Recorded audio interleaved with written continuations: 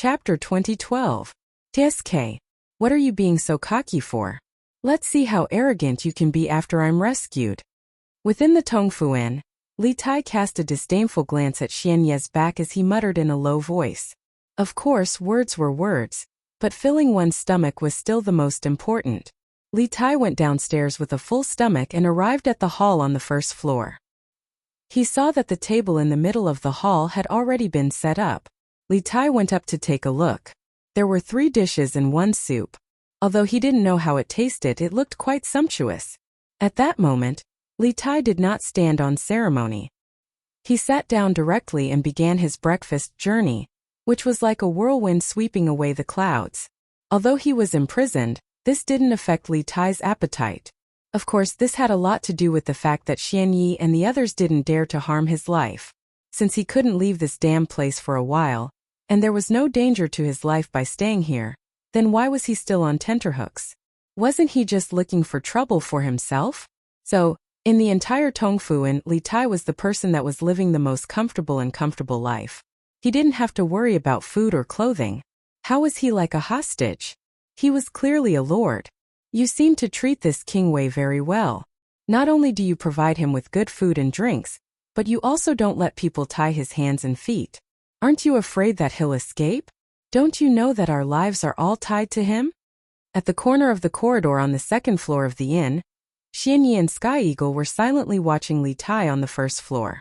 At this moment, Sky Eagle suddenly withdrew his gaze and looked at his companion beside him as he asked meaningfully. Xian Ye's expression didn't change, but his heart suddenly tightened. He said coldly, "You also know that our lives are tied to him? It's precisely because of this that I let him stay here with good food and drinks. He's a smart person. Give him some benefits and he'll do his best to cooperate with us. If he's pushed to the edge and fights to the death, can you bear the consequences?" Fight to the death? He's a prince after all. His status is noble. How could he bear to die? Sky Eagle said disapprovingly. Xian Yi shook his head and said, "No, you don't know him well enough. Although he is a prince, he does not have the arrogant and unruly nature of those princes. His thoughts are meticulous and he is not a coward. Otherwise, when you went to the guest room to capture him last night, he would not have used his own life to force you to let go of his companions." At first, Sky Eagle wanted to refute, but the second half of Xian Ye's sentence caused him to involuntarily recall the scene of him capturing Li Tai in the Taiyuan courier station's Iching Pavilion last night. At that time, when he was about to kill the Iron Egg, it was Li Tai who stood out and pressed a dagger to his throat with a determined expression, using his own life to force him to let go of the Iron Egg. The moment he recalled the resolute viciousness in Li Tai's eyes, Sky Eagle couldn't help but swallow the rebuttal that was already at the tip of his tongue. Even though he didn't say it out loud, he had to admit that Li Tai was indeed quite different from the nobles in his impression. He was a ruthless character. After a few probing attempts from last night to this morning, we basically don't have to worry about him escaping. He knows his place very well. Now that we're short on manpower, we don't have to waste manpower on him. Next, we need to focus on the defense of the inn. We have to be tight on the outside and loose on the inside. We must not let the people from the government sneak in. Chapter 2013. After the soldiers finished their morning exercises, Li Zishuan and Sun Jiping briefly discussed the arrangements for today's fighting competition. Thus, the 2 of them arrived at the cafeteria a little later than usual. The 2 of them found a line with fewer people and started lining up. In response to the soldiers' enthusiastic greetings, Li Zishuan and Sun Jiping nodded in response. The soldiers were tactful enough to not ask Li Zishuan to cut in line. After this period of interaction, they already knew Li Zishuan's temperament. No special treatment, strict adherence to the rules. But at this moment, in front of the line to Li Zishuan's right, a discordant voice sounded. "Hey, little Xian, come quick. Cut in behind me." It was Cheng Chumo. After the morning exercises, Li Zishuan and Sun Jiping had something to discuss. He and Yuchi Baolin, on the other hand, ran to the cafeteria as fast as they could as usual. That was why he was able to line up at the front of the line. But this idiot's words were too king ambiguous, wasn't it? Scram! Hearing this, Li Zishuan's face instantly darkened. He glared fiercely at Chung Chumo and blurted out, "Scram! If you don't want to cut in, then don't cut in. Why are you scolding me?" Chung Chumo, who was standing in front of the line, was instantly dumbfounded. Speaking of which, he had good intentions. Why was Li Zixuan so angry? Chung Chumo couldn't figure it out no matter how hard he thought about it. He could only mumble to himself before turning his head away from Li Zixuan. Normally, he would treat Li Zixuan as his brother, and would occasionally bicker with him. If this was any other day, he would definitely roll up his sleeves and fight with Li Zixuan for 300 rounds. Even though he could not win, but now they were in the military camp and Li Zixuan was leading the soldiers. Chung Chumo understood that he could not bicker with Li Zixuan like he usually did. This was because it would hurt Li Zixuan's prestige in the Black Armored Army. "Chonyo, did you forget that the Yamacho never cut in line? No matter if it's in the academy or the military camp." Yuchi Baolin, who was standing behind Chung Chumo, could not help but remind him.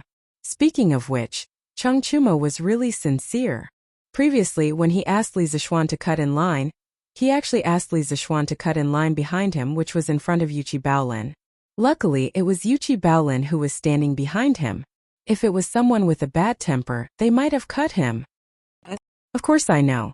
I'm just thinking that we are not considered outsiders, right? Xiao Xian is not cutting in line. He's asking us to help him line up." Chung Chumo's eyes widened as he tried to justify himself. Sun Jiping actually did not get Li Zixuan's anger. He only looked at Li Zixuan curiously. Seeing that Li Zixuan had no intention of explaining, he shifted his gaze away and began to think about the martial arts competition later.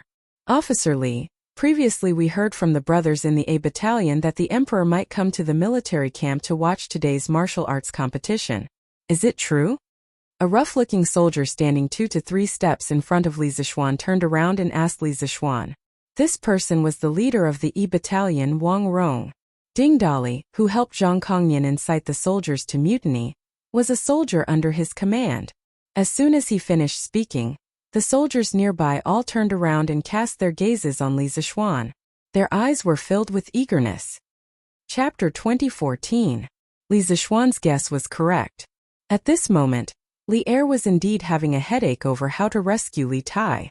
Moreover, apart from this matter, there was another matter that gave him an even bigger headache, and that was the inquiry from Empress Zhang Sun. It was said that a woman's intuition was the most accurate. This saying was true for Empress Zhang Sun. Last night, there had been an urgent report from Taiyuan, saying that Li Tai had been kidnapped by a Turkic spy. Zhao Song had knocked on the door of Li Er and Empress Zhang Sun's bedroom in fear and trepidation. It was only after Li Er had left that Zhao Song informed Li Er of this news. Although Empress Zhang Sun didn't hear anything from beginning to end, her intuition told her that something urgent and important must have happened. Otherwise, Zhao Song wouldn't have disturbed Li Er's rest so late at night. When Li Er returned to his bedroom, Empress Zhang Sun couldn't help but ask Li Er why Zhao Song was looking for him. Li Er casually made up a lie, saying that someone in the army was causing trouble. Then he used the excuse of being sleepy and fell asleep quickly. Although Empress Zhang Sun didn't really believe Li Er's reason, she didn't continue to ask after considering that Li Er had been busy with state affairs during the day, and was indeed very tired. However, her mood was very perturbed. Finally, it was daybreak. It was almost time for the morning court. Empress Zhang Sun quickly woke Li Er up and continued to ask about last night's matter. Li Er suddenly had a headache. If he told the truth, it would definitely make Empress Zhang Sun heartbroken and worried all day long. However, if he didn't say it, he couldn't make up a reason that Empress Zhang Sun could trust in such a short time. It was strange. In front of others, Li Er could easily lie with his eyes open. However, in front of Empress Zhang Sun, it was difficult for him to lie flawlessly. This was because Empress Zhang Sun knew him too well. Many times, even if he didn't say anything, Empress Zhang Sun could guess a thing or two from his expression, or the emotions hidden in his eyes. "Your Majesty, it's time for the morning court.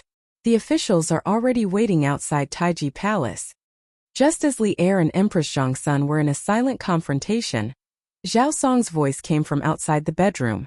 Li Er could not help but heave a sigh of relief in his heart. At this moment, Empress Zhang Sun had already helped him put on his clothes.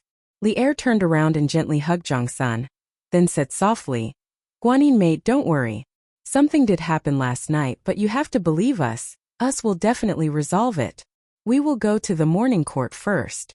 After the morning court, if you still want to know, we will tell you. Empress Zhang Sun leaned on Li Er's broad chest and felt the sincerity in his words. She couldn't help but feel her heart soften. She thought that she had pushed him too far. There were some things that he didn't tell her. It should be for her own good. Why did she have to push him step by step? Yes. Your Majesty, please go to the morning court. Empress Zhang Sun took a step back and took the initiative to leave Li Er's embrace. The expression on her face also changed from the original worry to the present, pretending to be relaxed. All right. Li Er glanced at Empress Zhang Sun, then turned and left. After exiting Lijing Palace, Li Er boarded the carriage and led Zhao Song straight to Taiji Palace. Halfway there, Li Er suddenly asked Zhao Song, What about the thing I asked you to investigate last night? Chapter 2015. During the morning court session, Li Er did not bring up the matter of Li Tai's capture in front of all the officials. On one hand, he felt that this was a family matter, and there was no need to bring it up in a court session. On the other hand, he had already done all he could with regards to Li Tai's capture. Whether or not he could save Li Tai now depended entirely on Li Juanxian's own abilities. Even if he told the officials, it wouldn't be of much help to the final outcome of the matter. The main topic of today's morning court session was the issue of the 150,000 soldiers entering the capital for training. The 8,000-some elite soldiers selected by the subjugation constabulary of the 12 prefectures, including Shang, Pu, Ning, Liang, Qi, and Qing, have already arrived outside Chang'an and set up camp around Nyosho Mountain. The camp in the southern part of the city is estimated to be completed in another 2 days.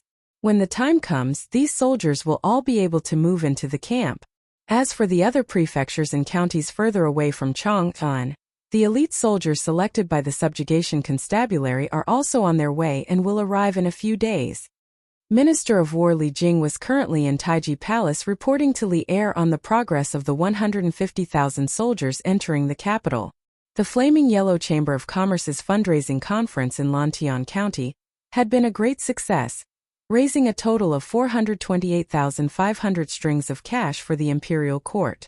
With this money, the Bureau of Revenue could finally relax and work with the Bureau of Works to recruit laborers and craftsmen, working day and night to build a camp for the 150,000 soldiers about to enter the capital.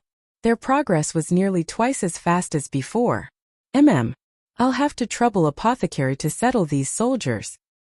Hearing this, Li Er nodded expressionlessly and said, Since the soldiers from all over the world have arrived in Chang'an, the ones who arrive first should be trained first. The war between the Tang Empire and the Turks will only start earlier than we expected. Pharmacist and Shu Bao, you must make the best use of the time to train the soldiers from all over the world. Li Er had long wanted to attack the Turks. If Wu Jie's infiltration of Yanhuang College to steal information was a catalyst, then the kidnapping of Li Tai last night was the equivalent of igniting a barrel of gunpowder. Those Turk spies had touched Li Er's reverse scale. After all, if a man couldn't even protect his wife and children, what kind of man was he? And Li Er wasn't an ordinary man. He was the emperor, the sovereign of a country. When an emperor is enraged, millions of corpses will fall and blood will flow for thousands of miles.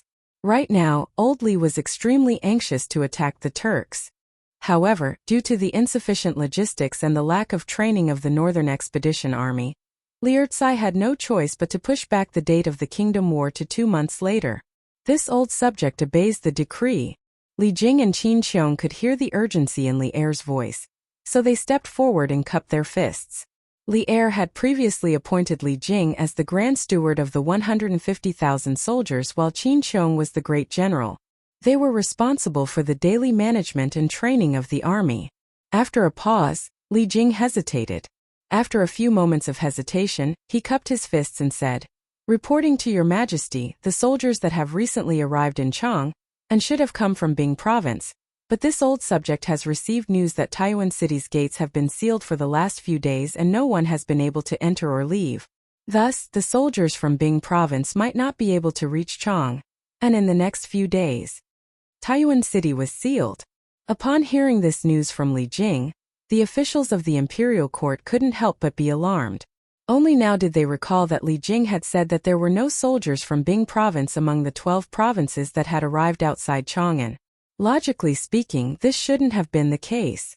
This was because the distance between Bing province and Chang'an city was much closer than the distance between most of the 12 provinces. Now that they heard Li Jing say that Taiyuan City was sealed, they were all stunned.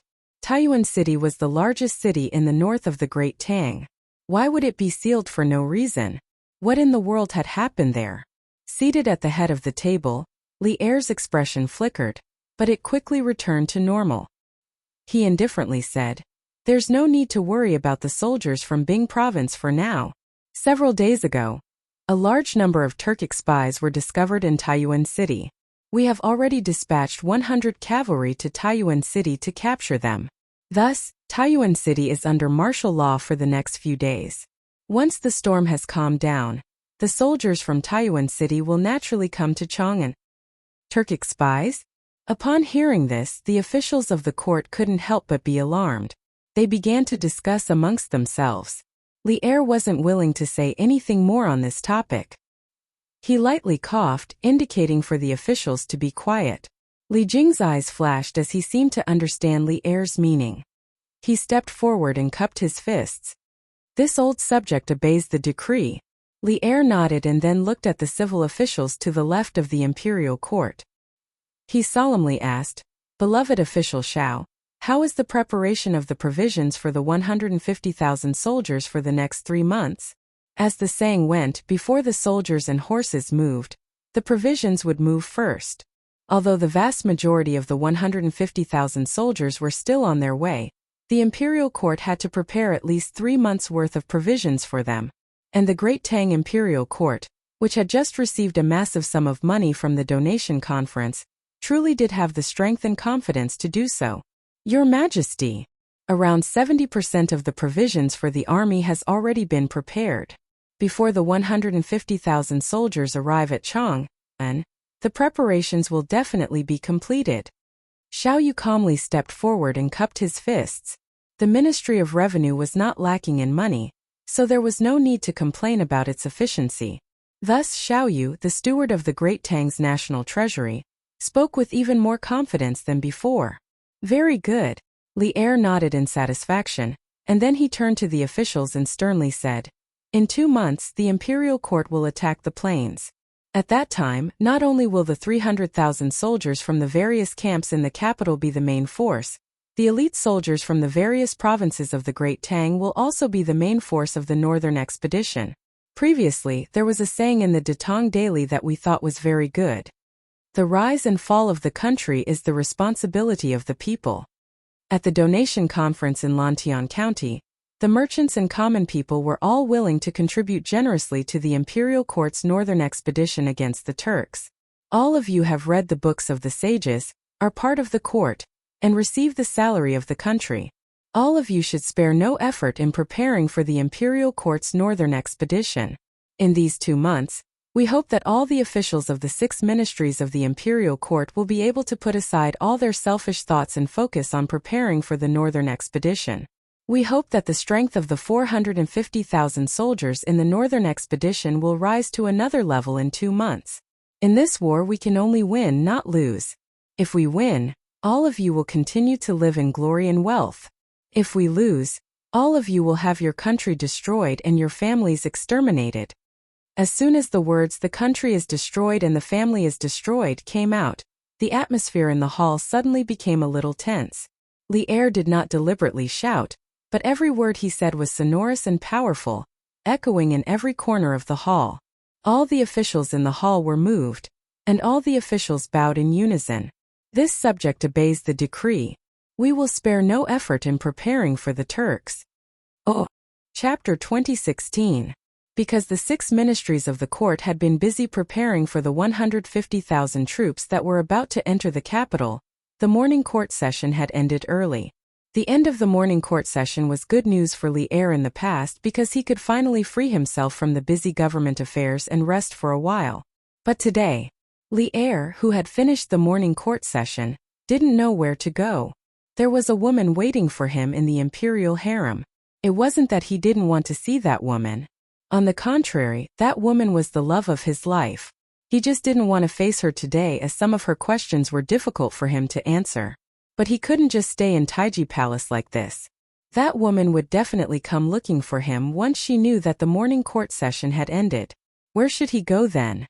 This sounded a little funny. The dignified son of heaven actually had a time when he didn't know where his place was. It was truly inconceivable. Your Majesty, the Black Armored Army's camp is holding a martial arts competition today. You previously told General Duan that you would be going back to observe. Do you want to go today? Just as Li Er was feeling conflicted, Zhao Song came up to him and whispered to him. Li Er, who was in a dilemma, was suddenly energized. He sat up straight and looked at Zhao Song. Without hesitation he replied, I'm going. Since I've promised Minister Duan, I'll definitely go. You'll come with me too. As for the Empress, send someone to inform her so that she won't worry about me. Then Li Er stood up and prepared to leave the palace. He seemed to be more anxious than anyone else to leave the palace, leaving behind a stunned Zhao Song. What a joke. He was just thinking about how to temporarily avoid Empress Zhang Sun. Now that he was about to doze off, someone sent him a pillow. Going to the Black Armored Army's camp to observe the martial arts competition was such a dignified excuse. How could he not use it? As for why he emphasized that Zhao Song should go with him, it was mainly because Zhao Song was one of the key informants who knew about Li Tai's capture. If he stayed in the palace, Empress Zhang Sun might interrogate him. Although Zhao Song had always been loyal, he would definitely be put in a difficult position when faced with Empress Zhang Sun's interrogation.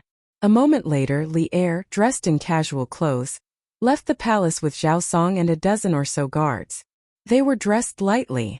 On Empress Zhang Sun's side, ever since Li Er had left for morning court, she had been waiting for Li Er to come over after court ended. At this time, a palace maid came to report that Taiji Palace's court had ended. Empress Zhang Sun couldn't help but let out a sigh of relief. She secretly thought that when Li Er came over, she would definitely ask him about last night's matter.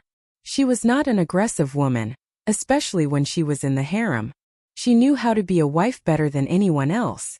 Most of the time, if Li Er was unwilling to say something, she would never ask. But this time was different. She had a premonition that Zhao Song had come looking for Li Tai last night because something had happened to Li Tai in Taiyuan. Although it was just a vague intuition, she had to get to the bottom of this since it concerned her son's safety. Empress Zhang Sun sat quietly in the side hall of the Lijing Palace. Her mood was not calm at all. A quarter of an hour passed, but she still did not see Li Er's figure. At this time she could not sit still. Could it be that Li Er had directly gone to the Suite du Hall to read memorials after the morning court session? Chapter 2017. On the Black Armored Army drill ground on the stage. Duan Jishuan's words had set the tone for today's fighting competition, and that was to stop when it was appropriate. No one was to intentionally injure or even kill their opponents. This was to prevent some people from using this opportunity to seek revenge. Now that the war between the Tang Empire and the Turks was imminent, Duan Jishuan would not allow the Black Armored Army to suffer unnecessary losses before they even entered the battlefield. Yes. The generals below the stage responded in unison. Among the ranks of the 2nd Battalion, dozens of soldiers couldn't help but have a slight change in expression. Their faces were filled with conflict and hesitation. Qiu Xinggong, who was standing behind Duan Jishuan, had an indescribable look in his eyes. However, because he was standing at the back and was quite far away from Li Zishuan, no one noticed the abnormality in this old fellow's eyes. Regarding the rules of the fighting competition, all of you should have already heard of them. I won't repeat them. Today's fighting competition will be hosted by Li Kanjun. Now the fighting competition officially begins. Duan Jishuan looked at the time and didn't waste any more words. He immediately announced the start of the fighting competition and handed over the hosting rights to Li Zishuan. After all, this fighting competition was something that Li Zishuan came up with. The rules were also set by Li Zishuan. For Li Zishuan to be the host was the most suitable. After Duan Jishuan finished speaking, he turned around and walked towards the back of the stage. Li Zishuan went to the position where Duan Jishuan was standing just now. Looking down at the neat formation of the 5 battalions, Li Zixuan took a deep breath and said, "According to the rules of the fighting competition, each battalion will nominate 20 experts to form teams of 5. Each team will be divided into 4 teams, and each team member will choose a team leader. There are a total of 20 teams from the 5 battalions of the Black Armored Army. The fighting competition will follow a step-by-step elimination system. There will be a total of 3 rounds: the preliminary round, the knockout round, and the final round. The team leader will draw lots to decide the opponent of each team. Every round will be a best of 5. The winner will advance and the loser will be eliminated. In order to save time, the preliminary and knockout rounds of the fighting tournament will be held in 5 different locations at the same time. These 5 locations are where our 5 battalions usually train on the drill grounds. There will be 5 referees at the 5 locations to record the results of the matches. The final round will be held at the stage, and the final winner will be the champion of the fighting competition." Li Zixuan, Duan Jixuan, and Qiu Xingong had already discussed the rules of the Black Armored Army's fighting competition. Furthermore, the commanders of the various battalions had already informed their subordinates of the rules. On the Black Armor military drill ground on the platform, Duan Jixuan's words set the tone for today's fighting competition. No one was allowed to intentionally injure or kill their opponents. This was to prevent some people from taking the opportunity to seek revenge. Now that the war between Tang and the Turks was imminent, Duan Jixuan would not allow the Black Armored Army to suffer unnecessary losses before they even entered the battlefield. "Yes," the generals below the stage replied in unison. Now that the war between Tang and the Turks was imminent, Duan Jixuan would not allow the Black Armored Army to suffer unnecessary losses before they even entered the battlefield. "Yes," the generals below the stage replied in unison. Now that the war between Tang and the Turks was imminent, Duan Jixuan would not allow the Black Armored Army to suffer unnecessary losses before they even entered the battlefield. "Yes," the generals below the stage replied in unison. Chapter 2018. According to the rules of the martial arts tournament, each battalion had to send out 20 experts, which was equivalent to 4 small teams. These 4 teams would draw lots to determine their opponents in the preliminary round or the knockout round. Now was the preliminary round, and there were a total of 20 participating teams. Because the competition was using a single elimination system, Li Zixuan only allowed Team 1 and Team 2 of each battalion to come up and draw lots. The numbers of Team 3 and Team 4 of each battalion were written on the lots in the drawing tube. This meant that Team 1 and Team 2 from each battalion could only draw Team 3 and Team 4 from other battalions. It was impossible for them to draw Team 1 and 2 from other battalions. Of course, they could also draw Team 3 and Team 4 from their own battalions. In this way, there would only be a total of 10 matches in the preliminary round. According to a total of 5 competition venues, each venue would only have 2 matches. The winner would advance while the loser would be directly eliminated. This greatly reduced the competition time. After all, the main focus of the various battalions was to intensify their training and prepare for the Turkic War. Li Zixuan and Duan Jixuan couldn't allow the martial arts tournament to take up too much of their training time. Although Qiu Xingong didn't learn new mathematics and didn't know much about probability theory and random events, he knew that the probability of the B battalion drawing Team 3 and Team 4 from the E battalion was relatively small. From a probability perspective, the probability of the B battalion drawing Team 3 and Team 4 from the E battalion was only 1 in 5. It was considered a small probability event. Thus, he ordered someone to secretly tamper with the numbers on the lots. At the end of the lots for Team 3 and Team 4 from the E battalion, there was a very shallow scratch that was hard to detect. As Li Zixuan's voice fell, 2 sergeants walked out from the formation of the 5 camps. Under the gazes of the crowd, the 10 sergeants came to the square table in order from the A camp to the E camp. They drew a bamboo stick and handed it to Li Zixuan. As Li Zixuan received the lot, he read it out loud. Team 1 from the A battalion against Team 3 from the B battalion. Team 2 from the A battalion against Team 4 from the E battalion. Actually, this order of drawing lots was extremely advantageous for the B battalion, because only the A battalion was in front of them, and the 2 captains of the A battalion had a relatively low chance of drawing the E battalion. When it was the turn of the B battalion captains to draw lots, They could directly draw the E battalion based on the secret mark on the bamboo lots. But Qiu Xingong didn't expect that this extremely low probability event would actually happen. The A Battalion Team 2's captain drew Team 3 from the E Battalion. In this way, in the preliminary round, it was very likely that only one team from the B Battalion would be able to draw the E Battalion. What was even worse was that Team 1 of the A Battalion was actually matched up against Team 3 of the B Battalion. In the Black Armored Army, the A Battalion was publicly acknowledged as the strongest battalion. Qiu Xingong recognized the 5 soldiers of Team 1 of the A Battalion. They were all experts of Qi transforming middle stage and above. Furthermore, they had all experienced hundreds of battles and were extremely experienced in battle.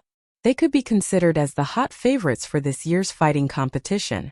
Team 3 of the B Battalion was matched up against Team 1 of the A Battalion. There was no doubt that Team 3 of the B Battalion would be defeated.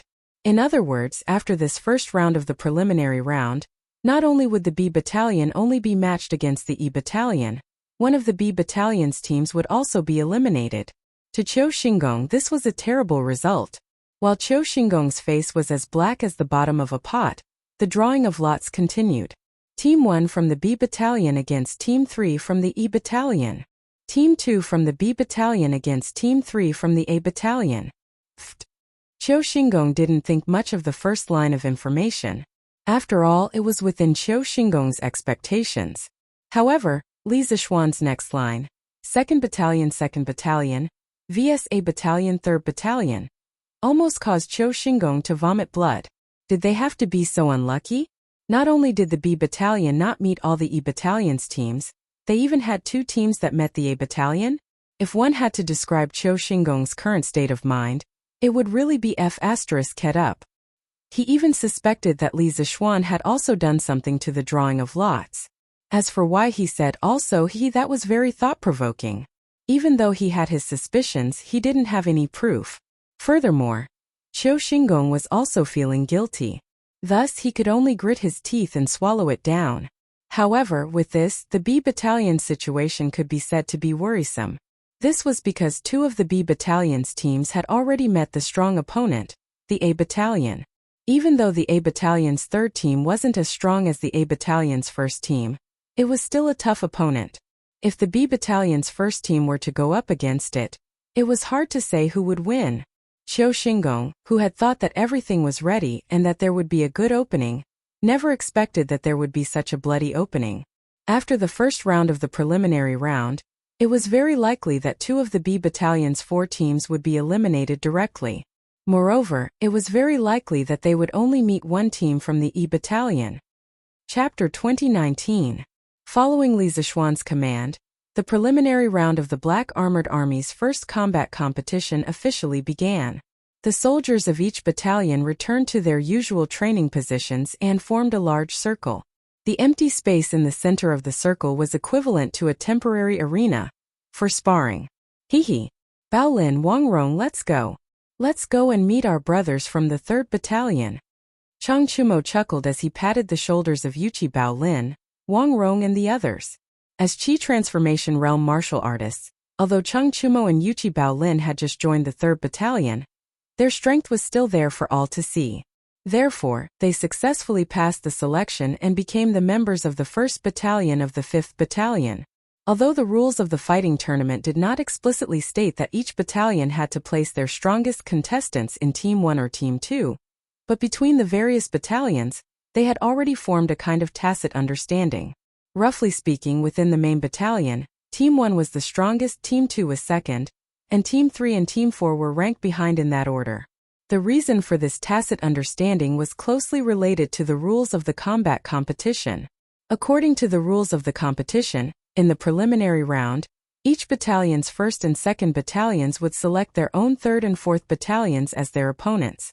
The 1st and 2nd battalions of the other battalions would be the strongest team in the other battalions. If you placed your strongest team in the 3rd or 4th battalion, then wouldn't you have to go head-to-head with your opponents in the preliminary round? Even if you won in the clash, your contestants would be greatly exhausted, and would most likely affect the next round of the competition. But if they lost in the clash, then wouldn't their strongest seeded team be eliminated in the preliminary round?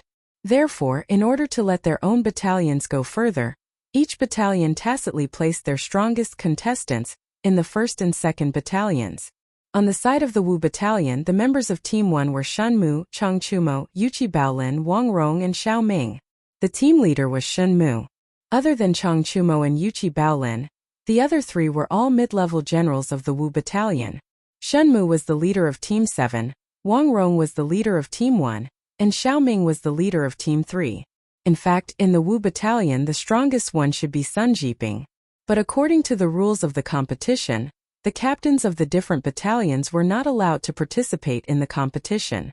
After all, the main purpose of the martial arts competition was to encourage the soldiers to train well, not to let the captains of the different battalions fight each other. As for the Wu battalion first team, Shen Mu was the leader not because he was the strongest, but because he was the only one who was smart and had decent martial arts skills among the 5 of them. In terms of strength, Wang Rong was actually stronger than him. The fighting competition wasn't just a contest of strength. It also required the use of strategies to arrange troops and formations. Hehe. We must win the first round. Just now Li Kanjun said that as long as we can enter the top 5, we can eat as much meat as we want in the next 7 days. Also, we can't let the other battalions look down on us. Our team must enter the top 5. Wang Rong waved his fist and said to Chang Chumo and the rest as he walked towards the training ground of the Wu battalion. As the seeded team of the Wu battalion, the members of Team 1 were all Qi transforming beginner to middle stage Qi transforming stage experts. They were indeed the most promising team to enter the finals. If even they couldn't enter the finals, then the other 3 teams of the Wu battalion would have no hope at all. At that time, if none of the 5 teams in the finals were from the Wu battalion, then for a long time, the soldiers of the Wu battalion wouldn't be able to raise their heads in front of the other battalions. Haha. Old Wang, I like what you said. We must enter the top 5. Only by entering the top 5 can we eat meat and be looked down upon by the other battalions. Chang Chumo laughed loudly and said confidently. In the morning, Li Zishuan told him that the teams with good results would be rewarded handsomely. Chang Chumo didn't expect that it would be such a reward. It was simply to his liking. With this, how could he not give his all in the following matches? Yes. We must enter the top 5. Yuqi Baolin followed closely behind and said with a determined face.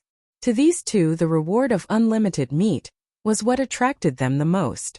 In order to be able to eat their fill in the military camp, they would give their all and defeat all the opponents in front of them.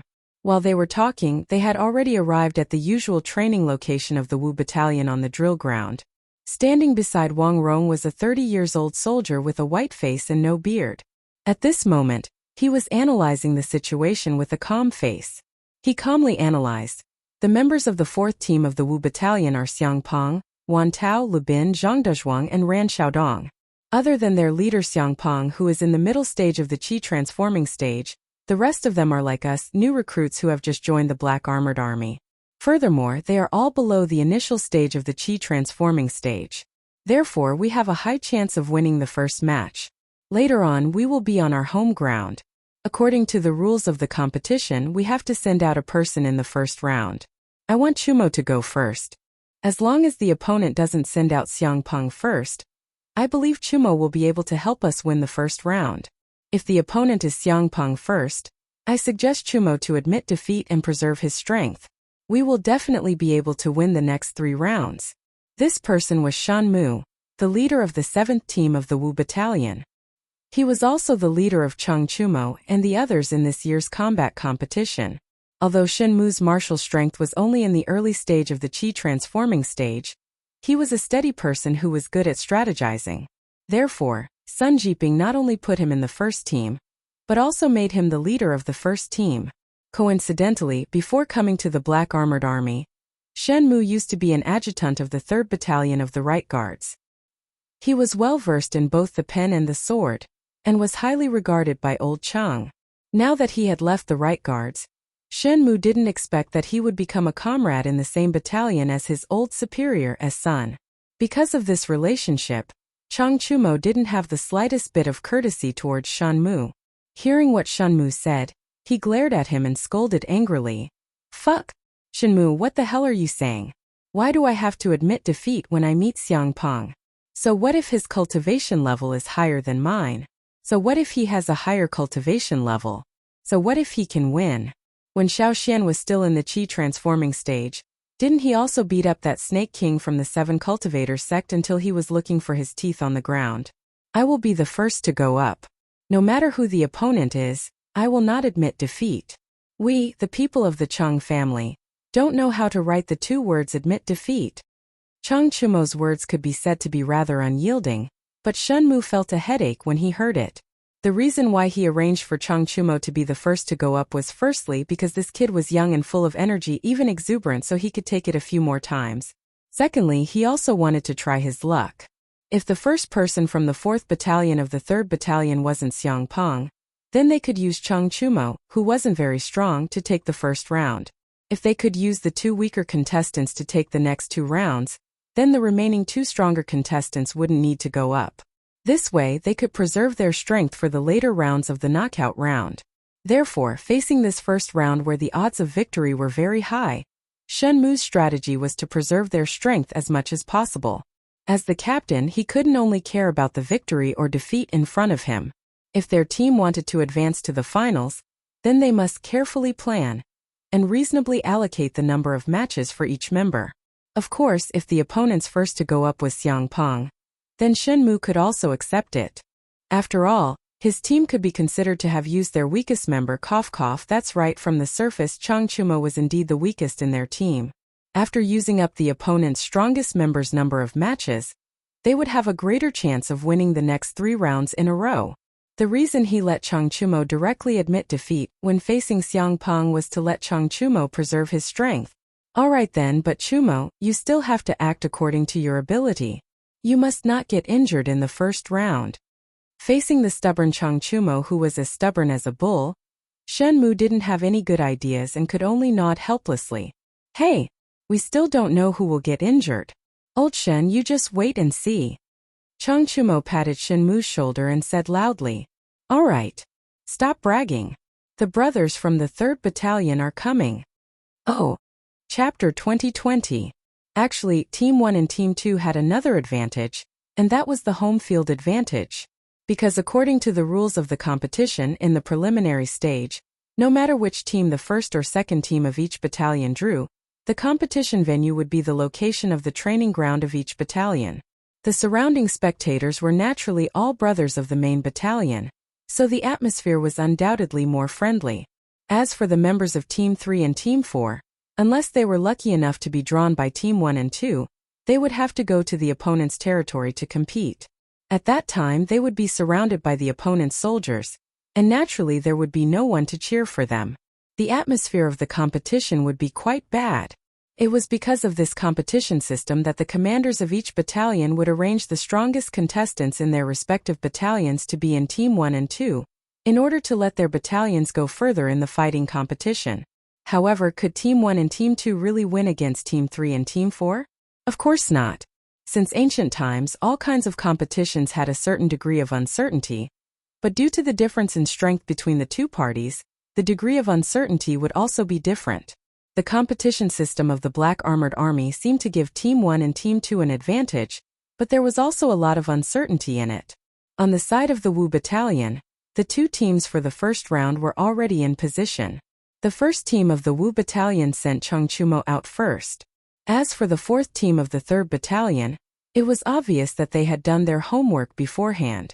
It wasn't completely accurate.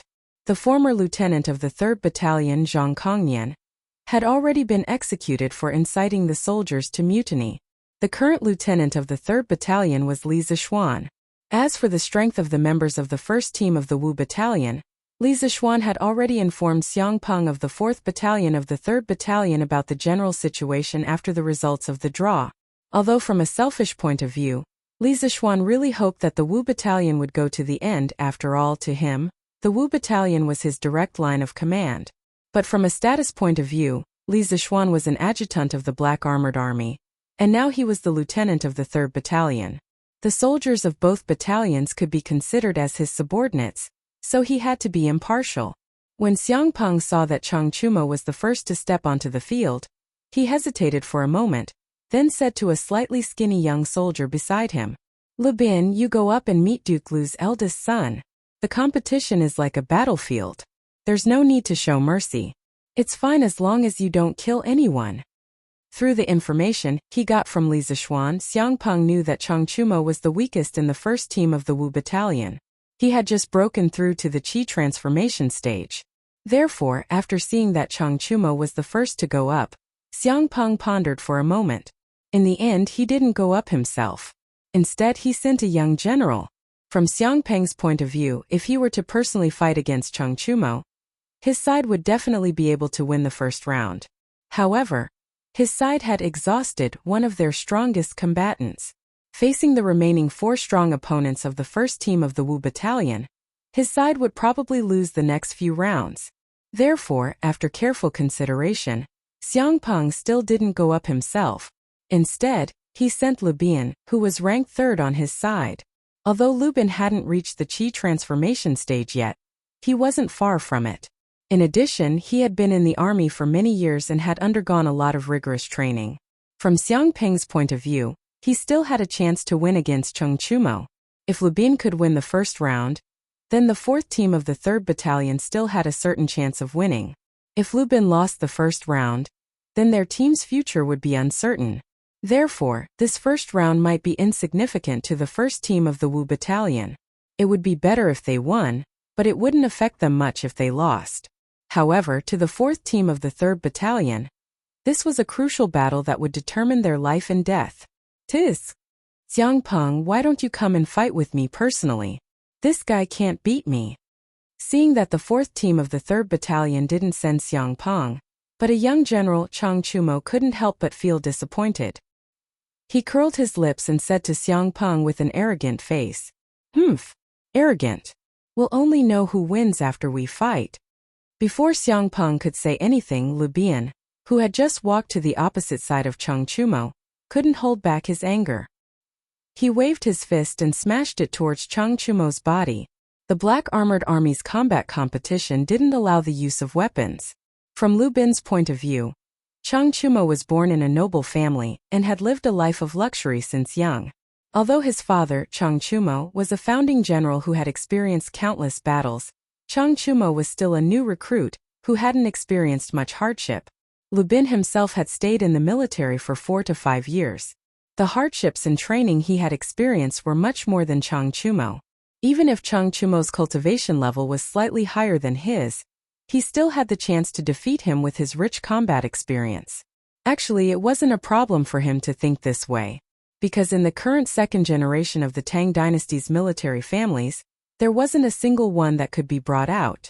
Most of them relied on the shadow of the previous generation to make a name for themselves in the capital. However, what Lu Bin didn't know was that Chang Chumo had been trained by the bearded man in Yinhuang College for more than half a year. It was because of this half a year of training that Chang Chumo was able to break through from the body refining realm to the Qi transformation realm. You're quite fast, but your strength isn't up to par. Feeling a gust of wind coming at him, Chang Chumo narrowed his eyes and his expression turned serious. He took a few steps back, then extended his right hand and clenched his fist into a palm.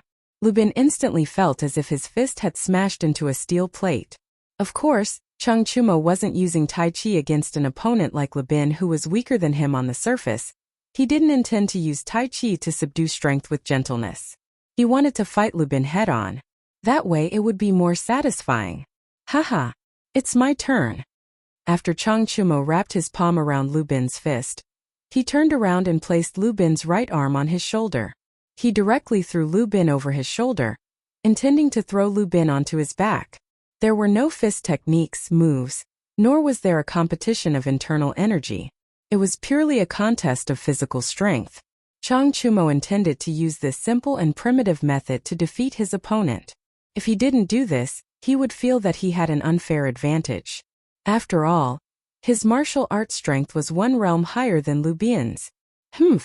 Lu Bin, who had already been thrown into the air by Chang Chumo, was shocked by Chang Chumo's strength. After all, to be able to have such strength, he didn't seem like an ordinary pampered aristocrat. On the other hand, Lu Bin was angered by Chang Chumo's contempt. He groaned and used his left hand to grab Changchumo's right arm. He used the force to twist his body, then fiercely stomped on Changchumo's shoulder. Using the rebound force, he broke free from Changchumo's control and flew backwards. Hey, this is interesting. Changchumo grinned. Lu Bin's kick just now was mainly to escape and not to injure Changchumo. In fact, after more than half a year of training by the bearded guest, and after following Li Zixuan into the Black Armored Army, Changchumo's current physical strength was not inferior to most of the soldiers in the Black Armored Army. Again, shaking his shoulders, Changchumo faced Lu Bin, arched his body and put on full alert. He shouted arrogantly. After just 2 rounds of fighting, he could already tell that although Lu Bin's martial strength was not as good as his flexibility and ability to adapt on the spot in real combat were miles ahead of him. Under such circumstances, Changchumo did not take the initiative to attack. He felt that it was necessary for him to play to his strengths and avoid his weaknesses. By provoking his opponent to take the initiative to attack, he would seize the opportunity and find his weakness.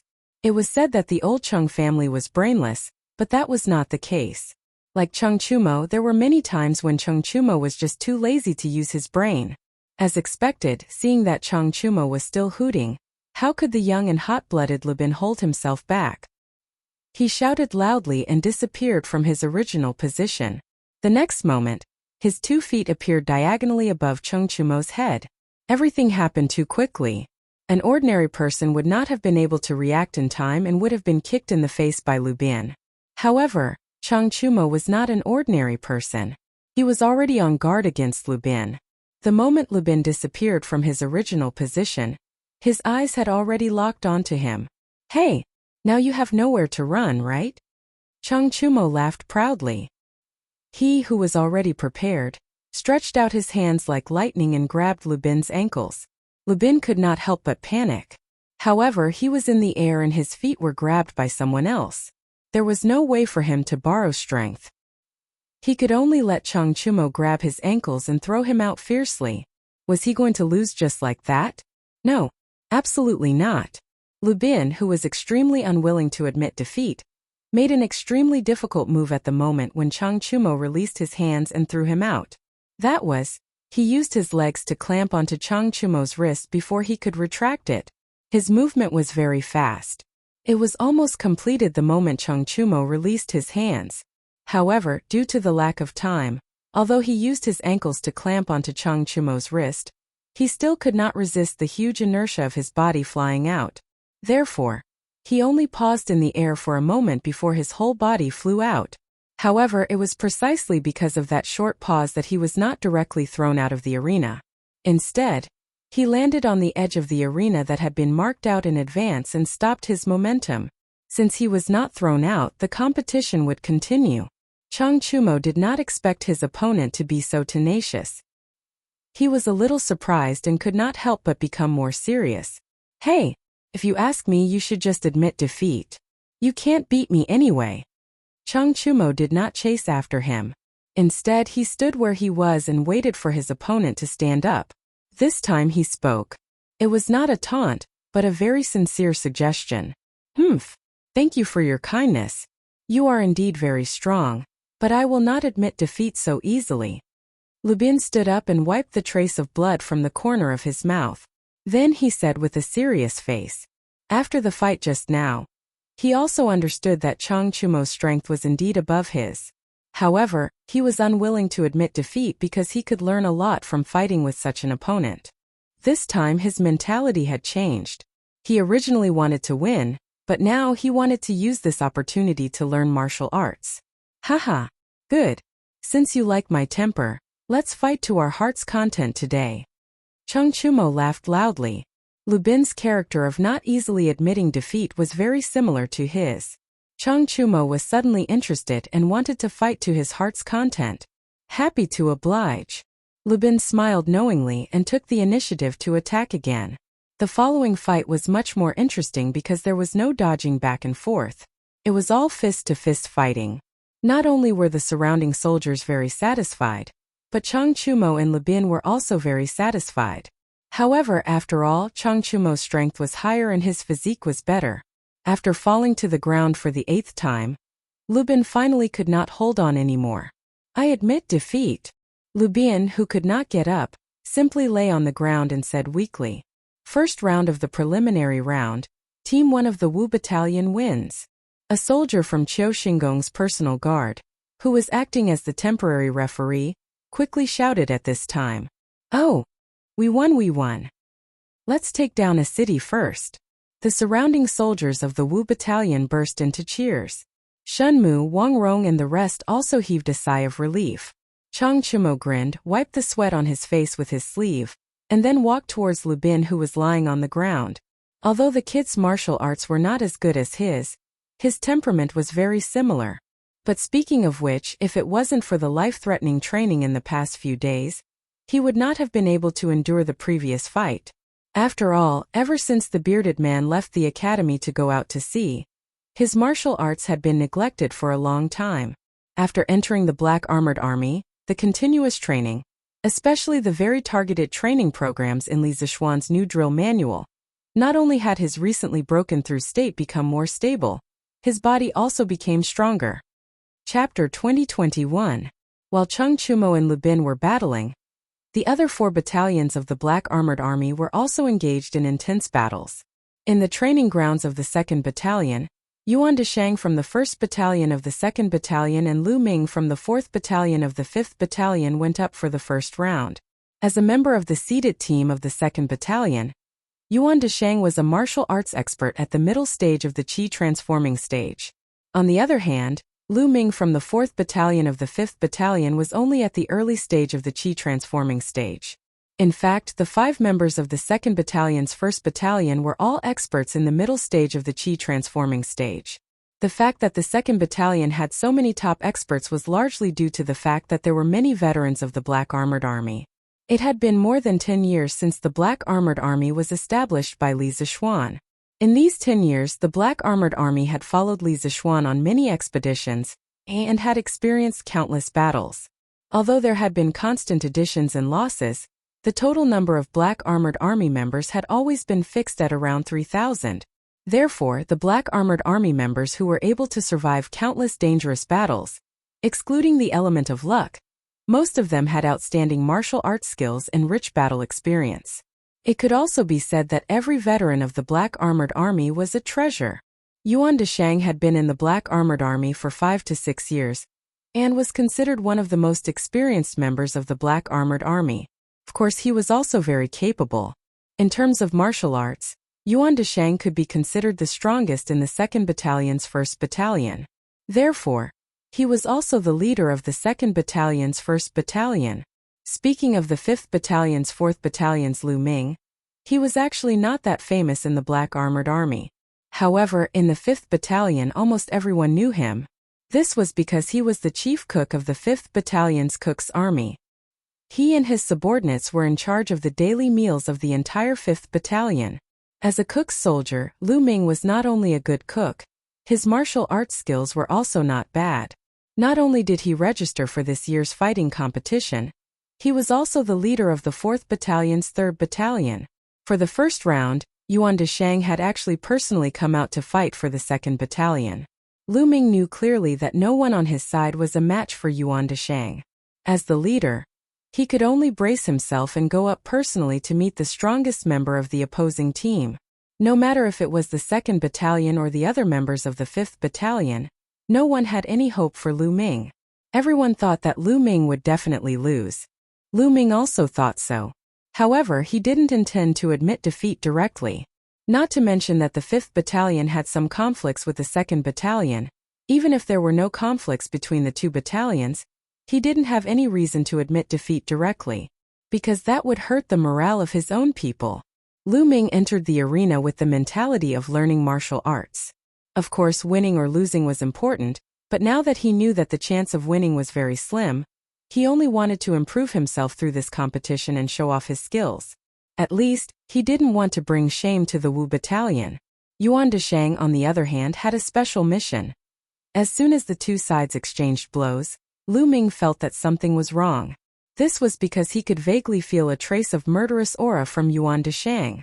Although Lu Ming was only a Cook's Army unit soldier, he was still considered a veteran. Before he joined the Black Armored Army, he was one of the Zuowuwei's men and had been on many battlefields. Towards something as intangible as murderous aura, he could still feel it. Although each of Yuan Desheng's moves and styles looked very sparse and ordinary, Lu Ming found that there was a lot of hidden power hidden in Yuan Desheng's moves. He only took 2 moves, but he was almost shocked to the point of vomiting blood. As a result, he didn't dare to take Yuan Desheng's moves head-on anymore. He could only rely on his body movements to dodge as much as possible. Of course, if there was a good opportunity, he would also seize it and attack. Lu Ming couldn't understand why Yuan Desheng would use these seemingly ordinary, but actually deadly, insidious moves. Of course, he didn't have the time to think about this at this moment. He had to focus all of his energy on dodging Yuan Desheng's attacks. Although the situation was very dangerous, and there were a few times where Yuan Desheng's moves had brushed past his face, Lu Ming still didn't have the intention to admit defeat. He couldn't bring shame to the Wu battalion. Something's not right. Why isn't Lu Ming attacking? Why is he dodging? The other 4 members of the Wu battalion's 4th platoon were watching the situation in the arena closely. At this moment, one of the soldiers couldn't help but say, Chapter 2022. What is going on? On the drill ground of the Black Armored Army's camp, Qiu Xingong frowned as he saw the members of the 2nd Battalion surrounding the members of the 4th Battalion of the 5th Battalion. Look of displeasure. Yuan Desheng hurriedly walked up to Qiu Xingong, in fear and trepidation. He bowed and cupped his fists. General, it's my fault.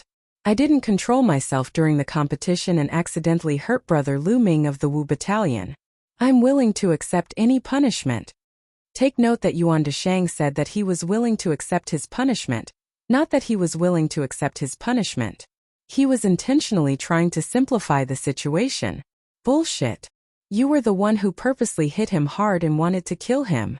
If we didn't stop you just now, would you have killed Lu Ming in front of us? Old Zhou and Zhou Erfu of the 4th Battalion couldn't help but reprimand him. As for the judge, he had already run out with another member of the 4th Battalion of the 5th Battalion to find a military doctor after roughly checking Lu Ming's injuries. Qiu Xingong lowered his head and looked at the unconscious Lu Ming, who was lying on the ground covered in blood. As an experienced soldier, he could naturally tell that Lu Ming's injuries were very serious. Even if he could be saved, it would take at least 10 days to half a month for him to recover. Thus, a hint of pride flashed across Qiu Xingong's eyes. Then, he raised his head and looked at Zhou Erfu sternly. He said in a deep voice, You are from the 5th Battalion? You can eat whatever you want, but you can't say whatever you want. In a military competition, fists and kicks have no eyes. Injuries are unavoidable. Why did you say that it was intentional fratricide between fellow soldiers? Do you know that your words will affect the unity of the soldiers? On the surface, Qiu Xingong was here to stop the fight, but anyone with a discerning eye could tell that this old man was siding with Zhou Erfu. He didn't say anything and directly settled the matter. He even labeled Zhou Erfu as a disloyal soldier. Zhou Erfu was furious, but no matter what, Qiu Xingong was his superior. He didn't dare to scold him like how he scolded Yuan Desheng. Otherwise, Qiu Xingong would definitely accuse him of being disrespectful to the general. Zhou Erfu took a deep breath and said, General Qiu, everyone saw clearly what happened just now. Yuan Desheng had already seriously injured Lu Ming and made him lose the ability to fight back. However, he didn't stop and continued to attack Lu Ming. If we didn't stop him, Lu Ming would have been killed by him. Old Zhou is right. Yuan Desheng definitely didn't make a mistake by accident. He did it on purpose. He has to give us an explanation for this. Fang Yong stood up and said with grief and indignation. That was because he had seen Lu Ming's injuries earlier. The latter had suffered severe internal injuries and external injuries. Currently, his breathing was extremely weak. Yuan Desheng hurriedly cupped his fists and explained to Qiu Xingong, General Qiu, your subordinate has been wronged. Your subordinate did not intentionally injure anyone. During the competition just now, your subordinate was wholeheartedly seeking victory, but I did not expect Brother Lu Ming to be so I was a little heavy-handed. Yuan Desheng wanted to say, I didn't expect Lu Ming to be so weak, but he was afraid that saying that would anger Fang Yong, Zhou Erfu, and the others even more. Therefore, he swallowed the words that were at the tip of his tongue. Qiu Xingong nodded and secretly thought that this Yuan Desheng was a moldable talent. He looked at Fang Yong and Zhou Erfu and said in a deep voice, "The truth is already very clear. Yuan Deshang only accidentally injured someone. The two of you should stop pestering and talking nonsense here. The most important thing now is to let the military doctor carry Lu Ming away as soon as possible, and then continue the competition. Don't let this small misunderstanding affect the progress of today's fighting competition. Otherwise, even if I can forgive you, Instructor Li and General Duan will not let you off so easily." Misunderstanding? Person almost died. How can this be considered a misunderstanding? Just as Qiu Xingong was about to conclude the matter, a cold voice sounded from outside the crowd. Although the voice wasn't loud, it was clearly heard by everyone present. The surrounding 2nd Battalion soldiers automatically opened up a path, and a handsome young general walked in. Qiu Xingong squinted his eyes and said calmly, "That's right, I'm not going to give you a chance to get out of here." "Instructor Li, what do you mean by that?" The person who walked in was Li Zixuan. After the fighting competition officially started, Li Zixuan and Duan Jixuan left the general appointment stage and went to each battalion to inspect the situation of the competition. Li Zixuan went to the 5th Battalion first, but when he saw Lu Bin of the 3rd Battalion taking the initiative to attack, he predicted that Chang Chuma would definitely win this round. Therefore, he left the 5th Battalion's field and headed to the 2nd Battalion's field. This was because the 2nd Battalion had two teams fighting at the same time in the first round. One was the 1st Battalion of the 5th Battalion, and the other was the 4th Battalion of the 5th Battalion. The 4th Battalion of the 5th Battalion would be fighting against the 1st Battalion of the 2nd Battalion. From Li Zixuan's point of view, the 1st Battalion of the 5th Battalion would most likely be able to make it to the knockout stage. The one he really needed to worry about was the 4th Battalion of the 5th Battalion, because the opponent of the 4th Battalion of the 5th Battalion was too strong. But he had never expected that just as he neared the 2nd Battalion grounds, he would hear the sounds of quarreling over here. Li Zixuan hurriedly quickened his footsteps and walked into the crowd. Of course, Li Zixuan had also roughly heard the conversation between Fang Yong, Zhou Erfu, Yuan Deshang and Qiu Xingong earlier. From these few words, he could be considered to have a preliminary understanding of the ins and outs of the matter. What I mean is, whether this Yuan Deshang is guilty or not, General Qiu and I don't have the final say. Whether he intentionally harmed others or not, we need to investigate clearly before we can make a conclusion. General Qiu and I are the same, we didn't see what happened with our own eyes, so how can we make a conclusion so easily? Before the competition, General Qiu had ordered that the soldiers were not allowed to use the competition as an excuse to maliciously injure or even kill people. But in the first round of the competition, such a vile incident occurred in the 2nd Battalion. This incident must be investigated clearly. His own soldier was injured. Li Zixuan's chest was filled with anger. But he knew that he had to remain calm and not lose his rationality. Otherwise, not only would he not be able to seek justice for Lu Ming, he would also leave a weakness for Qiu Xingong to use against him. He took 2 deep breaths, looked straight at Qiu Xingong and said mercilessly, "You?" Qiu Xingong was extremely angry. If it was in the past, no one in the Black Armored Army would dare to speak to him like this.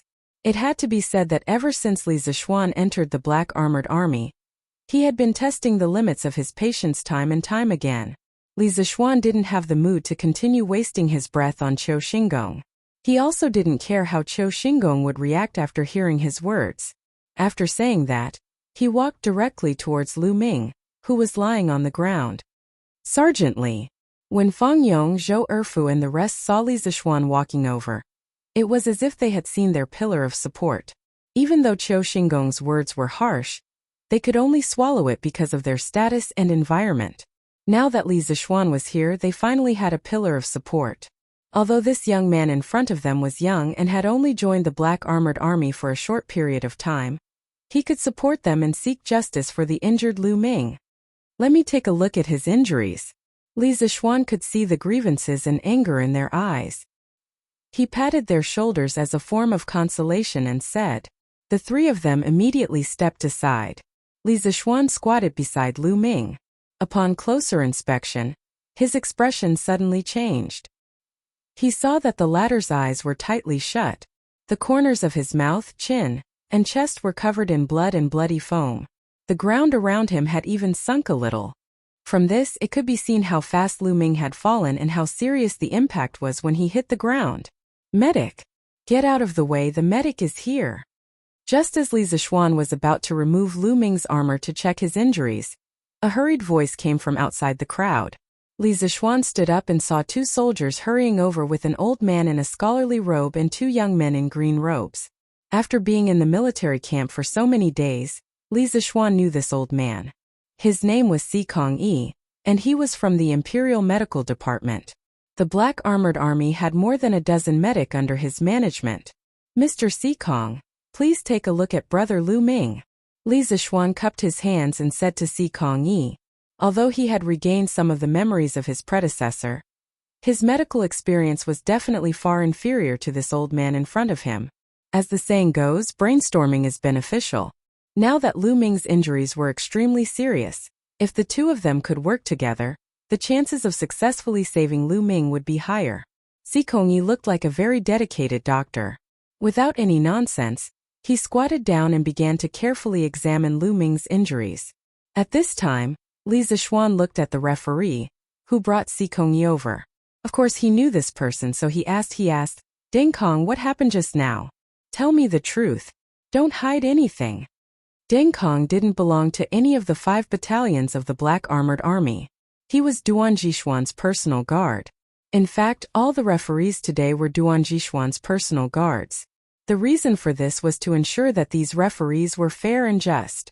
At this moment, the reason why Li Zixuan didn't ask Fang Yong, Zhou Erfu and the other members of the 4th platoon of the 5th battalion, but Deng Kong instead, was to shut Qiu Xinggong's mouth in advance. Otherwise, that old bastard would say that Fang Yong and the others were deliberately adding fuel to the fire because of their own selfish motives. Yes, Adjunct Li. Deng Kong looked at Qiu Xinggong hesitantly. After hesitating for a moment, he finally made a decision. He cupped his hands and said to Li Zixuan, just now. While Li Zixuan was questioning Deng Kong, the news of Lu Ming being seriously injured by Yuan Desheng had already spread to the 5th battalion. Cheng Chumo had just come down from the arena. After hearing the news, this idiot was instantly enraged. Fuck. Those bastards from the 2nd battalion are too much of a bully. They took advantage of the competition to attack old Lu. Damn it, old Lu was seriously injured in the 2nd battalion. Brothers, follow me to the 2nd battalion to F***CK up Yuan Desheng. Chapter 2023. Although Cheng Chumo had only joined the Wu battalion for a short time, he was born with the personality of being able to get along well with anyone. In addition to his special identity as the son of Lu Guogong, many people in the Wu battalion used to be Cheng Chumo's subordinates. Therefore, although Cheng Chumo had only joined the Wu battalion for a short time, he was already very familiar with most of the soldiers in the Wu battalion. As for Lu Ming, when Cheng Chumo was assigned by Li Zixuan to help in the kitchen, he had interacted with Lu Ming before. Lu Ming was a generous and straightforward person, which was very similar to Cheng Chumo's temperament. In addition, Lu Ming and his cook's army unit had contributed 3 meals a day to the soldiers in the Wu battalion. To these soldiers, what was the most important thing? Filling their stomachs every day was the most important thing. Whether Cheng Chumo and the other soldiers could fill their stomachs or not was directly related to the cook's army unit. Now that Lu Ming was seriously injured, not only could Cheng Chumo not tolerate it, the other soldiers in the Wu battalion also couldn't tolerate it. What? Firemaster Lu had been severely injured by the 2nd battalion? Mother****, those bastards in the 2nd battalion. Let's go and take revenge for Firemaster Lu. Revenge? We must take revenge. Does the 2nd battalion think that our brothers in the Wu battalion are easy to bully? Mother****, how dare they injure Firemaster Lu? Isn't this destroying our jobs? Brothers, let's go to the 2nd battalion and F*****, Yuan Desheng. Because Cheng Chumo's voice was loud, and because the first round of the competition had just ended, the soldiers here weren't cheering for their brothers like before. The surrounding environment was relatively quiet, so many people heard Cheng Chumo's loud roar. As a result, more and more soldiers in the Wu battalion heard the news that Lu Ming was seriously injured. In a moment, the soldiers in the Wu battalion were enraged, and they all wanted to go to the 2nd battalion to settle the score with Yuan Desheng. All of you stop right there. Seeing that the situation was getting out of control, Sun Jiping had no choice but to stand up and block the path of Cheng Chumo and the others, shouting loudly to stop them. He was also to blame for this. Just now he was standing too close to Cheng Chumo. When the soldier came to report to him that Lu Ming was severely injured, Cheng Chumo heard everything clearly. Cheng Chumo was a hot-tempered person who would explode at the slightest touch. When he heard this news, he was instantly enraged.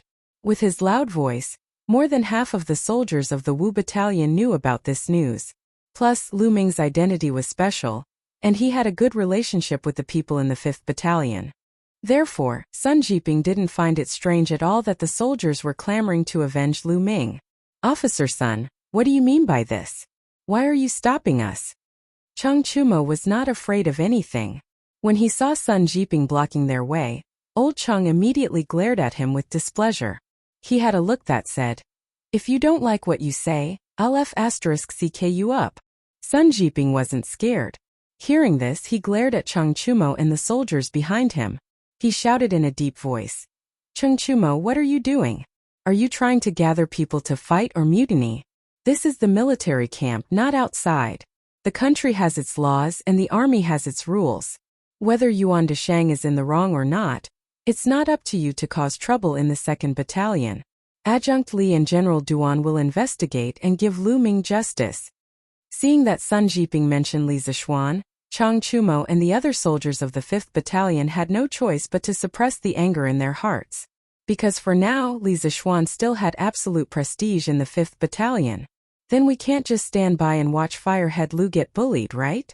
Cheng Chumo was not convinced. But his tone wasn't as aggressive as before. Sun Jiping said with a serious face, "Do you know why Lu Ming got injured?" Lu Ming knew that his opponent was stronger than him, but he didn't lose immediately, because he knew that he was representing the 5th Battalion in this battle, and he got injured for the honor of the 5th Battalion.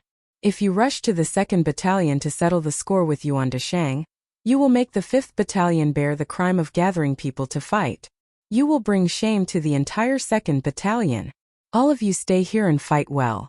As for the 2nd Battalion, I will personally go there. This general will personally seek justice for Lu Ming." Sun Jiping's words were righteous, reasonable and powerful. In addition, he had already mentioned Li Zishuan. Only then did the restless soldiers of the 5th Battalion calm down. Cheng Chumo said to Sun Jiping, "Lieutenant Sun, since I'm done with the battle, I'll go with you. If those bastards from the 2nd Battalion want to use violence against you, I can at least help them, right?" Cheng Chumo knew clearly that the 2nd Battalion was under Qiu Xingong's protection. Yuan Dashang might have been under Qiu Xingong's orders to injure Lu Ming. Even if that wasn't the case, Qiu Xingong would still side with the 2nd Battalion soldiers. If Qiu Xingong used his status to pressure Sun Jiping, then things wouldn't be good. Other people might be afraid of Qiu Xingong, but Cheng Chumo wasn't. Because his father was the devil incarnate, as long as he didn't violate the military rules, Qiu Xingong wouldn't dare to do anything to him. "All right. Then Chumo, you will follow me." Sun Jiping pondered for a moment and understood the crux of the matter. He nodded his head and replied. Soon, the two of them left the training grounds of the 5th Battalion and walked quickly towards the 2nd Battalion training grounds. "Oh, Physician Sikong, how is his injury?" On the other side, Li Zishuan saw Sikong stand up and quickly asked. It was worth mentioning that when Sikong was treating Lu Ming, Duan Zishuan also rushed over. Sikong looked at Li Zishuan and Duan Zishuan with a serious face and then quickly said, "His injury is very serious. His abdomen is severely injured. His liver, spleen, stomach, kidneys and other organs were all displaced due to the huge impact. There are more than 10 fractures on his back. Luckily this kid's body is strong and his spine wasn't broken. Otherwise, even the gods wouldn't be able to save him. I need a few people to carry him to the tent and immediately treat him. Although he can be saved, but with such serious injuries, I'm afraid he won't be able to recover without 1 or 2 months." Hearing this, Fang Yong, Zhou Erfu and the other soldiers of the 5th Battalion all had red eyes and stared at Yuan Dashang with hatred. Li Zishuan secretly clenched his fist. Although his medical skills were good, he didn't have any special methods to treat Lu Ming's external and internal injuries. Sikong was confident that he could cure Lu Ming's injuries, which was already considered a blessing in disguise. Forcefully suppressing the anger in his chest, Li Zishuan didn't wait for Duan Jishuan's order and spoke first. Fang Yong Zhou Erfu. Help physician Sikong carry Lu Ming away for treatment.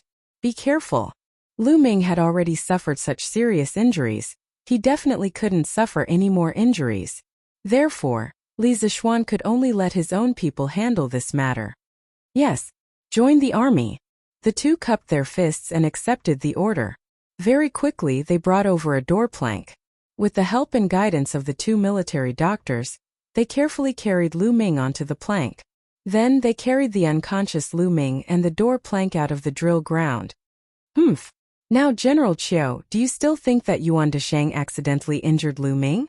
After settling Lu Ming down, Li Zishuan directly looked at Qiu Xingong and said. His eyes were very calm, but this was only the calm before the storm. Behind the calm there was endless anger. Chapter 2024. What are you talking about, Adjunct Li? The details of what had happened were very clear. Yuan Desheng was determined to win the competition. After he injured Lu Ming with one move, he didn't know if Lu Ming still had the strength to fight, so he took advantage of the situation to pursue an attack, causing Lu Ming to be seriously injured. This was an unintentional mistake caused by Yuan Desheng's desire to win. If this was considered a mistake, then who would dare to go all out in the following matches? What's the point of the Black Armored Army holding a martial arts competition? Moreover, Lieutenant Li, you have said before that you would rather the soldiers sweat more and get more injuries on the training ground than die on the battlefield. Why do you still want to pester us endlessly when the soldiers of the V Battalion are injured? In the Black Armored Army drill ground, Qiu Xingong had already thought of an excuse when faced with Li Zishuan's challenge. He looked at Li Zishuan and said righteously, without any change in his expression. The old man's words didn't sound wrong at first.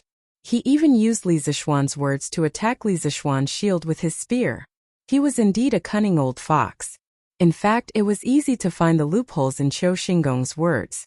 In a battle between warriors, as long as it wasn't a battle of life and death involving personal grudges, they would usually have a sense of propriety. Now that Lu Ming was seriously injured, it meant that Yuan Desheng not only didn't have a sense of propriety, but also wanted to kill Lu Ming on purpose. As for what Qiu Xinggong said about accidentally injuring someone, that was even more nonsense and sophistry. As a Qi transformation realm martial artist, their control over their strength was far beyond the reach of ordinary people. Ordinary people might accidentally injure their opponent in a fight, but a Qi transformation realm martial artist had a relatively accurate estimation of the power of their every move and the damage they could cause. As long as they didn't want to injure or kill their opponent on their own accord, it was basically very difficult for accidents to occur. Yuan Desheng's final attack, after injuring Lu Ming, was impossible to be an unintentional mistake. It was also not in line with the spirit of stopping when the time is right that Duan Jishuan said at the beginning of the martial arts competition. However, both Qiu Xinggong and Yuan Desheng insisted that it was an accident, and there was no direct evidence to prove that Yuan Desheng did it on purpose. Therefore, it was hard to conclude this matter. Even though Duan Jishuan knew in his heart that Yuan Desheng might have been instructed by Qiu Xinggong to use the martial arts competition as an excuse to harm the soldiers of the Wu Battalion, he still couldn't accuse Yuan Desheng of anything. This was because it would be easy for others to use this against him. Qiu Xinggong might also use this as a pretext to make a fuss. When that time came, if everyone in the army was afraid of being punished for accidentally injuring someone during the competition, then there would really be no need for the martial arts competition to continue. What a good wholeheartedly seeking victory. If I want to fight with General Qiu, will General Qiu be willing? For the remaining 4 matches in the first round, why don't I replace the 4th team of the Wu Battalion, and General Qiu replace the 1st team of the Yi Battalion? Let's decide the winner in one match. What do you think, General Qiu? Li Zishuan sneered and looked straight at Qiu Xinggong. Without any warning, he issued a challenge to Qiu Xinggong. Hard. Li Zishuan's words could only be described with one word, and that was hard. The atmosphere instantly turned solemn. All the surrounding soldiers, no matter if they were from the Yi Battalion or the Wu Battalion, all turned their gazes towards Li Zishuan. The Tang people revered martial arts, and the Tang army was even more so. As soldiers, not only did they revered martial arts, they were even more competitive. Li Zixuan issuing a challenge to Qiu Xingong was like roasting Qiu Xingong on a fire. If Qiu Xingong didn't agree, then he wouldn't have the face to stay in the Black Armored Army anymore. After all, as a high-ranking officer of the Black Armored Army, if he didn't even have the courage to fight, how would he be able to command his subordinates in the future? In the army, strength was everything, and the strong were respected. However, if Qiu Xingong agreed, and if he couldn't win, or if Li Zixuan took the opportunity to injure him, then not only would he lose face, his body would also suffer. No one would have thought that Li Zixuan would issue a challenge to Qiu Xingong for an ordinary soldier. This was clearly offending Qiu Xingong to the point of death. At this point, some of the 2nd Battalion soldiers who were used to hearing bad things about Li Zixuan changed their impression of Li Zixuan. A good general who was respected by his soldiers. Other than being strong and able to win battles, more importantly, he loved and protected his soldiers. Li Zixuan's action of challenging the second-in-command of the Black Armored Army to fight for justice for his subordinates, it was hard not to have a good impression of him. Qiu Xingong's face darkened as he stared coldly at Li Zixuan. He didn't think that Li Zixuan would act so unconventionally and challenge him to a duel. If this was outside, he could ignore it. However, this was the army camp and there were so many soldiers watching. If he rejected Li Zixuan's challenge now, it wouldn't take more than 2 hours for all the soldiers of the Black Armored Army to find out about this and secretly mock him. Then, how would he have the face to stay in the Black Armored Army in the future? The Grand General organized the combat tournament for ordinary soldiers. Even the captains of the various battalions are not allowed to participate. How can this general and adjunctly break the rules? After hesitating for a moment, Qiu Xingong opened his mouth to speak. He didn't agree nor reject the challenge. Instead, he brought out Duan Jixuan and the rules of the tournament to reply to Li Zixuan. It wasn't that he didn't dare to accept the challenge, but that the rules of the tournament didn't allow it. In reality, Qiu Xingong really didn't dare to accept the challenge. No matter how much he looked down on Li Zixuan, there was one thing he had to admit. Li Zixuan's individual martial arts skills were indeed much higher than his. Not to mention his martial arts skills, just based on the fact that Li Zixuan was able to survive a head-on battle with the Grandmaster Wuxia at the Longmen Pass, there weren't many people in the entire Great Tang who could do that. Naturally, Qiu Xingong couldn't do it. Thus, no matter what, Qiu Xingong wasn't willing to fight with Li Zixuan one-on-one. If he lost, he would be humiliated and injured. If he won, it seemed like he had no chance of winning at all.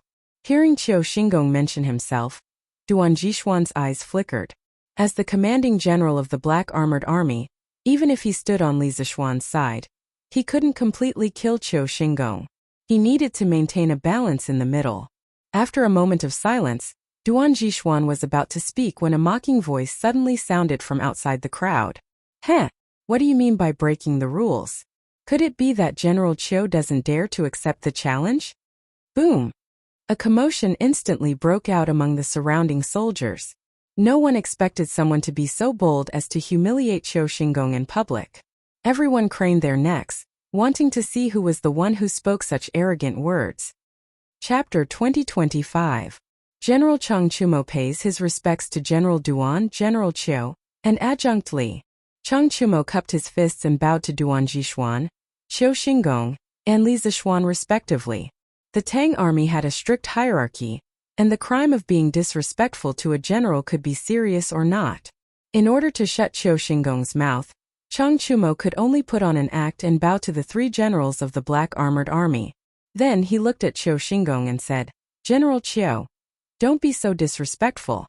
I didn't mean to be disrespectful to you. I just heard that Adjunct Li didn't know what was good for him, and wanted to challenge General Qiu.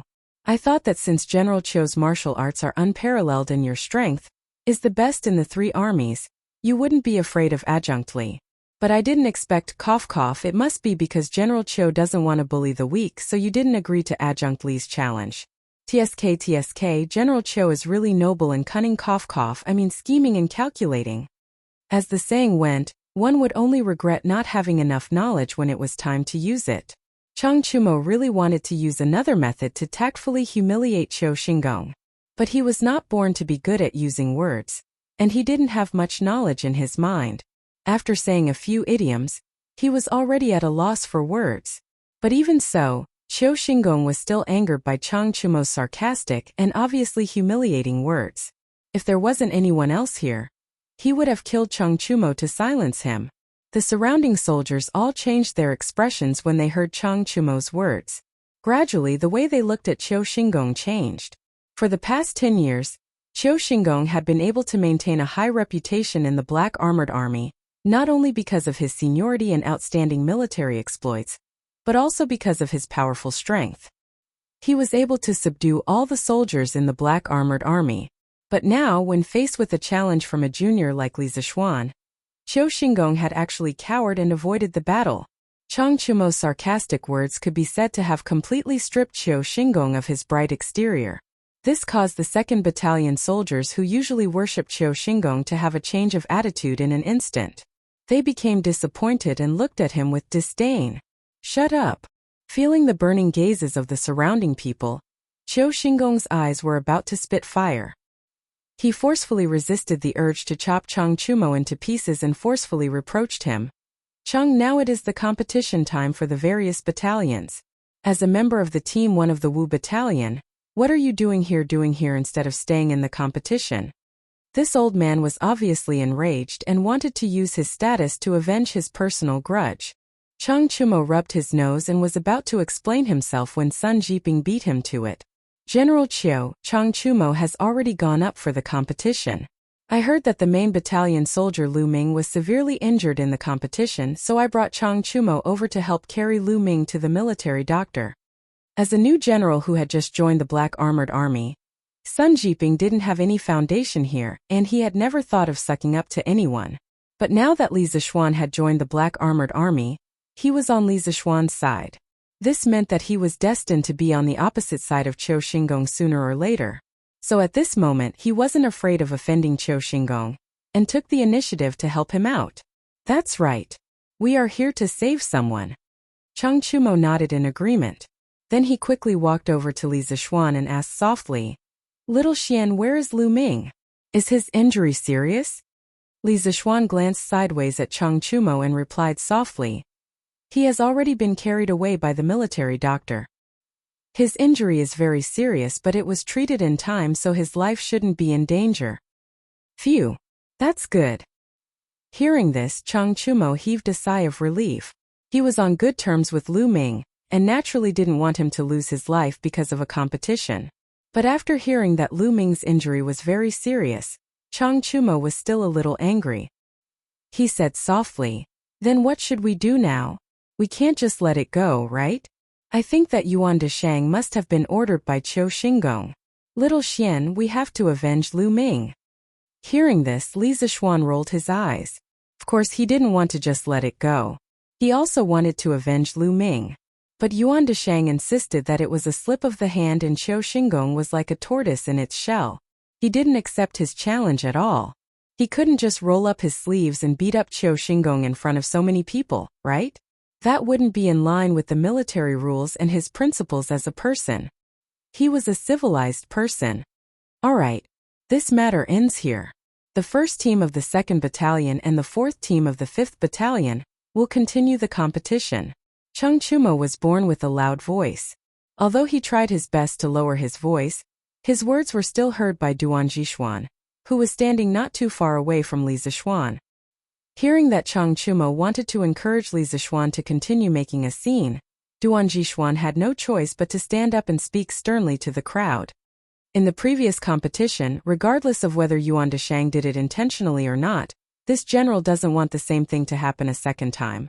The Black Armored Army's martial arts competition was originally organized for the purpose of learning from each other, and to increase the motivation of the soldiers during their daily training.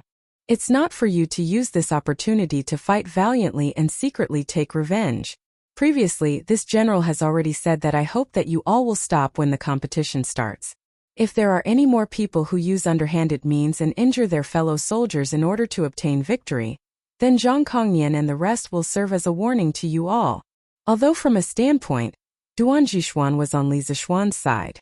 However, with the current situation, there was no benefit to being entangled in the matter of Yuan Deshang injuring Lu Ming. Moreover, Dragging this matter on wasn't a solution, as it would delay the entire martial arts competition. Thus, he could only suppress this matter for now and quickly resume the martial arts competition. Of course, he still had to give out the necessary warnings. Otherwise, the members of the 2nd Battalion would only get worse. Understood. Military orders were like mountains.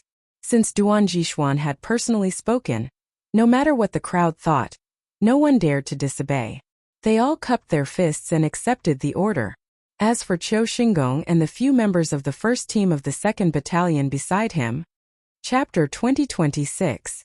Second round, Ma Yong of the 4th Battalion of the 5th Battalion against Su Zhenan of the 1st Battalion of the 2nd Battalion. This is a sparring match, do not go overboard. Intentionally injuring others will be punished by military law. A quarter of an hour later, the 2nd Battalion's fighting competition resumed. Ma Yong and Zhou Erfu, who had previously sent Lu Ming to the tent for treatment, had also returned at this time. After both teams had decided on their members, the referee Deng Kong announced loudly with a serious face. Different from before, Deng Kong emphasized the principle of going overboard this time, as a warning to the 2nd Battalion. Fight well. Don't think that you can't win just because your opponent's realm is higher than yours. Realm is not the only factor that determines victory.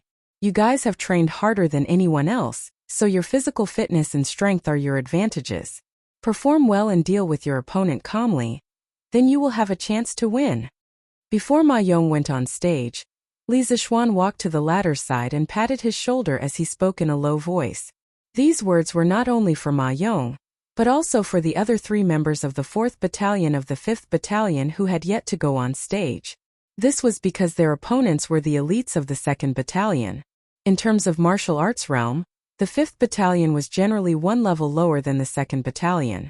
However, in this world, it didn't mean that someone with a higher realm would be able to win against someone with a lower realm. There were many factors that influenced the outcome of a battle. As someone who had been through many battles, Li Zishuan was very clear that the level of a person's realm would only affect the amount of jinqi and the degree of control over one's strength.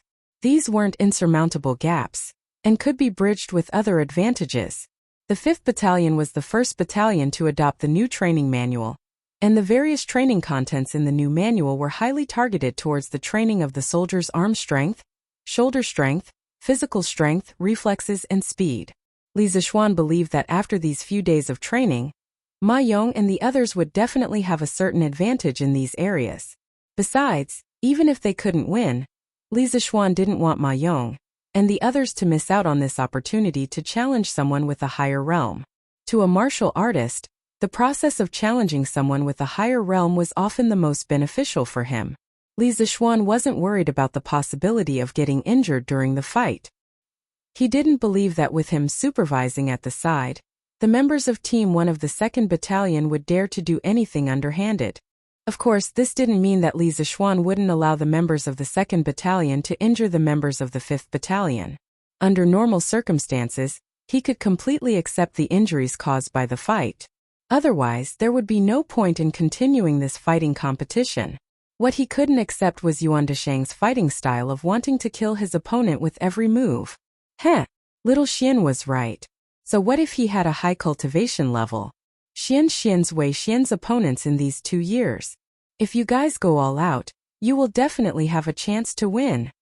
Cheng Chumo chuckled at this time and also chimed in. The corner of Ma Yong's mouth twitched. He had naturally heard of Li Zishuan's battle with Snake King, the annihilation of the 7 cultivators sect, and the battle with the great grandmaster Wuxia.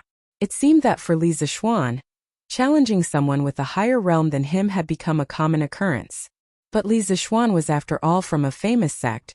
How could he compare? Cheng Chumo, this idiot, really didn't know what to say. Thank you for joining the army. This subordinate will definitely do his best and not embarrass the 5th Battalion. Chapter 2027. Huff! What kind of monster is this Yuchi boy? In the arena of the Wu Battalion, Xiang Peng wanted to end the battle as soon as possible. He and Yuchi Baolin had already fought dozens of rounds, but there was still no clear winner. The true qi in his energy center was already showing signs of depletion. But what about Yuchi Baolin? Other than some dust on his body and looking a little disheveled, He didn't seem to have suffered any injuries. His strength was still as great as before, and his reflexes were also as fast as before. After the two of them clashed again and knocked each other back, Xiang Peng panted and looked at Yuqi Baolin. He wasn't the only one who found it strange. Team 1 of the Wu Battalion also found it strange. Before the battle, they didn't think that Yuqi Baolin would win. They thought that it would be difficult for Yuqi Baolin to last more than 10 rounds against Xiang Peng. After all, the gap between the two of them was obvious. But they didn't expect Yuqi Baolin to last more than 30 rounds against Xiang Peng without showing any signs of defeat. Instead, it was Xiang Peng who was panting. It was obvious that he had overexerted himself. What the hell was going on? Next, it's my turn to attack. Be careful. Yuqi Baolin stood still, took a deep breath and said to Xiang Peng. Xiang Peng was shocked when he heard that. Because when he thought about it carefully, in the previous 30 rounds against Yuqi Baolin, he was the one who took the initiative to attack, and Yuqi Baolin was the one who passively defended. At first, he thought that Yuqi Baolin was weak, and could only defend passively under his attacks. But now he realized how laughable his initial thinking was. It wasn't that Yuqi Baolin was weak and couldn't attack, but he was waiting for the right moment, waiting for his true chi to run out before launching a counterattack. After Yuqi Baolin finished speaking, he stomped his right foot on the ground and disappeared from where he stood. Then he charged at Xiang Peng at an extremely fast speed. Actually, speed wasn't Yuqi Baolin's strong suit. His current speed wasn't slow, but it definitely wasn't fast either. If Xiang Peng was at his peak, he wouldn't even care about Yuqi Baolin's speed. But the current Xiang Peng. Huff! Just what kind of monster is this Yuqi family's brat? In the arena of the Wu Battalion, Xiang Peng was determined to end the battle as soon as possible. He and Yuqi Baolin had already fought for dozens of rounds, but there was still no clear winner. The genuine qi in his dantian was even showing signs of running out. But what about Yuqi Baolin? Other than a little dust on his body and a somewhat wretched appearance, he didn't seem to be injured. His strength was just as great as before, and his reactions were just as fast as before. After the two of them clashed again and knocked each other back, Xiang Peng panted twice. He looked at Yuqi Baolin and couldn't help but wonder in his heart. He wasn't the only one who found it strange. The other members of the 1st Unit of the 5th Battalion also found it strange. Before the battle, they didn't think much of Yuqi Baolin. They thought that it would be difficult for Yuqi Baolin to last more than 10 rounds against Xiang Peng. After all, there was a huge gap between the two of them. However, they never expected that Yuqi Baolin would be able to last more than 30 rounds against Xiang Peng without showing any signs of defeat. Instead, it was Xiang Peng who was panting. It was obvious that he had exhausted himself. Chapter 2028. Victory. Baolin actually won. Haha. 2 consecutive victories. Our Team 1 of the Wu Battalion will definitely enter the knockout round this time.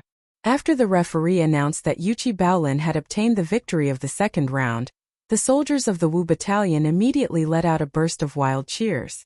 Shen Mu, Wang Rong and Xiao Ming, the 3 members of the Wu Battalion, quickly came to Yuqi Baolin's side. They patted on Yuqi Baolin's shoulder and laughed loudly. Haha, Baolin. Good job. I couldn't tell that you were hiding your skills. Not bad, not bad. Baolin, your skills are not bad. Now that our team has won 2 consecutive rounds, it is almost certain that we will enter the next round of the knockout round. Yuqi Baolin was flattered by the crowd's attention. He scratched his head and said embarrassedly, I'm just lucky, haha.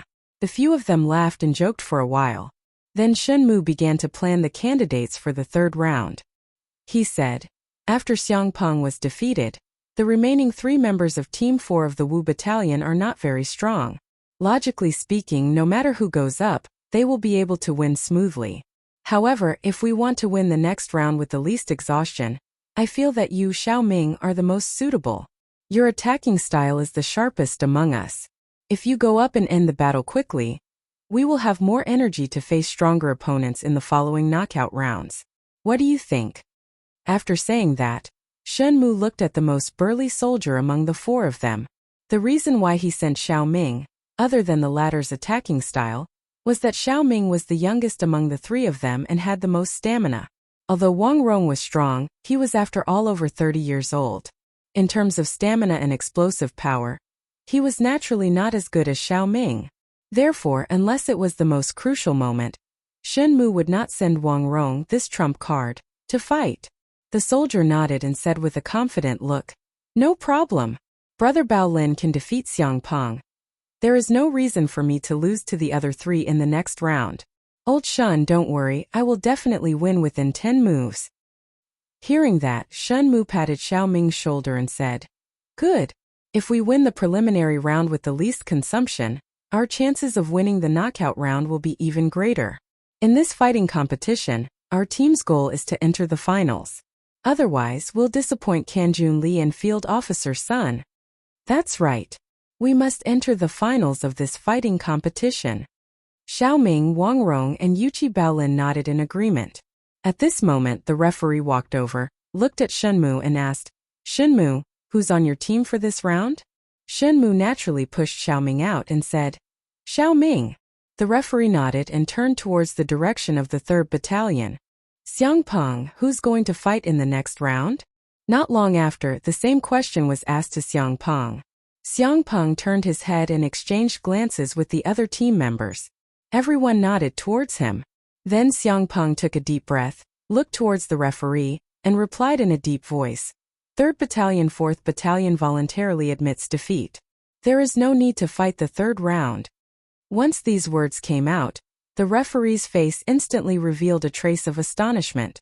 However, the few members of the 3rd Battalion 4th Battalion didn't have any expression of surprise on their faces. Evidently, before the referee arrived, they had already discussed and reached a consensus on this matter. The 3rd Battalion 4th Battalion and the 5th Battalion 1st Battalion 4th Battalion weren't far apart. Xiang Peng's words naturally fell into the ears of Shenmu, Wang Rong, and the rest. The 4 of them instantly cast their gazes towards Xiang Peng. At this moment, the referee finally recovered from his shock. He looked at Xiang Peng with a solemn face and said, "Are you sure?" Chapter 2029. 2nd Battalion of the Black Armored Army. Ma Yong of the 4th Battalion of the 5th Battalion and Su Zhenan of the 1st Battalion of the 2nd Battalion were engaged in a battle that didn't seem that intense. The reason why it wasn't that intense was because one of them was attacking with all his might, while the other was defending with ease. It wasn't like the previous battle between Lu Ming and Yuan Deshang, where every punch hit the flesh and was extraordinarily intense. Su Zhenan's level of martial arts was much higher than Ma Yong's. Hence, with the advantage of the qi in his body, he was able to easily deal with Ma Yong's attacks. The two of them had exchanged more than 10 blows, but there wasn't any sign of a victor being decided. Actually, with Su Zhenan's strength, if he were to focus all his attacks on Ma Yong, it would be very difficult for Ma Yong to defend himself. However, he didn't do so. Instead, he was casually dealing with Ma Yong's attacks while secretly observing the situation outside the arena from the corner of his eye. More accurately, he was observing Li Zishuan and Qiu Xingong, who were standing by the side of the arena. As Qiu Xingong's old subordinate, Su Zhenan subconsciously obeyed Qiu Xingong's orders. However, the current situation didn't allow him to follow Qiu Xingong's orders. This was because Li Zishuan had been staring at him and Ma Yong from the side. How would he have the guts to attack Ma Yong? It was true that Qiu Xingong was his old superior, but he didn't dare to attack Ma Yong directly under Li Zishuan's nose. In that case, what awaited him would be severe military law, and it was even very likely that he would be executed directly. His loyalty to Qiu Xingong wasn't to the extent that he would die for him. Hence, Su Zhenan had been waiting for an opportunity. He was waiting for Li Zishuan to shift his gaze elsewhere. When the time came, he would take the opportunity to deal a fatal blow to Ma Yong. This way, he would be able to complete Qiu Xingong's mission and not be discovered by Li Zishuan. As long as Li Zishuan didn't see him attacking Ma Yong, he wasn't worried that he would be punished. This was because the surrounding people were all from the 2nd Battalion. Even if the members of the 4th Battalion of the 5th Battalion saw him attacking Ma Yong, they wouldn't be able to do anything. However, after waiting for a long time, Su Zhenan didn't wait for the opportunity that he had imagined. Li Zishuan's eyes didn't shift his gaze away from him. This made Su Zishuan's life was very difficult. Just like that, Su Zhinan dealt with Ma Yong's dozens of attacks by multitasking. Su Zhinan knew that things weren't going well, because he didn't have much true qi left in his body. On the other hand, Ma Yong lived up to his name. After attacking for dozens of times, not only did he not show any signs of exhaustion, he became more and more courageous. Of course, this was also due to the recent days of hard training and the increase in his physical strength. As he attacked for dozens of times, his blood was boiling, and he felt that every part of his body was much more flexible than usual. At this moment, Ma Yong saw Su Zhinan looking out of the corner of his eye. He took a deep breath, then concentrated his qi in his dantian. With a loud roar, he waved his fist and smashed it towards Su Zhinan's face. Hearing Ma Yong's loud roar, Su Zhinan was shocked. He quickly gathered his true qi and subconsciously dodged to the right, trying to dodge Ma Yong's heavy blow. But who knew that Ma Yong was more cautious this time? Although his roar was loud, it was just a bluff. The punch just now was just a feint. When he saw Su Zhinan dodging to the right, he retracted his right fist and jumped up to do a roundhouse kick, which swept towards Su Zhinan's lower body. Bam! Su Zhinan had just stood up and had no time to change his direction. He was immediately tripped by Ma Yong's sweep. Due to the strong inertia, he fell to the ground in front of him in a dog-eating shit posture, splashing smoke and dust on the ground. Ma Yong didn't expect his attack to work, but at this moment he didn't have time to think about it. He quickly followed up with another attack. In a flash he came in front of Su Zhinan. Then he waved his right fist and smashed it towards Su Zhinan's head. Of course, his fist stopped about 5 inches away from Su Zhinan's head. Su Zhinan felt a cold wind blowing towards the back of his head. He raised his head and saw Ma Yong's huge fist. Ma Yong said in a muffled voice, You lost. Indeed, if this was a battlefield, Ma Yong's last punch would have been smashed. At that time, even if Su Zhinan didn't die, he would be seriously injured. I lost? Hearing this, Su Zhinan's eyes flashed with disbelief. Then, as if he suddenly thought of something terrible, his expression changed. He quickly turned his head to look at Qiu Xingong, who was outside the arena. Qiu Xingong's face was as black as the bottom of a pot. When he saw Su Zhinan looking at him, Qiu Xingong glared at him fiercely.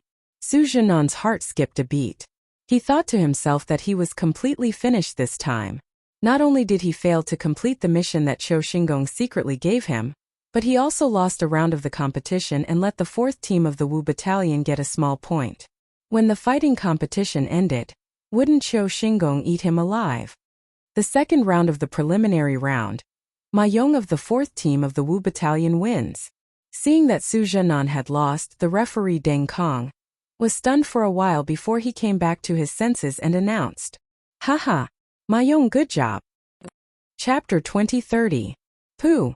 How could Su Zhinan, who had already suffered some minor injuries from the battle, withstand the furious kick of Qiu Xingong, who was at the Grandmaster realm? After landing on the ground, Su Zhinan instantly felt the blood in his body churning. He tasted something sweet in his throat and couldn't help but spit out a mouthful of blood. Just one kick and Su Zhinan was severely injured. It could be seen how furious Qiu Xingong was at this moment. The surrounding second camp soldiers instantly fell silent. As for the other 3 second camp soldiers who had yet to enter the arena, after seeing Qiu Xingong kick Su Zhinan, all of them couldn't help but turn pale. Fear flashed across their eyes. Because when they entered the arena later, if they couldn't complete the mission given by Qiu Xingong, then they would have the same ending as Su Zhinan. Thinking back to Li Zixuan's extremely protective behavior when he challenged Qiu Xingong to a one-on-one battle due to his soldiers being injured, and then looking at Qiu Xingong's kick because Su Zhinan didn't complete the mission he secretly gave to him, those second camp soldiers who had yet to enter the arena felt a chill in their hearts at the same time. Was it because they didn't want to complete the mission given by Qiu Xingong? They wanted to, but the conditions didn't allow it. They had all seen Su Zhinan's previous performance on the field, and they could roughly guess Su Zhinan's intentions. He wanted to wait for Li Zixuan's attention to shift away from the field before taking the opportunity to make a move. Unfortunately, Li Zixuan had been staring at the field the whole time. Let alone Su Zhinan, if it were anyone else in their team, they wouldn't dare to make a move under such circumstances. Although most soldiers weren't afraid of death, But that was on the battlefield. Now they were only on the training grounds and no one wanted to be executed for breaking military rules. Su Zhanan was careless. Please calm down. Second Camp Lieutenant Sun Tao, who was standing beside Qiu Xingong, couldn't help but change his expression when he saw the situation. After that, he hurriedly cupped his fists and bowed towards Qiu Xingong. Qiu Xingong's face was stern as he said angrily, "Humph, careless. He couldn't even defeat someone weaker than him. If this was on the battlefield, wouldn't anyone be able to hack him to death? How can I have such a useless soldier under my command?" After saying that, Qiu Xingong was still angry. He looked at Su Zhanan, who was kneeling on one knee and spitting out blood, and said coldly, "Go and receive 30 strokes of the rod. 30 strokes of the cane." If it was any other time, Su Zhanan would not care about a mere 30 strokes. However, he had been severely injured by Qiu Xingong's kick. If he were to receive another 30 strokes, he would not be able to get out of bed for a few days. But in the face of Qiu Xingong, who was in a state of rage, how could Su Zhanan dare to say no? Enduring the pain, he gritted his teeth and stood up. He cupped his fists towards Qiu Xingong and said, "This subordinate obeys." After he finished speaking, he bent his waist and staggered out of the drill grounds. Throughout the entire process, no one dared to step forward to support him. This was the power and prestige of Qiu Xingong in the 2nd Battalion. General Qiu is really angry. It's just that in this martial arts competition, victory and defeat are inevitable. Why must you be so harsh on your subordinates? At this moment, Li Zixuan walked to the front of Qiu Xingong and could not help but frown. The reason why he stood out now was not to pretend to be noble to win people's hearts. It was because he could not stand the actions of this old fellow Qiu Xingong. Although reasoning with this group of rough men in the barracks was not as effective as punching and kicking, even when Li Zixuan was in the 5th and 3rd battalions, he had also kicked some soldiers who had made mistakes. However, his kicks were more of a formality and he did not use much strength. His purpose was only to make the other party realize their mistakes. However, Qiu Xingong's kick was filled with anger, and was completely aimed at killing or crippling the other party. His attitude was so arrogant and his actions were so vile that people could not stand it anymore. Others might be afraid of Qiu Xingong's power and dared not speak out. However, Li Zixuan was not afraid. After all, the two of them had already fallen out with each other. Li Zixuan did not mind that the relationship between the two of them would worsen. Isn't Li Zixuan's meddling too much? I remember that the 2nd Battalion is not under Li Zixuan's jurisdiction yet. Li Zixuan should worry more about whether the 5th Battalion can make it to the end of this year's martial arts competition. Young people just like to rush for quick success and quick benefits. They come up with new exercises and don't know that things like strength rely on the accumulation of years and years. Want to achieve it quickly? Impossible. Hearing this, Qiu Xingong's old face darkened. He then mercilessly mocked Li Zixuan. After saying this, he turned his head and said to the referee Deng Kong, who was not far away, "Deng Kong, the next round of the competition is about to begin." Deng Kong quickly nodded and said, "General Qiu is right. The 3rd round of the competition is about to begin. The 2nd Battalion will first choose their members." Not long after, the members of both sides were decided. The 2nd Battalion would send out a person called Zhao Xuqing, an expert who had just reached the middle stage of the Qi transformation stage. The 5th Battalion would send out Zhou Erfu, who was only half a step into the Qi transformation stage. The gap between the two could not be said to be small. Before entering the arena, Qiu Xingong's cold gaze swept across Zhao Xuqing. He only heard a soft humph and said, "If you lose this round again, then you." Chapter 2031. Under the watchful eyes of the 2nd Battalion and the 5th Battalion, the 3rd round of the competition soon began. In the 2nd round, Ma Yong unexpectedly defeated the powerful Su Zhanan. This gave Zhou Erfu a lot of confidence because Ma Yong's strength was similar to his. He believed that as long as he reacted calmly and performed well like Li Zixuan said, he would have a chance to win. Zhou Erfu's eyes were fixed on Zhao Xuqing as soon as he entered the arena. He didn't attack rashly because the enemy was stronger than him. He had never fought with Zhao Xuqing before, and didn't know where Zhao Xuqing's weakness was. If he attacked rashly in this situation, not only would he have no chance of winning, He would also expose his weakness to the opponent. Therefore, Zhou Erfu decided to plan carefully before acting, adopting the strategy of gaining the upper hand after striking. On the other hand, Zhao Xuqing had already made up his mind in such a short time. He would win this round, but he wouldn't follow Qiu Xingong's order to severely injure Zhou Erfu. After the two people in the arena clasped their fists and greeted each other, Zhao Xuqing channeled qi into his toes and instantly disappeared from the spot. The next moment, he appeared in front of Zhou Erfu. He assumed the posture of a hungry wolf and fiercely punched Zhou Erfu's chest. Without probing or any fancy moves, Zhao Xuqing used all his strength right from the beginning, wanting to defeat Zhou Erfu with one move. Bam! Zhou Erfu's eyes were fixed on Zhao Xuqing from the moment he entered the arena. Therefore, facing Zhao Xuqing's all-out attack, Zhou Erfu was not unprepared. When Zhao Xuqing's fist was about 5 inches away from his body, he had already reacted. He quickly stepped back while clenching his fists and crossing them in front of his chest. Then the audience heard a bang, and Zhou Erfu was directly sent flying. It couldn't be helped. The difference in strength between the two was too big. Plus, Zhao Xuqing used all his strength right from the beginning.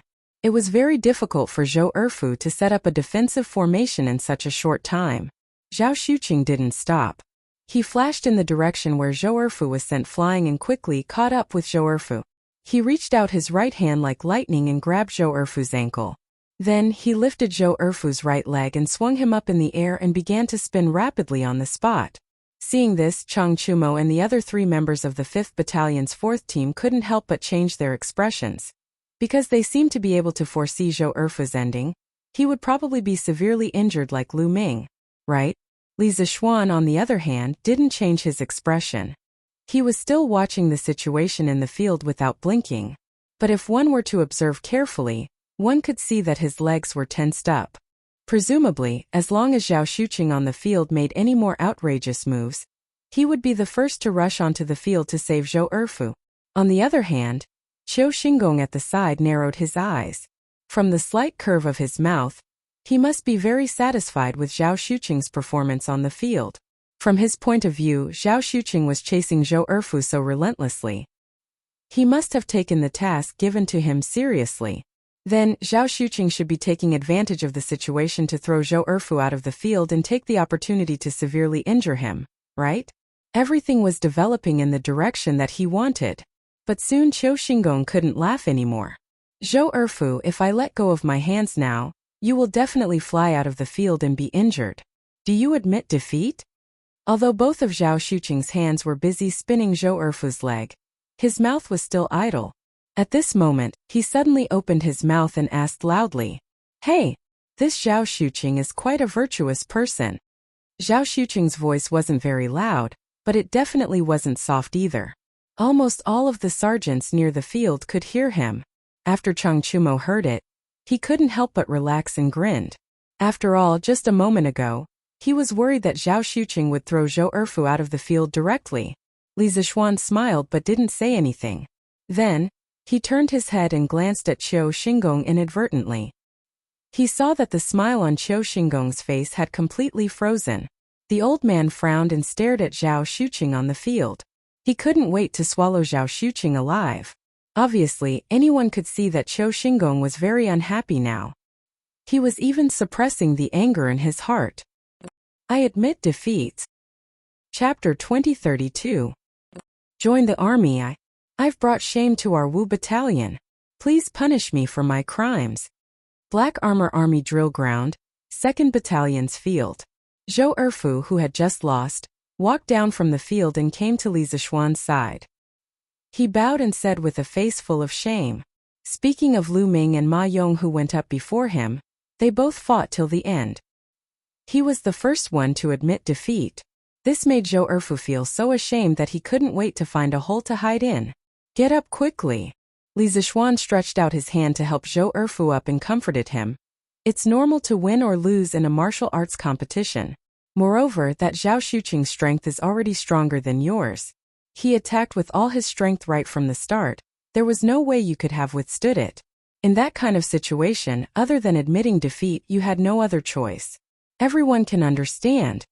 Speaking up to here, Li Zixuan looked at the other 2 soldiers of 2nd Battalion's 4th Battalion who hadn't gone up yet and said in a deep voice, "You guys don't have to feel pressured for the next 2 matches.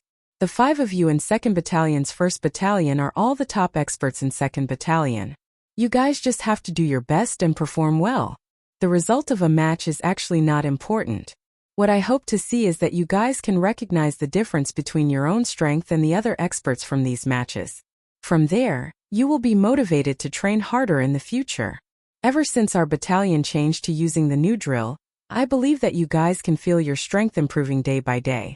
Zhou Erfu, although you lost today, but as long as you continue to train according to the new drill, I believe that one day, you will definitely be able to defeat Zhao Xuqing or even an opponent stronger than him."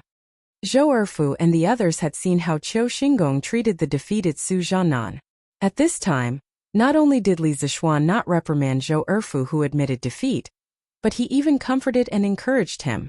As the saying goes, if there's no comparison, there's no harm. Under the comparison, everyone couldn't help but feel touched and respected Li Zixuan even more. "Rest assured, join the army. I will definitely do my best in the following training." Zhou Erfu cupped his fists and said solemnly. At this moment, although Zhao Xuqing had just won the match, there wasn't a trace of complacency on his face. After he got off the stage, he naturally had to report to Qiu Xingong. He cupped his fists and bowed. "General." Yes. Although he was unhappy in his heart, Qiu Xingong couldn't say anything in front of everyone. After all, Zhao Xuqing had won the competition. He could only nod his head expressionlessly as a form of greeting. However, his face was as calm as water, and his gaze was as cold as ice, causing the people standing beside him to shiver uncontrollably.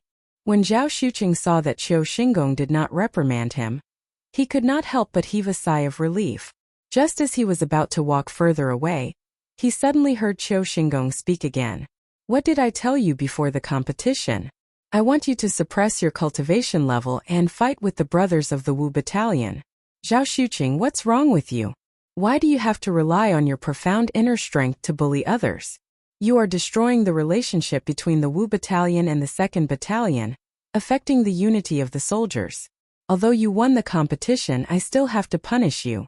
In a while, you will receive 30 strokes of the military rod." Zhao Xuqing, who had just heaved a sigh of relief, and the other 2 soldiers of the 2nd Battalion who had yet to enter the stage, upon hearing Qiu Xingong's words, their faces instantly changed and their hearts tightened. Everyone knew in their hearts that Qiu Xingong was abusing his position for personal revenge. He purposely found an excuse to punish Zhao Xuqing, and used this as a warning to the people who were about to enter the stage. Chapter 2033. Today, in the first match of the 2nd Battalion, Yuan Deshang had heavily injured Lu Ming. At that time, Li Zixuan had already felt that something was amiss. From his point of view, Yuan Deshang himself shouldn't have the guts to publicly injure someone during the martial arts competition. Initially, Li Zixuan had guessed that Yuan Deshang had been instructed by someone else. However, from Qiu Xingong's words and actions, although he didn't directly admit it, anyone with a brain could see that the reason why Yuan Deshang was willing to take the risk of being punished by military law to injure Lu Ming was most likely because he had been coerced by Qiu Xingong. Qiu Xingong was using his own power to get rid of his dissidents. Therefore, after knowing Qiu Xingong's scheme, Li Zixuan decisively let the 2 remaining members of the 5th Battalion admit defeat. The reason why he had proposed the martial arts competition was to stimulate the competitive spirit of the soldiers, allowing them to learn from each other and increase their own strength. If it was just facing a strong opponent, Li Zixuan wouldn't have let the soldiers of the 5th Battalion admit defeat. Because as someone who had been through this before, he knew that crossing levels to challenge an opponent was the best way to hone one's own strength and increase one's own strength faster. However, the current situation was no longer a simple matter of crossing levels to challenge an opponent.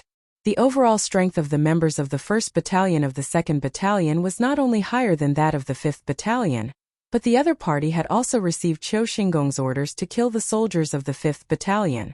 Therefore, Li Zixuan felt that there was no need to continue with the remaining 2 matches. Although increasing one's strength was important, it wasn't as important as one's life. Withdrawing from the competition and admitting defeat was not only to protect the participating soldiers of the 5th Battalion, It was also a form of mercy to the participating soldiers of the 2nd Battalion. Although Qiu Xingong had led the 2nd Battalion astray, Li Zixuan didn't think that everyone in the 2nd Battalion was as selfish and evil as Qiu Xingong. Most of them still harbored the dream of killing the enemy to serve the country and building their career. Today, in the first match of 2nd Battalion, Yuan Desheng had heavily injured Lu Ming. At that time, Li Zixuan had already felt that something was amiss, because from his point of view, Yuan Desheng himself should not have had the guts to publicly injure someone during the combat tournament. At first, Li Zixuan had guessed that Yuan Desheng had been instructed by someone else, and from Qiu Xingong's words and actions just now, although he did not directly admit it, anyone with a bit of intelligence could see that the reason Yuan Desheng was willing to take the risk of being punished by military law to heavily injure Lu Ming was very likely because he had been coerced by Qiu Xingong. Qiu Xingong was using his power to get rid of his opponents. Therefore, after knowing Qiu Xingong's plan, Li Zixuan decisively made the remaining 2 members of the E Battalion admit defeat. The reason why he had proposed the combat tournament was to arouse the competitive spirit of the soldiers, so that they could learn from each other and increase their own strength. If it was just a simple encounter with a strong opponent, Li Zixuan wouldn't have let the soldiers of the E Battalion admit defeat. Because as someone who had experienced it before, he knew that the best way to train one's strength was to fight against an enemy who was of a higher level, and to increase one's own strength faster. But in this situation, it was no longer a simple matter of fighting against an enemy who was of a higher level. The overall strength of the members of the 1st Battalion of the 2nd Battalion was not only higher than the members of the E Battalion, but also. Chapter 2034. Li Zixuan led the 4 members of the 4th team of the 5th Battalion away. One of them had to be carried away for treatment. The first round of the preliminary round of the Black Armored Army had basically ended. The 5th Battalion had 1 win and 1 loss. Team 1 of the 5th Battalion had defeated Team 4 of the 3rd Battalion, while Team 4 of the 5th Battalion had lost to Team 1 of the 2nd Battalion. Team 2 of the 2nd Battalion also had 1 win and 1 loss. They won against Team 4 of the 5th Battalion, while Team 3 of the 2nd Battalion had lost to Team 1 of the 1st Battalion without any suspense. The current situation was extremely disadvantageous for the 2nd Battalion. In the second round of the preliminary round, Team 2 of the 2nd Battalion had to face Team 3 of the 1st Battalion, while Team 4 of the 2nd Battalion had to face Team 2 of the 4th Battalion. In terms of overall strength, Team 3 of the 1st Battalion was obviously stronger than Team 2 of the 2nd Battalion, while Team 2 of the 4th Battalion was slightly stronger than Team 2 of the 2nd Battalion. Hence, the 2nd Battalion didn't have a 100% chance of winning the second round of the preliminary round. The best outcome was to win 1 round. Of course, the worst outcome was that they wouldn't win a single round, and the probability of that happening was very high. If that was the case, then only 1 team from the 2nd Battalion would be able to enter the knockout round. To the 2nd Battalion, it would really be a bloodbath at the start of the second round. After the 5th Battalion had left, the match between Team 2 of the 2nd Battalion and Team 3 of the 1st Battalion began very quickly. It was worth mentioning that when Team 1 of the 2nd Battalion and Team 4 of the 5th Battalion were competing, the 5 members of Team 3 of the 1st Battalion had already been watching from the side. The actions of Qiu Xingong, Yuan Desheng and the others had all been witnessed by the members of the 1st Battalion. Furthermore, the 1st Battalion was currently using Li Zixuan's new drill code. Hence, if the Black Armored Army were to be divided into factions, the 1st Battalion would be considered as Li Zixuan's faction, while the 2nd Battalion would be considered as Qiu Xingong's faction. Hence, the moment both sides entered the arena, they immediately got into a fight. The members of Team 3 of the 1st Battalion couldn't stand the despicable actions of Qiu Xingong, Yuan Desheng and the others. Hence, they immediately started beating up the members of Team 2 of the 2nd Battalion. How dare you! Li Zixuan left with 4 members of the 4th team of the Wu Battalion. One of them had to be carried away for treatment. The first round of the Black Armored Army's preliminary round had basically ended. On the Wu Battalion's side there was 1 win and 1 loss. The first team of the Wu Battalion defeated the 4th team of the 3rd Battalion, while the 4th team of the Wu Battalion lost to the 1st team of the 2nd Battalion. The 2nd team of the 2nd Battalion also had 1 win and 1 loss. They won against the 4th team of the 5th Battalion, while the 3rd team of the 2nd Battalion lost to the 1st Battalion of the 1st Battalion without any suspense. The current situation was actually extremely disadvantageous for the 2nd Battalion, because in the second round of the preliminary round, the 2nd Battalion, 2nd Battalion, 2nd Battalion, 2nd Battalion, 2nd Battalion, 2nd Battalion, 2nd Battalion, 2nd Battalion, 2nd Battalion, 2nd Battalion, 2nd Battalion, 2nd Battalion, 2nd Battalion, 2nd Battalion, 2nd Battalion, 2nd Battalion.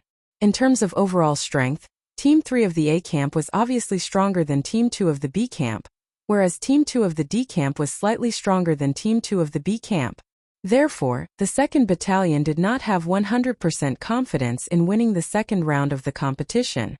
The best result would be to win one round. Of course, the worst result would be to not win a single round. Furthermore, the possibility of the worst result happening was very high. If that was the case, then there would only be one team from the 2nd Battalion entering the elimination round. To the 2nd Battalion, it would be a bloodbath at the start of the competition. After the members of the 5th Battalion left, the 2nd team of the 2nd Battalion and the 3rd team of the A camp began very quickly.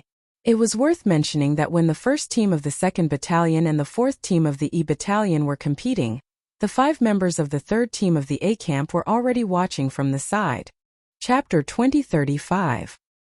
Team A has won 3 matches in a row and has advanced to the knockout round. Team B has been eliminated. As Min Jian of 2nd Battalion had no choice but to admit defeat, 2nd Battalion lost completely and was directly eliminated, bidding farewell to the fighting competition. Qiu Xinggong clenched his fists tightly and stared at Deng Kong, who was loudly announcing the results at the side of the arena. His gaze was cold and his face was ashen. Actually, Qiu Xinggong had already expected that 2nd Battalion's second team would lose this round. However, he didn't expect 2nd Battalion's second team to be defeated so thoroughly. Being defeated by a battalion's third team with a score of 3-0, where would he put his face? Secondly, not only did Team 2 of the 2nd Battalion lose the competition, there were also 3 members who were beaten black and blue by Team 3 of the 1st Battalion. They would need at least 3 to 5 days to recover from their injuries. This would directly affect the battle between the 2nd Battalion and the 5th Battalion in 2 days. Therefore, Qiu Xinggong felt like he had gone for wool and come home shorn. How's Team 4? Forcefully suppressing the anger in his heart, Qiu Xinggong asked in a deep voice. Naturally, he was asking Sun Tao, who was standing beside him. Hearing this, Sun Tao's expression changed. After hesitating for a moment, he still cupped his fists and replied. Reporting to General, Team 4 has won 2 matches, and Team 2 of Ding Battalion has also won 2 matches. They should be fighting the last match now, and the results will be out soon. What? They are actually fighting in such a stalemate? Qiu Xinggong's hair stood up in anger. He said with a displeased expression, according to what you said, we might still lose the match against Team D. Humph. What trash. Look at the soldiers you trained. What did you tell me before the match? Weren't you very confident? Where did your confidence go? Qiu Xinggong's current mentality had undergone a subtle change. Before today, the old man's greatest hope for today's combat tournament was to let the B Battalion take advantage of the tournament to injure as many experts as possible. However, things didn't go as he wished. They only drew 1 team from the E Battalion, and that was the E Battalion 4th team. Furthermore, during the battle with the E Battalion 4th team, the B Battalion only managed to injure 1 member of the E Battalion 4th team, Lu Ming. The rest of the members of the E Battalion almost all escaped unscathed. Now that the preliminary round was nearing its end, Qiu Xinggong knew that his initial wish could no longer be realized. Therefore, he could only settle for the next best thing, which was to hope that as many teams as possible from the B Battalion could advance into the knockout round. On one hand, it would boost the morale of the B Battalion, and on the other hand, the more teams from the B Battalion could advance into the knockout round, the higher the possibility of encountering the E Battalion in the later rounds. At that time, he would have the opportunity to settle all his grudges at once. However, it seemed that everything was predestined. The heavens had played a huge joke on him. Not only did his first wish not come true, even his second wish was about to be ruined. The B Battalion 4th team actually fought the D Battalion 2nd team with a score of 2-2. If the B Battalion 4th team lost in the last round, then they would be directly disqualified. and there would only be one team from the B battalion advancing into the knockout round. Actually, such a result might seem inconceivable, but there was a certain degree of inevitability. Although in terms of overall strength, the B battalion was obviously stronger than the D battalion due to having more veterans, but the recruits of the D battalion were all elites from the various battalions in the capital. Perhaps they might be lacking in the ability to coordinate in battle formations, but in terms of individual combat ability, they were not much weaker than those veterans in the B battalion. On top of that, the second team of the D battalion was the second strongest team of the 4 teams of the D battalion, while the fourth team of the B battalion was only the fourth strongest team of the B battalion. Thus, if the two teams were to fight, the chances of victory and defeat would be about 50%. In fact, the second team of the D battalion was slightly stronger than the fourth team of the B battalion. If the B battalion fourth team lost to the D battalion second team in the end, it would not be an injustice at all. Oh. Chapter 2036. How could there be such a coincidence? Is it a coincidence or was it done on purpose? After seeing the results of the draw, Li Zixuan couldn't help but mutter to himself in his heart. From the preliminary round to the knockout round, the B battalion had always drawn the E battalion. From the perspective of probability, the probability of this happening was extremely low, but it still happened. In addition to that, Yuan Deshang from the B battalion had accidentally injured Lu Ming during the competition. This made Li Zixuan suspect that Qiu Xingong was secretly plotting against the E battalion. It wasn't that he was measuring the stature of a gentleman with his own yardstick, but the fact that Lu Ming was accidentally injured by Yuan Deshang today was a little out of the ordinary. Logically speaking, in a normal competition in the military, no one would use every move to kill their opponent. Even if there was a deep grudge between them, they wouldn't use the competition to get rid of their opponents, because that would be too obvious. After the event, not only would they be severely punished, if they were executed or expelled from the military camp, it would also bring shame to their ancestors, and they wouldn't be able to raise their heads for the rest of their lives. Yuan Deshang and Lu Ming didn't have any grudges, but he used the competition as an opportunity to secretly kill Lu Ming. In addition to Qiu Xingong's abnormal behavior earlier, Li Zixuan was almost certain that Yuan Deshang must have been instructed by Qiu Xingong to kill Lu Ming. It was also fortunate that he had arrived at the B battalion's competition grounds in time, or else the other members of the E battalion after Lu Ming would have been seriously injured by the B battalion. Of course, these were all conjectures that Li Zixuan made based on the actual situation. He didn't have any concrete evidence, or else he would have directly reported Qiu Xingong. Other than that, the most crucial point, and the one that Li Zixuan couldn't understand the most, was that if Qiu Xingong really intended to use the combat competition to make things difficult for the E battalion, then why was he so sure that the B battalion would definitely be able to draw the E battalion as their opponent during the drawing of lots? One had to know that drawing lots was a completely uncontrollable and random event. Could it be that Qiu Xingong was able to control the results of the drawing of lots? Thinking up to this point, Li Zixuan looked suspiciously at Qiu Xingong, who was standing at the side. The latter's gloomy face didn't reveal anything, but Li Zixuan clearly caught a flash of pride in the corner of Qiu Xingong's eyes when he heard that Team 1 of the 2nd Battalion would be going up against Team 1 of the 5th Battalion in the elimination round.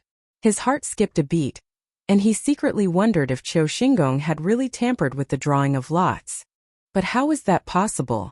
The entire lot drawing process had been carried out under his and Duan Jishuan's eyes. How could any of the 2nd Battalion's little tricks escape his and Qiu Xingong's eyes? Could it be that there was a problem with the name tag? Thinking up to this point, Li Zixuan's heart suddenly skipped a beat. He subconsciously turned his gaze towards the pot that contained the bamboo lots. He secretly thought that if Qiu Xingong had tampered with the E Battalion's bamboo lots beforehand, then it wouldn't be strange for the B Battalion to be able to draw the E Battalion as their opponent every time.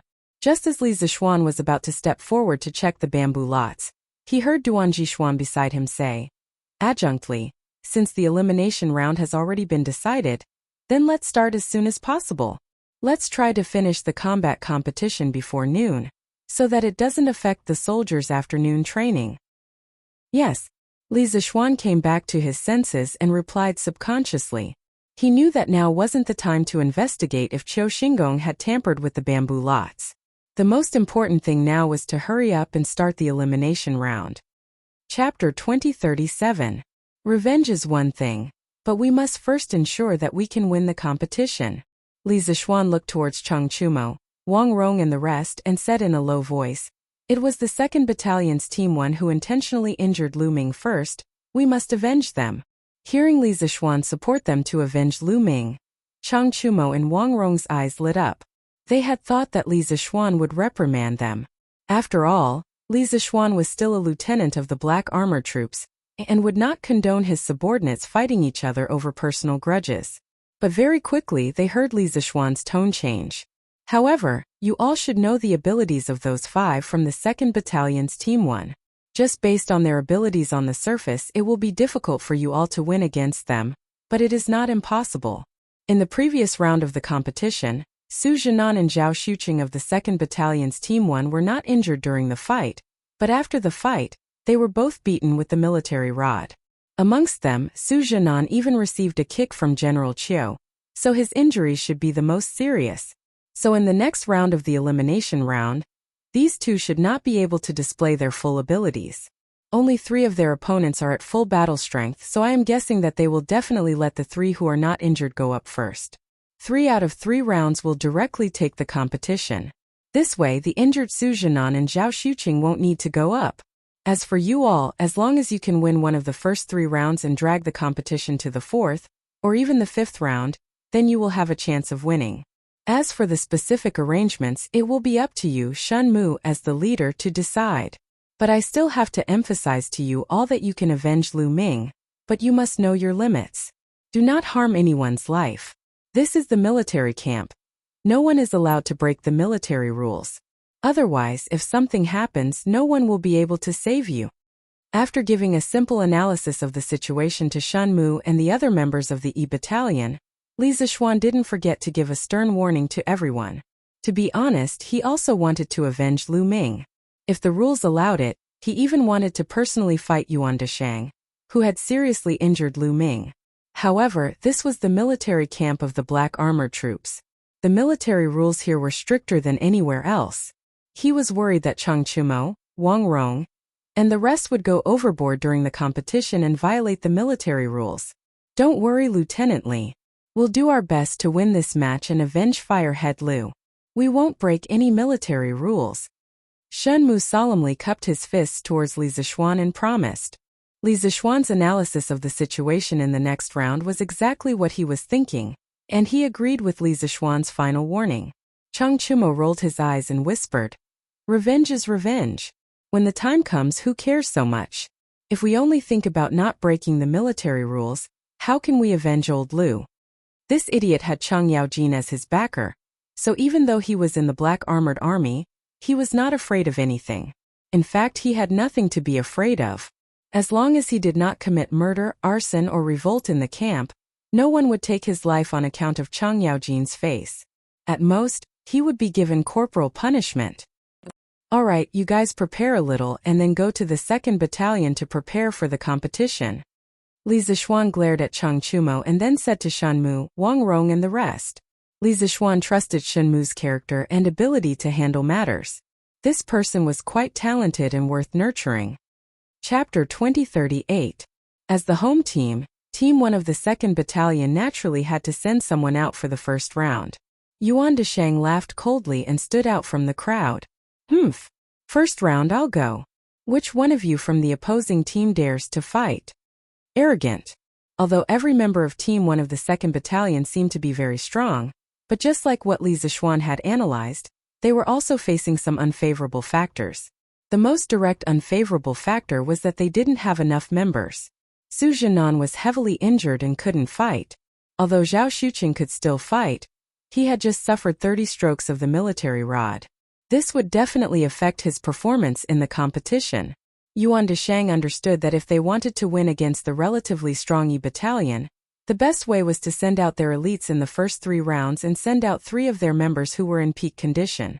That way, they would be able to give the opponent a score of 3-0. If they couldn't take down the opposing team in the first 3 rounds and the competition dragged to the 4th or even the 5th round, then they would be in trouble. As the leader of Team 1 of the 2nd Battalion, Yuan Deshang felt that he had to stand out in the first round. After all, he was the strongest person in this team.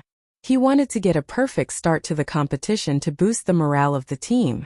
In the previous round, Li Zixuan had said those words in front of Qiu Xingong and the other 2nd Battalion soldiers. It could be said that it had dealt a huge blow to the morale of the 2nd Battalion.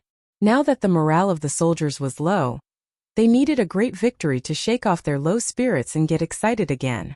Therefore, Yuan Deshang stood out with a face full of arrogance. "Chow!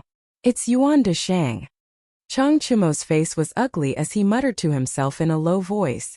On the side of Team 1 of the 5th Battalion, the other 4 people's faces all changed when they heard this. Because who didn't know that Yuan Deshang was the only person from the 2nd Battalion who was heavily injured in the preliminary round? This person's vicious and merciless personality was already deeply ingrained in the hearts of the people. It was hard to guarantee that he wouldn't continue to maliciously injure people in this round. After all, Lu Ming was still lying in his tent. Shen Mu's face was gloomy as his mind spun rapidly. He began to plan who he should send out in the first round. Speaking of which, the first person to fight not only had to withstand Yuan Deshang's attack, but even if he lost, he couldn't lose too badly. Otherwise, it would hurt the morale of his team. On the other hand, which was also the most important thing, the first person to fight on their side had to be able to protect himself against Yuan Deshang. After all, Yuan Deshang had a dark history of maliciously injuring people. Those who fought against him were likely to be seriously injured if they were not careful. In this way, even if they won the competition, it would be very difficult for them to obtain a good ranking in the following knockout stages with their team members missing. Therefore, in short, the first person to go on stage had to be able to control the situation and not lose too badly. Secondly, he had to be able to take a beating and not be seriously injured by Yuan Deshang. 2nd Battalion 1st Team Yuan Deshang. Who will the Wu Battalion send out? Referee. Deng Kong looked at Shen Mu and asked loudly. Shen Mu couldn't help but look at Wang Rong and Yuqi Baolin. His gaze wavered between the two because the former was the strongest person in the Wu Battalion 1st Team on the surface, while the latter was the most resistant person on their side. If they sent Wang Rong up, if they were lucky, Wang Rong might even have a chance to win against Yuan Deshang. But if they were unlucky, Wang Rong might be seriously injured by Yuan Deshang. After all, Wang Rong's specialty was offense and not defense. As for Yuqi Baolin, although this child could take a beating, Shen Mu wasn't sure if he could withstand Yuan Deshang's vicious beatings. No matter what, Yuan Deshang was many levels higher than Yuqi Baolin. Moreover, although Yuqi Baolin's defense was outstanding, he lacked some offensive means. If he were to go up against Yuan Deshang, the situation would definitely not be good. "Old Shun, send me up for the first round." Just as Shen Mu was hesitating, Chang Chumo, the little clever kid, suddenly volunteered himself. Chapter 2039. Regardless of which dynasty or generation one was in, the phenomenon of relying on one's father existed more or less. Although the Great Tang had a relatively perfect imperial examination system, allowing students from humble backgrounds to stand out and have the possibility of entering the imperial court, generally speaking, those from humble backgrounds and those from noble clans had a completely different political starting point. Take Zhangsun Wuji, Fang Xianling, and the other important officials, for example. These second-generation scions didn't need to participate in the imperial examinations and were able to hold official positions in the Yamen. This wasn't something that those from humble backgrounds could compare to. In the Tang Dynasty army, the promotion of an officer didn't rely on relying on one's father, but on military merits. However, if one had a good father like Chang Chumo, there wouldn't be anyone who dared to bully him in the army. If Yuan Deshang were to injure Chang Chumo like how he injured Lu Ming, given Chang Chumo's temper and prestige in the army, Yuan Deshang was certain that even if he were to survive, he wouldn't be able to survive in the army anymore. Not only the black armored army, he wouldn't be able to survive in any of the barracks in the capital. This meant that his military career would come to an end and he could only retire. Could it be that just because of a mission given by Qiu Xingong, he would have to end his military career? Yuan Deshang couldn't help but feel conflicted. Thinking of this, he couldn't help but turn to look at Qiu Xingong. Qiu Xingong seemed to have thought of this as well. Seeing Yuan Deshang looking over, Qiu Xingong shook his head lightly. Yuan Deshang instantly understood and heaved a sigh of relief. He understood that Qiu Xingong wanted him to hold back and not injure Cheng Chumo too severely. He could win this match, but he couldn't use underhanded means. This way he wouldn't have to worry about Cheng Chumo taking revenge on him. Heh, how can you be distracted in a duel? Aren't you looking down on me too much? After the referee Deng Kong announced the start of the match, Cheng Chumo said, regardless of which dynasty or generation one was in, the phenomenon of relying on one's father existed more or less. Although the Great Tang had a relatively perfect imperial examination system, allowing students from humble backgrounds to stand out and have the possibility of entering the imperial court, generally speaking, those from humble backgrounds and those from noble clans had a completely different political starting point. For example, the descendants of Zhongsun Wuji, Fang Xianling, and other important officials in the imperial court did not need to participate in the imperial examinations at all.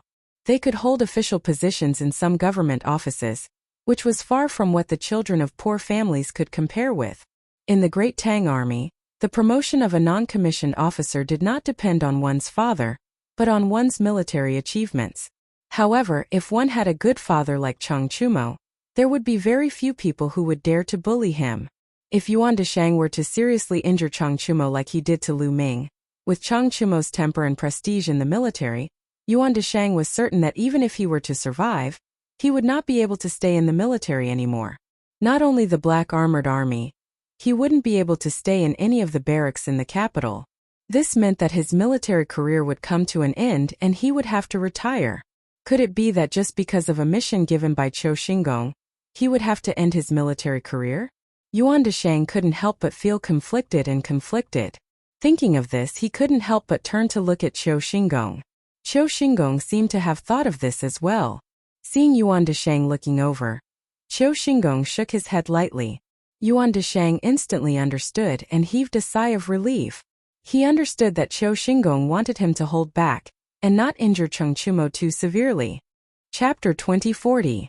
After a few rounds, the situation in the arena was completely different from what the spectators had expected. Before the start of the fight, most people thought that Cheng Chumo wouldn't be able to last more than a few rounds under Yuan Deshang's hands. Who would have thought that after a few rounds, Yuan Deshang would actually be forced to flee by Cheng Chumo? What kind of situation was this? Where did the previously invincible Yuan Deshang go? Or could it be that Cheng Chumo's strength was truly unfathomable, and that he had always been hiding his true strength? But Cheng Chumo's last move of gouging out people's eyeballs still provoked public anger. Some of the spectating 2nd Battalion soldiers all began to shout loudly. Extremely shameless. How is this a martial arts competition? This is clearly a Jianghu brawl. That's right. Who would gouge out people's eyeballs in a martial arts competition? Isn't this move too despicable? Does he even care about martial arts ethics? Where's the judge? Where's the judge? Does Cheng Chumo count as breaking the rules? Of course, due to Qiu Xingong's actions in the preliminary round, it had already caused the majority of the 2nd Battalion soldiers to feel a chill in their hearts. Therefore, in the elimination round, the morale of the 2nd Battalion soldiers was also relatively low. At this moment, there weren't many 2nd Battalion soldiers who were making a ruckus at the side of the arena. There were only about 10 people, and their momentum wasn't very great. Hey, I'm shameless? In the previous round, someone clearly knew that the opponent had no power to retaliate, but still purposely tried to kill him. Then what is this? Is this talking about martial arts ethics? Hearing Yuan Deshang and the 10th Battalion soldiers outside the arena criticizing him, Cheng Chumo laughed coldly and said. Once these words were spoken, the noisy 2nd Battalion soldiers instantly became silent. Yuan Deshang also didn't say anything, not daring to continue on this topic. As for the referee Deng Kong, he just looked at the situation with cold eyes. He had no intention of stopping the game. Obviously, he did not think that Cheng Chumo had violated the rules of the game. Shenmu, Wangrong, and the others didn't know whether to laugh or cry. Although they also felt that Cheng Chumo's move of gouging his eyeballs was somewhat disgraceful, it was just as Cheng Chumo had said. It was Yuan Deshang who did not care about martial ethics and deliberately injured Lu Ming first. Then there was no need for Cheng Chumo to care about martial ethics. Presumably, Chang Chumo was now thinking about avenging Lu Ming. After listening to Chang Chumo's words, Yuan Deshang's expression suddenly changed, becoming somewhat gloomy and cold. Chang Chumo was too lazy to care about this. He raised his true qi, stomped his right foot, and once again flashed in the direction of Yuan Deshang. He wanted to continue the close combat with Yuan Deshang. Obviously, Chang Chumo had already understood the situation. He knew that in terms of moves and quantity of true qi, he would definitely not be able to compete with Yuan Deshang. His only advantage was his physical strength and close combat skills. Furthermore, he was confident that Yuan Deshang wouldn't dare to seriously injure him. Therefore, he could completely let go of his hands and feet and attack with all his might. And to attack with all his might, one had to pay attention to the effectiveness of the attack. If it was a normal duel, Yuan Deshang could completely rely on his realm and true qi advantage to easily dodge his attack. But in close combat, due to the close distance between the two, it was more difficult for Yuan Deshang to easily dodge his attack. You really think that I won't dare to hurt you? Seeing that Chang Chumo took the initiative to attack again, Yuan Deshang couldn't help but feel a little angry. Speaking of which, even a clay figurine would have some anger, let alone an expert like him. He only heard a cold snort, then flashed in the direction that Chang Chumo was coming from to meet him. Oh! Chapter 2041. Take advantage of the situation, borrow strength to fight strength. This was Tai Chi. During the military training at Yanhuang College, Li Zixuan personally demonstrated Tai Chi in front of all the teachers and students, and advocated for all the teachers and students to learn Tai Chi. Martial artists could enhance their combat power, and scholars could strengthen their bodies. Therefore, almost everyone who graduated from the Yanhuang Academy knew Taiji Fist. However, the teachers and students of the academy had different levels of mastery of Taiji Fist. This was because Taiji Fist focused on fist intent and personal understanding. Among 100 people, there were 100 different understandings of Taiji Fist. However, only one or two of them could go a little further on the path of Taiji Fist. This was a reflection of the saying, "The master leads the way, but the cultivation is up to the individual." However, due to his personal friendship with Li Zixuan had given Chang Chumo many special lessons. In Tai Chi, the most important lesson was on the afternoon when Li Zixuan taught Tai Chi for the first time in the academy. At that time, Li Zixuan called Chang Chumo an iron egg to a place alone, and let Chang Chumo attack him with all his strength. He didn't use any genuine Qi, but only the fist intent of Tai Chi, and easily resolved Chang Chumo's fierce attack. For Chang Chumo, the situation at that time was very similar to the situation now. The only difference was that the attacker was Yuan Deshang, and the one who used Tai Chi to defend and counterattack was him. Thanks to Li Zixuan's special lessons, Chang Chumo's understanding of the fist intent of Tai Chi was one of the best among the teachers and students of the academy. What Li Zixuan said to him at that time left a deep impression on him, and he could even recite it fluently until now, although he wasn't good at reciting. Tai Chi emphasizes using softness to conquer strength, borrowing strength to fight strength, and Taoism emphasizes the harmony of yin and yang. Your brute force is the yang of Tai Chi. What you lack now is the yin of Tai Chi. In other words, what you lack is the knack of using strength. After you understand all this, go and learn Taiji Fist. I believe you will definitely gain a lot. Chang Chumo, who was born in a family of generals, had been practicing martial arts since he was a child. Not only had he taken medicinal baths, but he had also been personally trained by Chang Yaojin. His muscles and bones had been polished, so in terms of martial arts foundation, he was not weaker than anyone else. Moreover, because of all these, he had a body of brute strength since he was a child. His strength was far greater than other martial artists of the same realm. However, having great strength did not mean that he was powerful. Just as Li Zixuan had said, he lacked the knack of using his strength in the past. When he fought, although he had strength all over his body, he did not use any strength at all. In the past year or so, Chang Chumo had gradually grasped the knack of exerting force, and the profound meaning of Taiji Fist after being taught by Li Zixuan and the curly-bearded guest. In his opinion, the core of Taiji Fist was to borrow strength. If Taiji Fist could not borrow strength, then it would not be able to move 1,000 caddies with 4 tails. Borrowing force to fight force, Taiji Fist without borrowing force is not Taiji Fist. The premise of borrowing strength had to be smooth. Only by going with the flow could it be effortless. Only then could the effect of moving 1,000 caddies with 4 tails be reflected. Previously, when Chang Chumo's hands were wrapped around Yuan Dasheng's fist, he followed the direction of Yuan Dasheng's strength and pulled Yuan Dasheng forward. At the same time, he took the opportunity to strike Yuan Dasheng's chest with his elbow, making it impossible for Yuan Dasheng to defend himself, because the distance between the two of them was too close. Moreover, from a physical point of view at this moment, Yuan Dasheng's body and Chang Chumo's elbow were moving towards each other. Chang Chumo's elbow strike would move closer to Yuan Dasheng's body at a faster speed. Although the effect of force was mutual, the elbow was the hardest part of a person's arm, and the area near the armpit was a person's soft spot. Chang Chumo's elbow hit Yuan Dasheng's left side near the armpit without any suspense. With a kacha sound, Yuan Dasheng could even faintly hear the sound of his left shoulder blade cracking.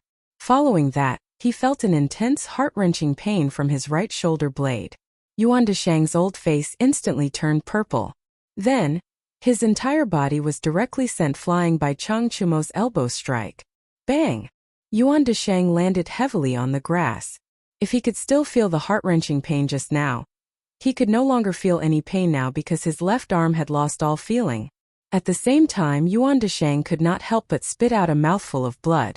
Not only did Chang Chumo's strike just now cripple his left arm, but it also caused him to suffer a serious internal injury. Seeing this scene, there was an uproar everywhere. Speaking of which, the situation in the arena changed too quickly, right? Previously, Yuan Dasheng's rolling on the ground could be said to be a move he had no choice but to use in the face of Chang Chumo's shameless fighting style. But what was the situation now? Was Yuan Dasheng sent flying and seriously injured by Chang Chumo in one move? How was this possible? Wasn't Yuan Dasheng's strength much stronger than Chang Chumo's? How did Chang Chumo do it? Yuan Dasheng was injured by Chang Chumo? How is this possible? It must be that Chang Chumo used some underhanded trick again? Otherwise, how could he injure Yuan Dasheng? That's right. What's the referee doing? Chang Chumo violated the rules of the competition. Why didn't he kick him out of the competition? A few 2nd Battalion soldiers saw Yuan Dasheng fall to the ground and subconsciously thought that Chang Chumo had used a similar underhanded trick like when he had gouged out Yuan Dasheng's eyeballs. One after another, they clamored for the referee to kick Chang Chumo out of the arena. Some of these people really didn't see clearly what had just happened. After all, Chang Chumo and Yuan Dasheng were extremely close to each other just now. Due to the angle, most of the spectators didn't see Chang Chumo's elbow strike that borrowed force to strike Yuan Dasheng. Referee Deng Kong stood in the same spot without moving and didn't have any intention of stopping the match. Just now, others didn't see Chang Chumo's move clearly, so he knew that Chang Chumo didn't violate the rules of the competition. But then again, he couldn't help but praise from the bottom of his heart that Chang Chumo's move just now was indeed brilliant. It wasn't an underhanded trick. Chang Chumo's move is too miraculous. How come I've never seen it before? Chun Mu shook his head at this time and muttered to himself with slight doubt. I've also never seen it before. I just saw Chang Chumo push an elbow strike and Yuan Dasheng flew out. This move is too miraculous. Wang Rong scratched his head and said with bright eyes. It was as if he had discovered a new continent. That's Tai Chi. At this time, a young and magnetic voice sounded in their ears. The few of them turned around and hurriedly saluted. Greetings, adjunct. The person who came was Li Zixuan. Chapter 2042. After the start of the elimination round, Li Zixuan didn't follow Chang Chumo, Shun Mu and the rest to be battalion. He first went to inspect the other battalions before coming over. After all, he was the Black Armored Army's adjutant and not just the Wu Battalion's adjutant. After inspecting the other battalions, Li Zixuan didn't waste any time and went straight to B Battalion. This was because he was worried that the B Battalion's Team 1 would do the same thing as the preliminary round and attack the Wu Battalion's people. But what he didn't expect was that the reality was the exact opposite of what he expected. Not only did the B Battalion's Team 1 not attack the Wu Battalion's people, they were actually beaten up by the Wu Battalion's people, and the violent person was actually Chang Chumo. Coincidentally, Li Zixuan saw Chang Chumo's last move of Tai Chi pushing hand and borrowing force to attack force. With regards to Cheng Chumo's improvement in Tai Chi as his master, he was rather pleased. However, Li Zixuan didn't expect that Cheng Chumo could use Tai Chi to defeat Yuan Deshang. After all, the difference between the two of them was obvious. Although Cheng Chumo was born with superhuman strength, it wasn't easy for him to cross the gap between the two of them. Tai Chi? Join the army. What is Tai Chi? After bowing to Li Zixuan, Shen Mu couldn't help but ask. Of course, while he was asking, he kept glancing at the arena from time to time. Because Yuan Deshang hadn't admitted defeat, this round of the competition wasn't over yet. Tai Chi. Tai Chi has Tai Chi, which gives birth to Yin and Yang. Tai Chi has Yin and Yang, which can borrow force to attack force, using softness to overcome hardness. Just now, Cheng Chumo took advantage of the situation and used a push hand to neutralize Yuan Deshang's fierce and overbearing fist force. Then, using the momentum of Yuan Deshang's body falling forward, he used his elbow to heavily injure Yuan Deshang. This is Tai Chi. Li Zixuan also didn't take his eyes off the arena. Hearing Shen Mu's question, he thought for a while and explained. So that's how it is. When Shen Mu heard this, he first fell into deep thought. Then, he seemed to have realized something and a trace of shock flashed in the corner of his eyes. Haha! Who would have thought that the Cheng family's kids' martial arts would improve so quickly? If I remember correctly, this Yuan Deshang's martial arts should be much higher than that brat from the Cheng clan. I never thought that he would be defeated by that brat from the Cheng clan. It seems that the Black Armored Army's camp is really a good place to train people. Just as Li Zixuan and the others were focused on the arena, a dignified and surprised voice suddenly came from behind them. Li Zixuan instantly recognized the owner of the voice. He quivered and hurriedly turned around, only to see a middle-aged man in his 30s wearing a white round-necked shirt standing behind him. Who else could it be but Li Er? This subject, General Li Zixuan greets Your Majesty. At this moment, Li Zixuan didn't have time to wonder why Li Er would suddenly appear in the Black Armored Army's camp. He was only stunned for a moment before he hurriedly bowed and greeted. Speaking of which, he was used to greeting Li Er as this subject and little subject. Now that he was in the army, he wasn't used to using the title, this subject. His voice wasn't loud, but Shen Mu, Wang Rong, Xiao Ming and Yuqi Baolin, who were standing beside him, heard it clearly. Hearing this, the four of them hurriedly turned around. When they saw Li Zixuan standing in front of Li Er, the four of them instantly trembled and hurriedly bowed down to pay their respects. All right, there's no need for formalities. This time I am leaving the palace in plain clothes. Do what you need to do, there's no need to bother about me. Without waiting for them to speak, Li Er rushed to wave his hand and said. Chapter 2043. Seeing Cheng Chumo beat up Yuan Deshang on the arena, the soldiers of the 5th Battalion who came along with Wang Rong and Shen Mu to watch the fight naturally cheered. Because Yuan Deshang injured Lu Ming first, Cheng Chumo could be considered to have avenged Lu Ming. On the other hand, Qiu Xingong and Sun Tao's faces were as dark as they could get. The rest of the 6th Battalion soldiers all had gloomy expressions and low morale. Some of them had even turned their gazes elsewhere as they couldn't bear to continue watching. Li Er's face was a little pale at this moment. From his point of view, the original intention of the fighting competition was to stimulate the competitiveness of the soldiers and make them work harder in their daily training to increase the overall combat power of the entire army. But now, Cheng Chumo was using the competition as an opportunity to beat up Yuan Deshang. This completely went against the original intention of the fighting competition. Thinking up to this point, Li Er couldn't help but turn his gaze to Li Zixuan, who was standing beside him. After all, this kid was the instigator.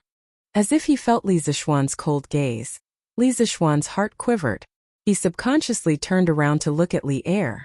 After seeing Li Er's dark expression, Li Zixuan's heart skipped a beat. He knew that Li Er was angry because of Cheng Chumo's actions. I admit. On the arena, Yuan Deshang opened his mouth again and was about to admit defeat. Cheng Chumo's fist came as promised, and once again smashed into Yuan Deshang's mouth. At the same time, Yuan Deshang's words of surrender were smashed back into his mouth. It seemed like a one-sided beating was about to take place once again. Cough cough. At this moment, Li Zixuan coughed loudly. Cheng Chumo, who was about to continue showing off his skills, on the arena heard this cough. He couldn't help but stop and turn his head to look at Li Zishuan. He saw Li Zishuan lightly shaking his head at him.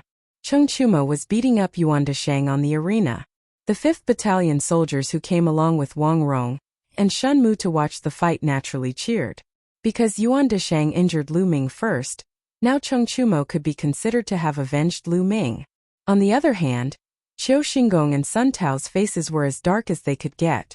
The rest of the 6th Battalion soldiers' faces were gloomy and their morale was low. Some of them even looked away as they couldn't bear to continue watching the fight. Li Er's face was a little ashen at this time. In his opinion, the original intention of the fighting tournament was to stimulate the competitiveness of the soldiers and make them work harder in their daily training, thus increasing the overall combat strength of the army. But now, Cheng Chumo had used the tournament as an opportunity to beat up Yuan Deshang.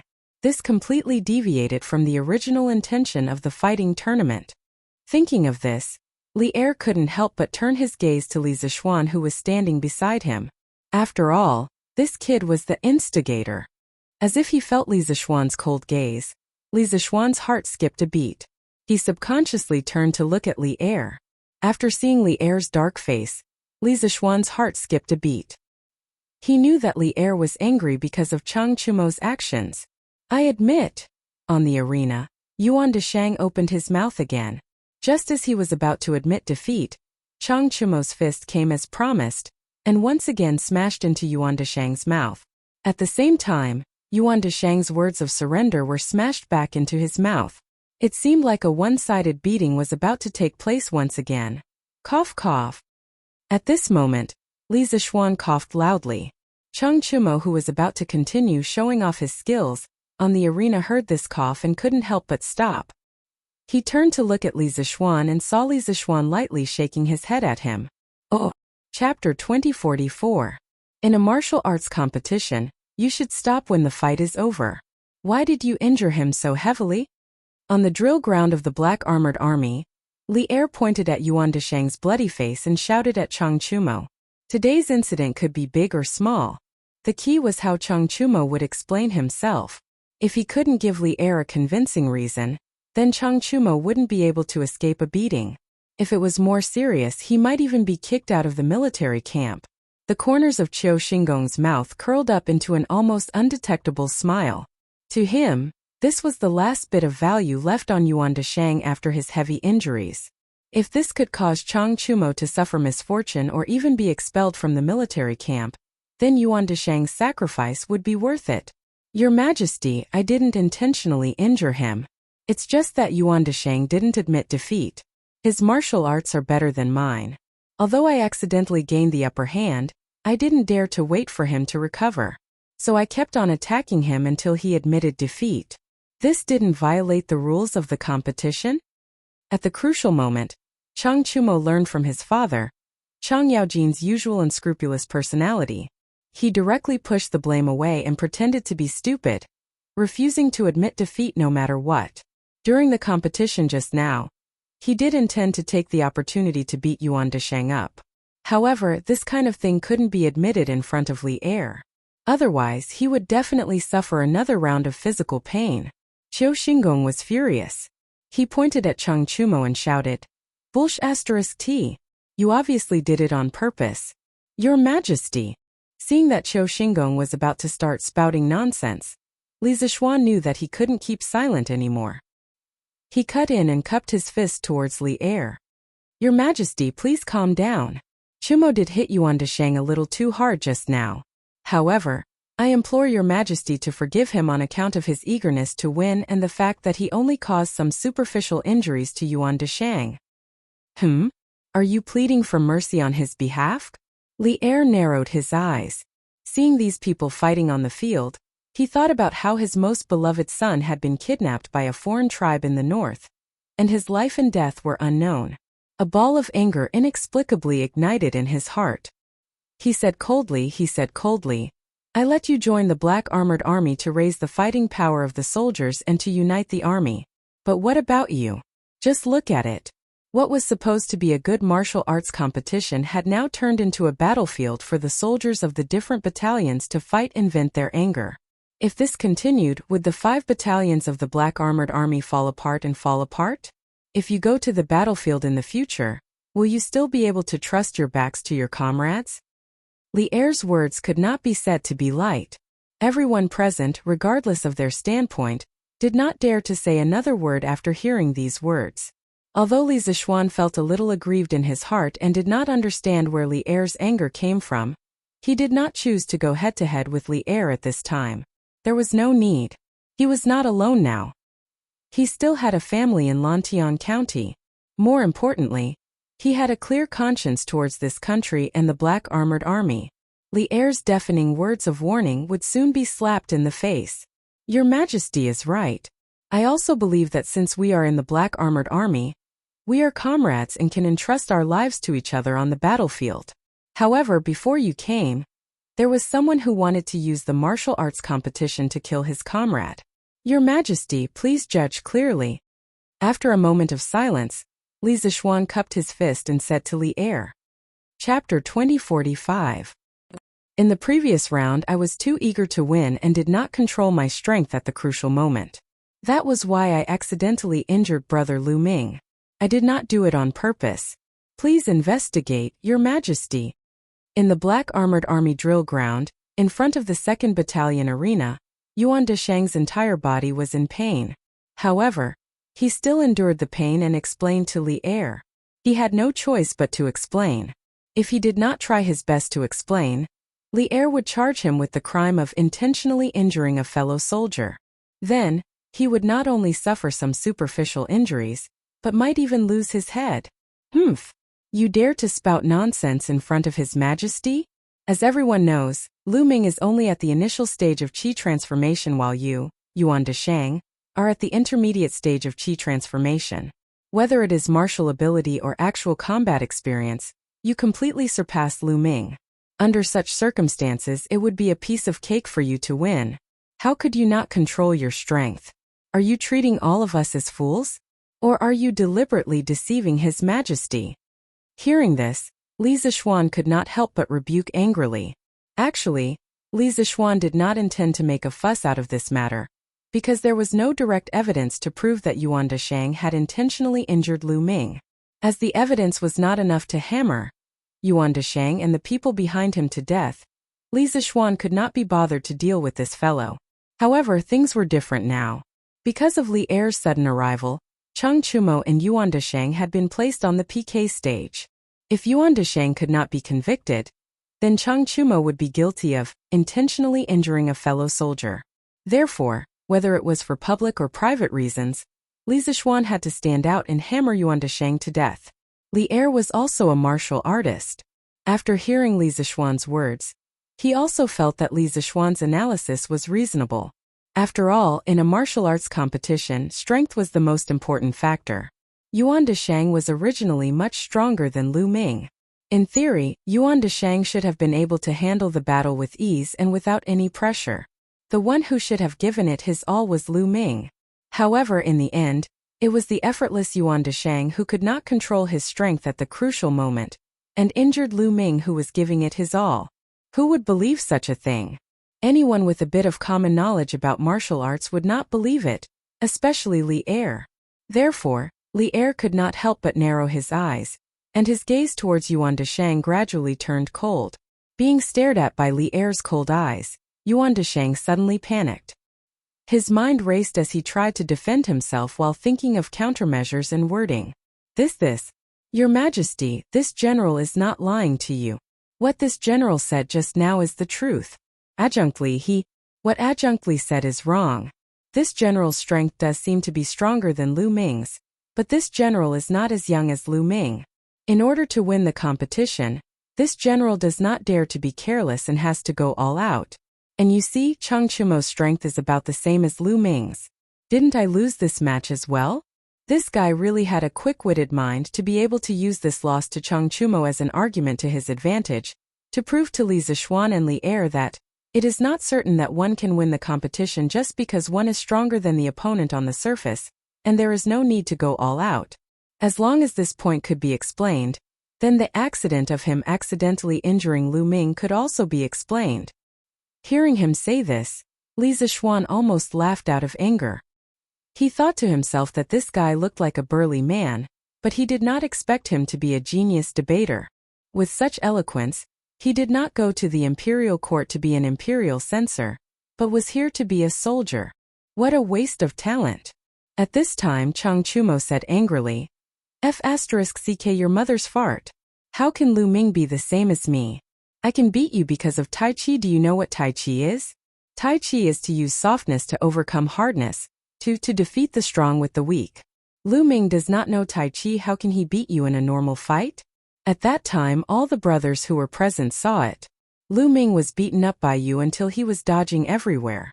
Yet every move you made was fatal. You still say that you did not do it on purpose? After being exposed by Chang Chumo, Yuan Deshang naturally had a stomach full of anger. However, he did not dare to vent it out at this time. He could only suppress it in his stomach. After looking at Chang Chumo with hatred, Yuan Deshang once again tried to explain himself. Yuan will go all out against any opponent. Could it be that I am wrong to want to win the competition? Speaking till here, he quickly looked at Qiu Xingong. The meaning of asking for help was obvious. Obviously, Yuan Deshang also realized that with his strength alone, he would definitely not be able to win against Chang Chumo and Li Zishuan. Most importantly, Li Zishuan and Chang Chumo held a much higher position in Li Er's heart than him. At this time he needed someone with enough weight to stand out and speak up for him. Otherwise he would only have a dead end. And Qiu Xingong was the most suitable candidate. After all, the two of them were on the same side. Qiu Xingong also knew that he had to stand out at this time. Otherwise, it would be over if Yuan Deshang betrayed him when he knew that he was going to die. He coughed lightly and first frowned at Chang Chumo as he reprimanded. In front of His Majesty, you dare to speak such filthy words. What a scandal! After saying that, he cupped his fists towards Li Er and said, Your Majesty, Yuan Deshang is a very competitive person. Moreover, he will go all out against any opponent. Many soldiers know his character. This time Lu Ming was heavily injured. This Qiu believes that he did not do it on purpose. Your Majesty, please judge clearly. Li Er glanced at Qiu Xingong indifferently. Actually, his heart was like a mirror. Seeing Qiu Xingong jump out to plead for mercy for Yuan Deshang, how could he not guess that Yuan Deshang's heavy injury to Lu Ming today was very likely due to Qiu Xingong's instructions? But guessing was just guessing. Li Er would not say it out loud. As the emperor, how could he not have such shrewdness? However, the matter of Lu Ming being heavily injured and almost dying was also a wake-up call for Li Er. Now that Qiu Xingong was actually able to secretly instruct his subordinates to kill someone, it meant that within the black armor troops, the battle between Qiu Xingong and Li Zishuan had already reached its climax. He had to face this problem head-on and solve it as soon as possible. He could not allow this vicious internal battle to continue. Li Er remained silent. Qiu Xingong instantly felt a sense of pressure. Because when Li Er looked at him just now, he felt as if he had been seen through. Fortunately, he had been in the imperial court and the military for many years and had trained some shrewdness. Otherwise, at this moment, his expression would definitely have revealed something. Regardless of whether Yuan Deshang did it intentionally or not, it is an indisputable fact that he was heavily injured and almost killed Lu Ming. In the military, meritorious service should be rewarded, and wrongdoings should be punished. This is also an indisputable iron law. Therefore, Yuan Deshang shall be whipped 50 times, demoted by 1 rank, and tied to the gate in public for 3 days as a warning to others. In addition, all of the following matches of the 2nd Battalion will be judged as a loss as punishment. If the same situation occurs in the other battalions, they will all be punished according to this example. As such, does anyone have any objections? Li Er was silent for a long time. Just as Yuan Deshang was about to collapse under this invisible pressure, he finally opened his mouth to speak. 50 lashes, demoted by 1 rank, tied to the gate in public for 3 days, and all of the remaining matches of the 2nd Battalion will be judged as a loss. Yuan Deshang and Qiu Xingong could not help but tremble. This punishment could not be said to be light. But compared to being beheaded for the crime of killing fellow soldiers, these punishments were not as heavy. Furthermore, Li Er's tone did not allow for any objections. It was obvious that he had already made up his mind. Even if Yuan Deshang and Qiu Xingong had objections, they did not dare to voice them out at this moment. They could only cup their fists and say, "This general is willing to accept the punishment. Your Majesty is wise, this general has no objections." Li Zixuan and Chang Chumo looked at each other and also cupped their fists and said, "Your Majesty is wise, this general has no objections."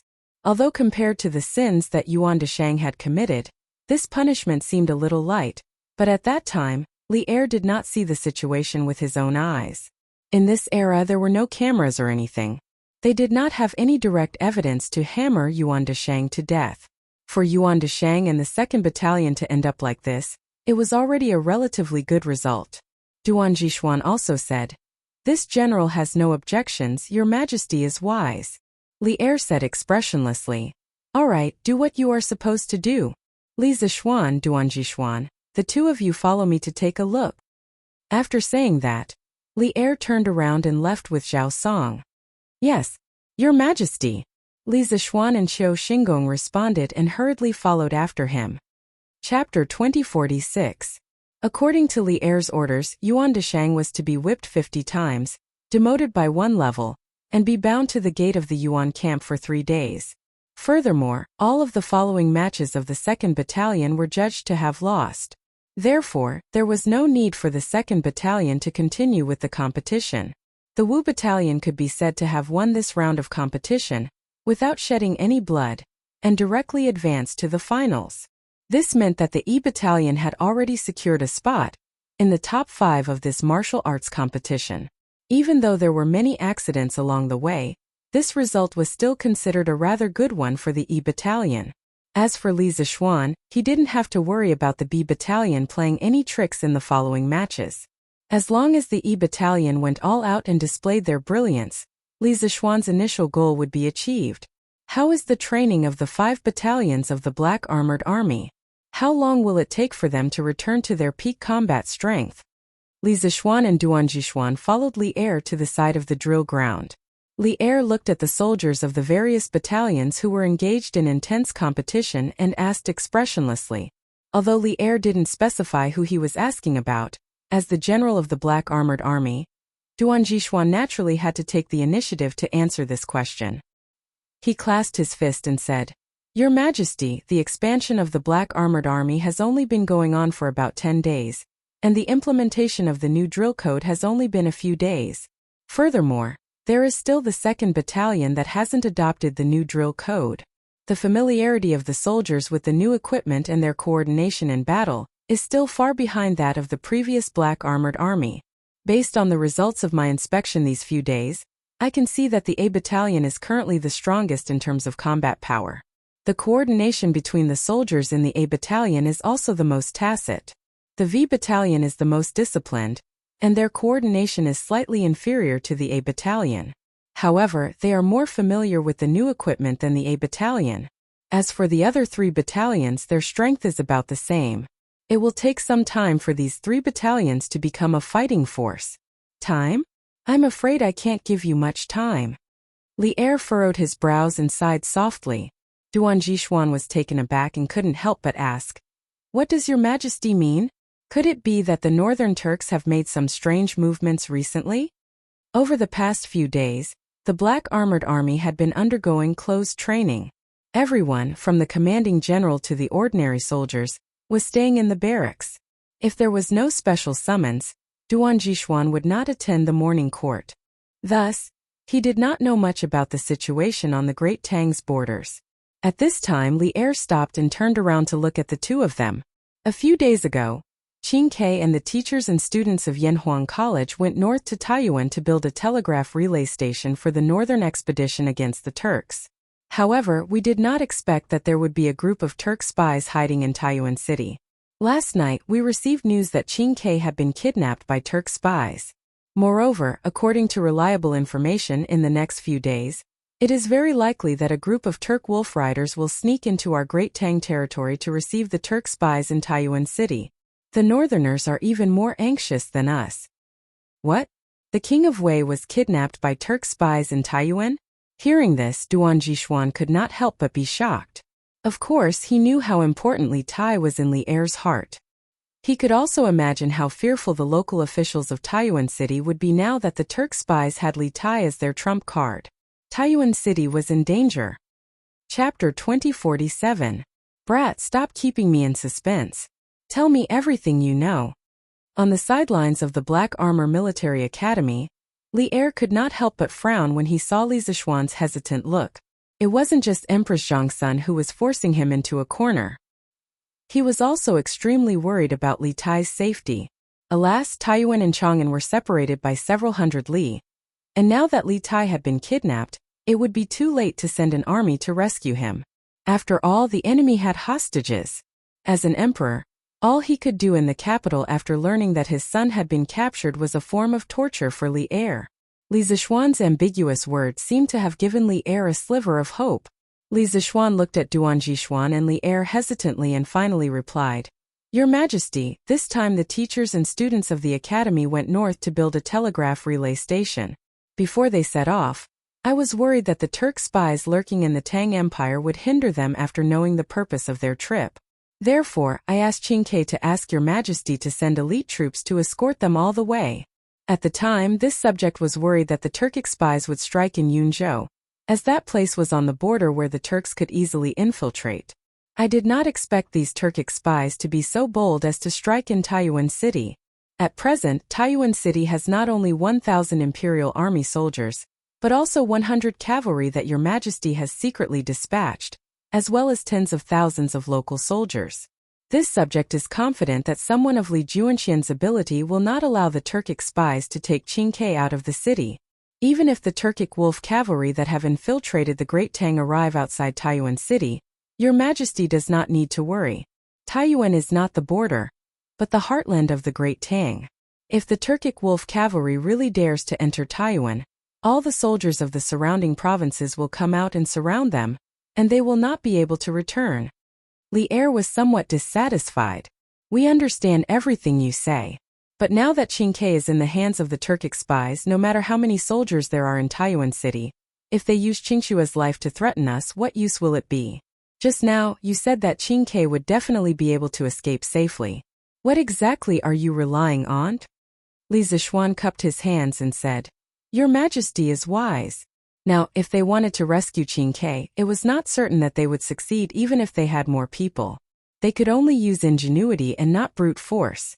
A few days ago, I suddenly felt uneasy. Because I was worried about the safety of Qingke and the others in Taiyuan, I sent a telegram from the military camp and sent a very special expert to secretly protect Qingke and the others in Taiyuan. I believe that with that person's abilities, he will definitely be able to safely rescue Qingke from the hands of the Turkic spies. A very special expert. Upon hearing this, Li Er was puzzled.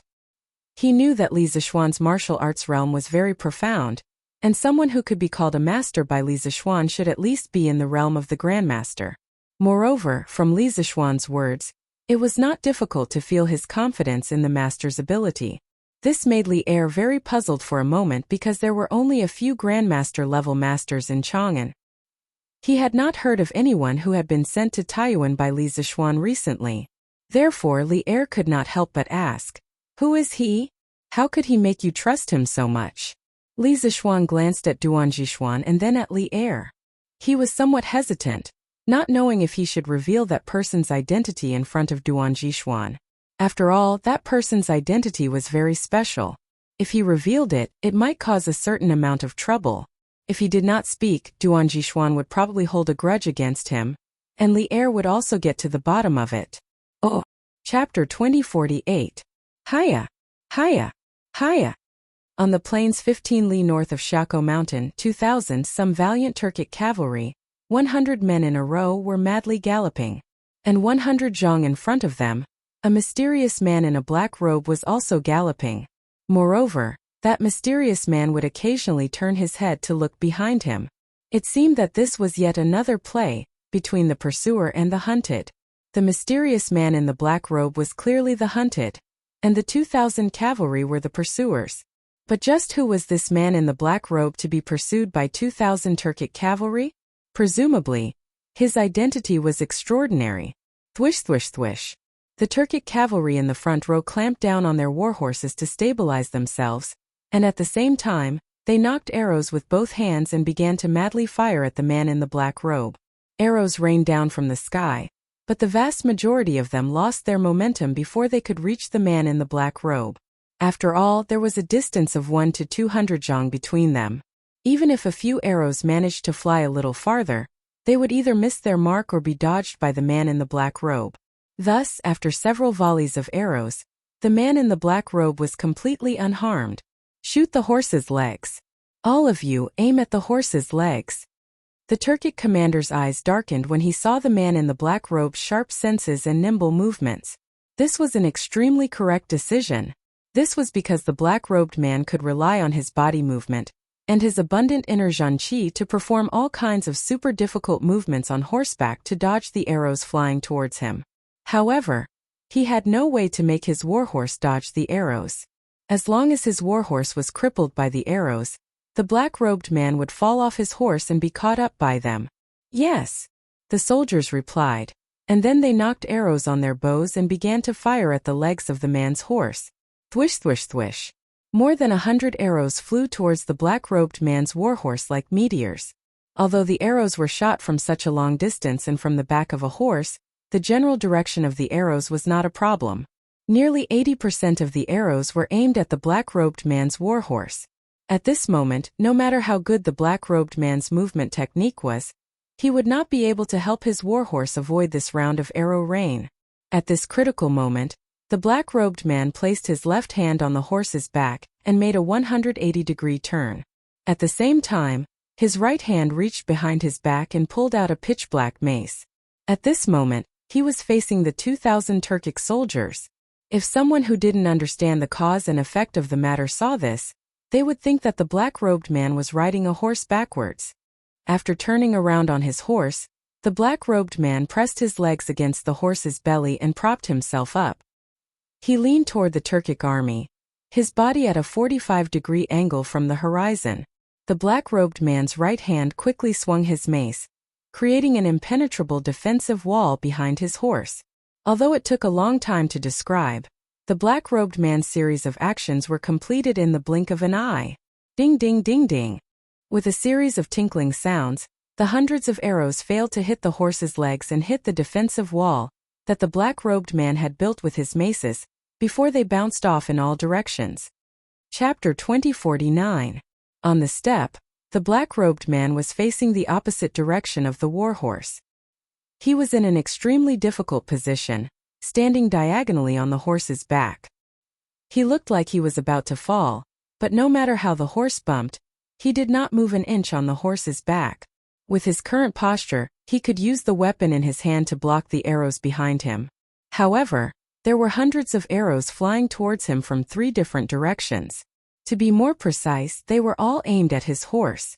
Unless he had 3 heads and 6 arms, it would be very difficult for him to block the arrows from 3 different directions for his horse.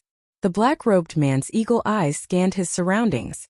In truth, he didn't have any better ideas.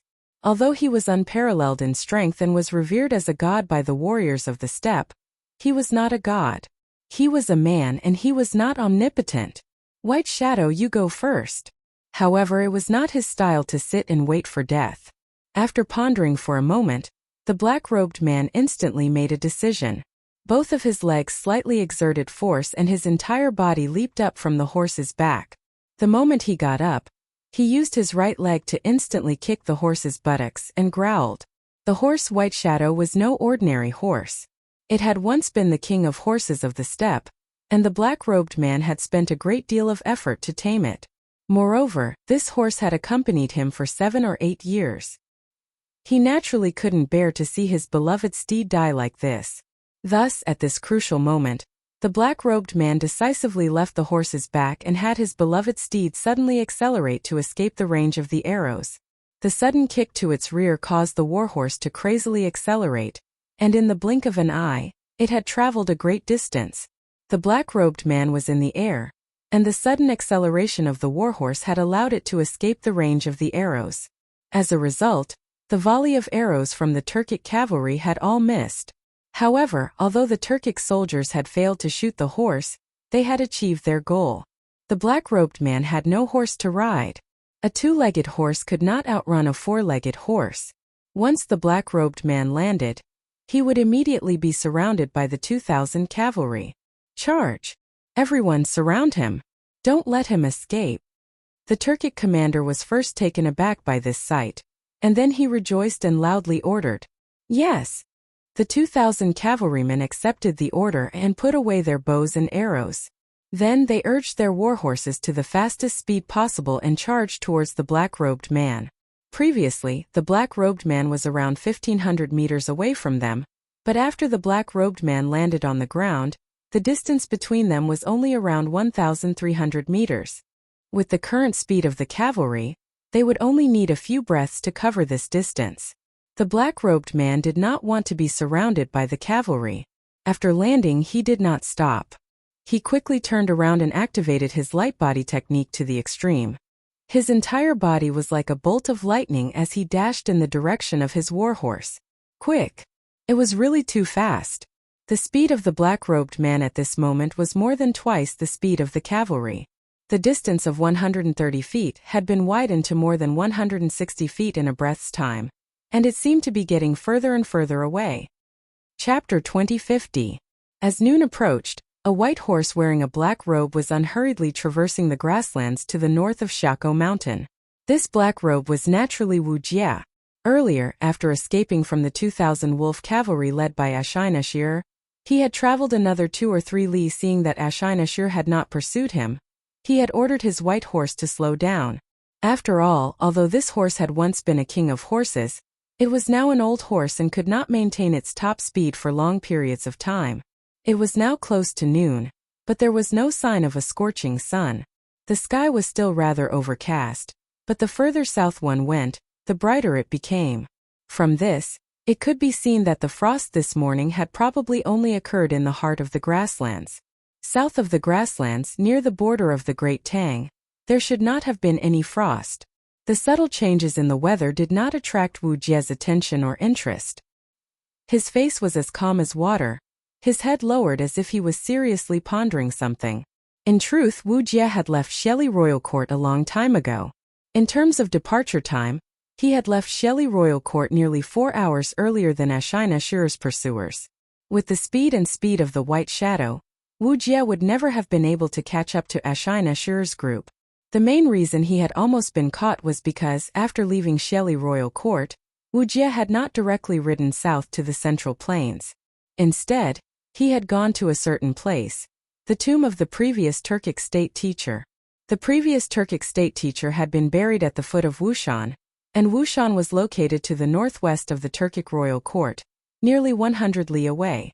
Wu Jie had insisted on going to the tomb of the previous Turkic state teacher, because he felt that this trip to the Central Plains would bring about a massive change in his life. There was a high chance that he would never return to the grasslands again. In his memories, his life had been saved by the previous Turkic state teacher, so before leaving, he naturally wanted to take one last look at the old Turkic state teacher. However, he had not expected that Shelly would send 2,000 wolf cavalry to pursue him. Although Ashinashir had not said who had ordered him to do so, Wu Jie didn't even need to think to know who it was, because in the entire grasslands, there was only one person who could command wolf cavalry, Shelly. In his view, if he had left without saying goodbye, Shelly would at most verbally blame him. No matter what, he would not be so decisive as to send soldiers to pursue him. After all, although he had not been at Shelly's beck and call, he had still done many things for Shelly. At the very least, Shelly's position as Great Khan had been so stable over the years, and this was partly due to his efforts. After going to the tomb of the previous Turkic state teacher in the northwest of the royal court, he had turned back and headed south to the Central Plains. It was precisely because of this detour that Ashinashir had the chance to catch up.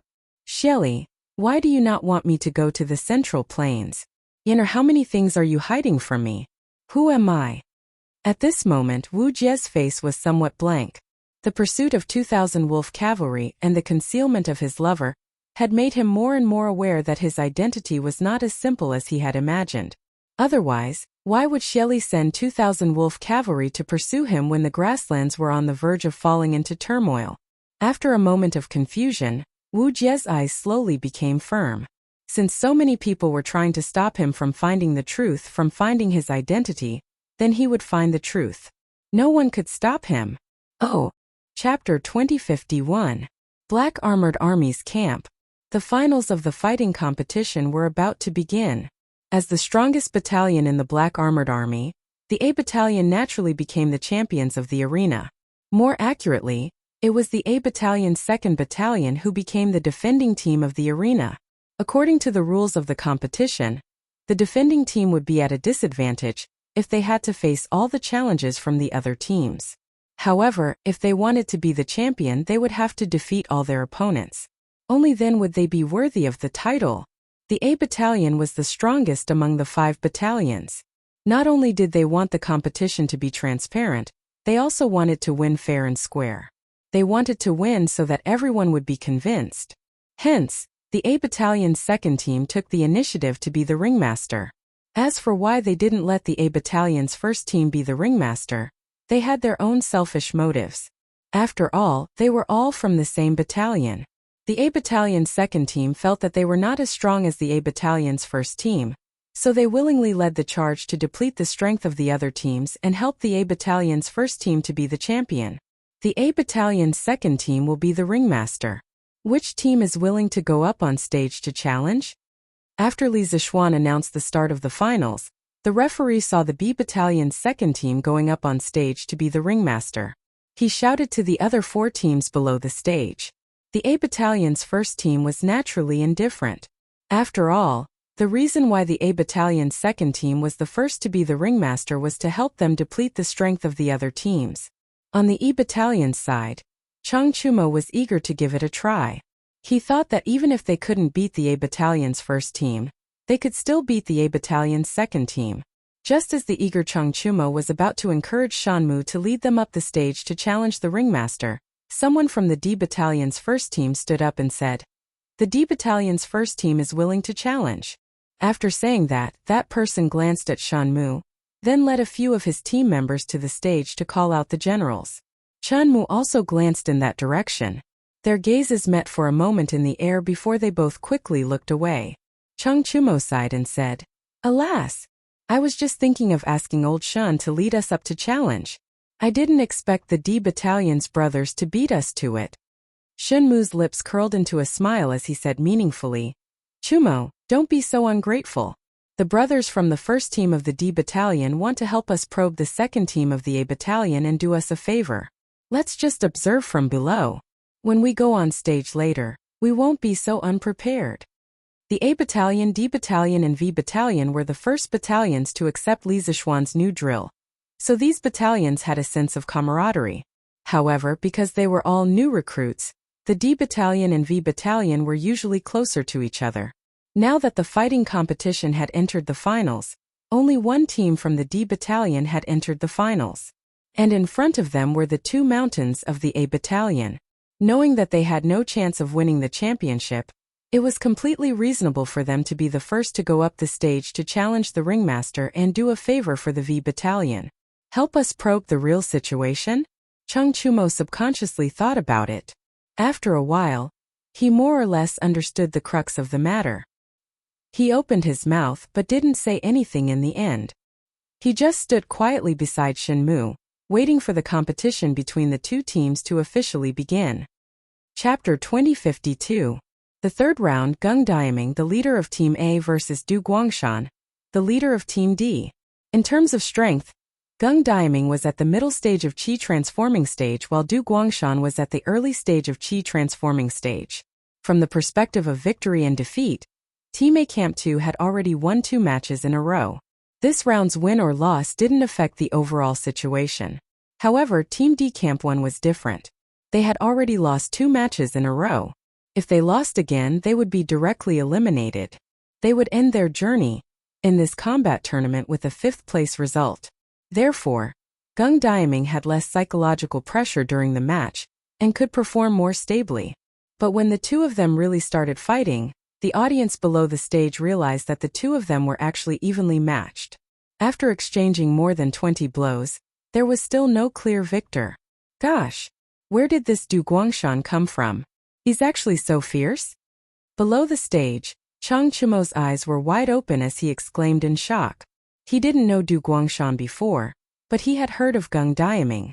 He knew that Geng Diaming was one of the capable generals under Zhang Shigui of Team A, and had already reached the middle stage of Qi transforming stage. He had also been in the army for more than 10 years and was part of the earliest batch of people in the Black Armored Army. He could be said to be a veteran of hundreds of battles. Chang Chumo initially thought that this match would end early like the previous two, but he didn't expect that Du Guangshan wasn't a simple character either. Not only did he not fall into a disadvantageous position during the process of exchanging blows with Geng Diaming even suffered a small loss twice due to carelessness. This Du Guangshan was originally a lieutenant in the Right Martial Marquis Guard. It's said that he trained in external martial arts since young. His fists and legs are as hard as rocks. Moreover, his internal martial arts aren't weak either. It can be said that he cultivates both internal and external martial arts. He's extremely brave on the battlefield and had also achieved many military merits back then. It's not fair. This person loves to drink and alcohol is prohibited in the army. He once messed up matters due to drinking and violated military rules. He was almost beheaded, but General Yuchi cherished talent and personally pleaded for leniency on his behalf. Only then was his life spared. However, he was also demoted from his military position and is no longer in an important position. Shen Mu, who was standing beside Chang Chumo, opened his mouth to explain. This fellow was like an all-knowing man in Jianghu. He actually knew everything about Du Guangshan's background. It had to be said that Shen Mu was really qualified to be the captain of the first team of the Wu Battalion. Before the start of the competition, he had already done a background check on all the potential opponents. Regardless of whether the first team of the Wu Battalion could obtain the first place or not, just Shen Mu's serious attitude was impeccable. So this guy also has external martial arts. No wonder Geng Diaming didn't dare to take his moves head-on. Hearing Shen Mu's words, Chang Chumo's words. At this time he also Yuchi's I remember now. I've heard my father mention this person before. It's almost the same as what elder brother Shen just said. He's of the Martial Guard of. Yuchi Jingda was already conferred the title of the Right Martial Marquis Guard General in the 9th year of Wuda. Du Guangshan was one of Yuchi Jingda's troublemakers. Yuchi Jingda would naturally have a deep impression of him. It's not surprising that Yuchi Baolin had heard about Du Guangshan from his father. Shenmu smiled. Following that, he muttered to himself in a low voice. This round, I'm afraid it won't be easy for Team B. Who knows, they might even be able to turn the tables. Chapter 2053.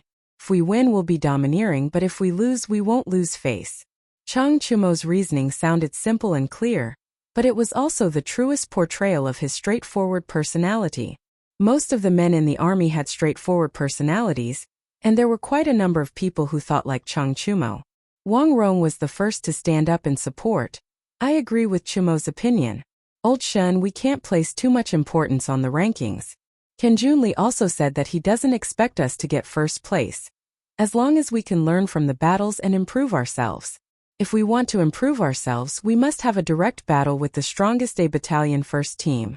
Let the brothers of the second team go up and fight with the A Battalion first team. Even if we win in the end, it won't be glorious. Yuchi Baolin also nodded. Yes. My dad said before. When you're afraid of your opponent before the battle even starts, you've already lost.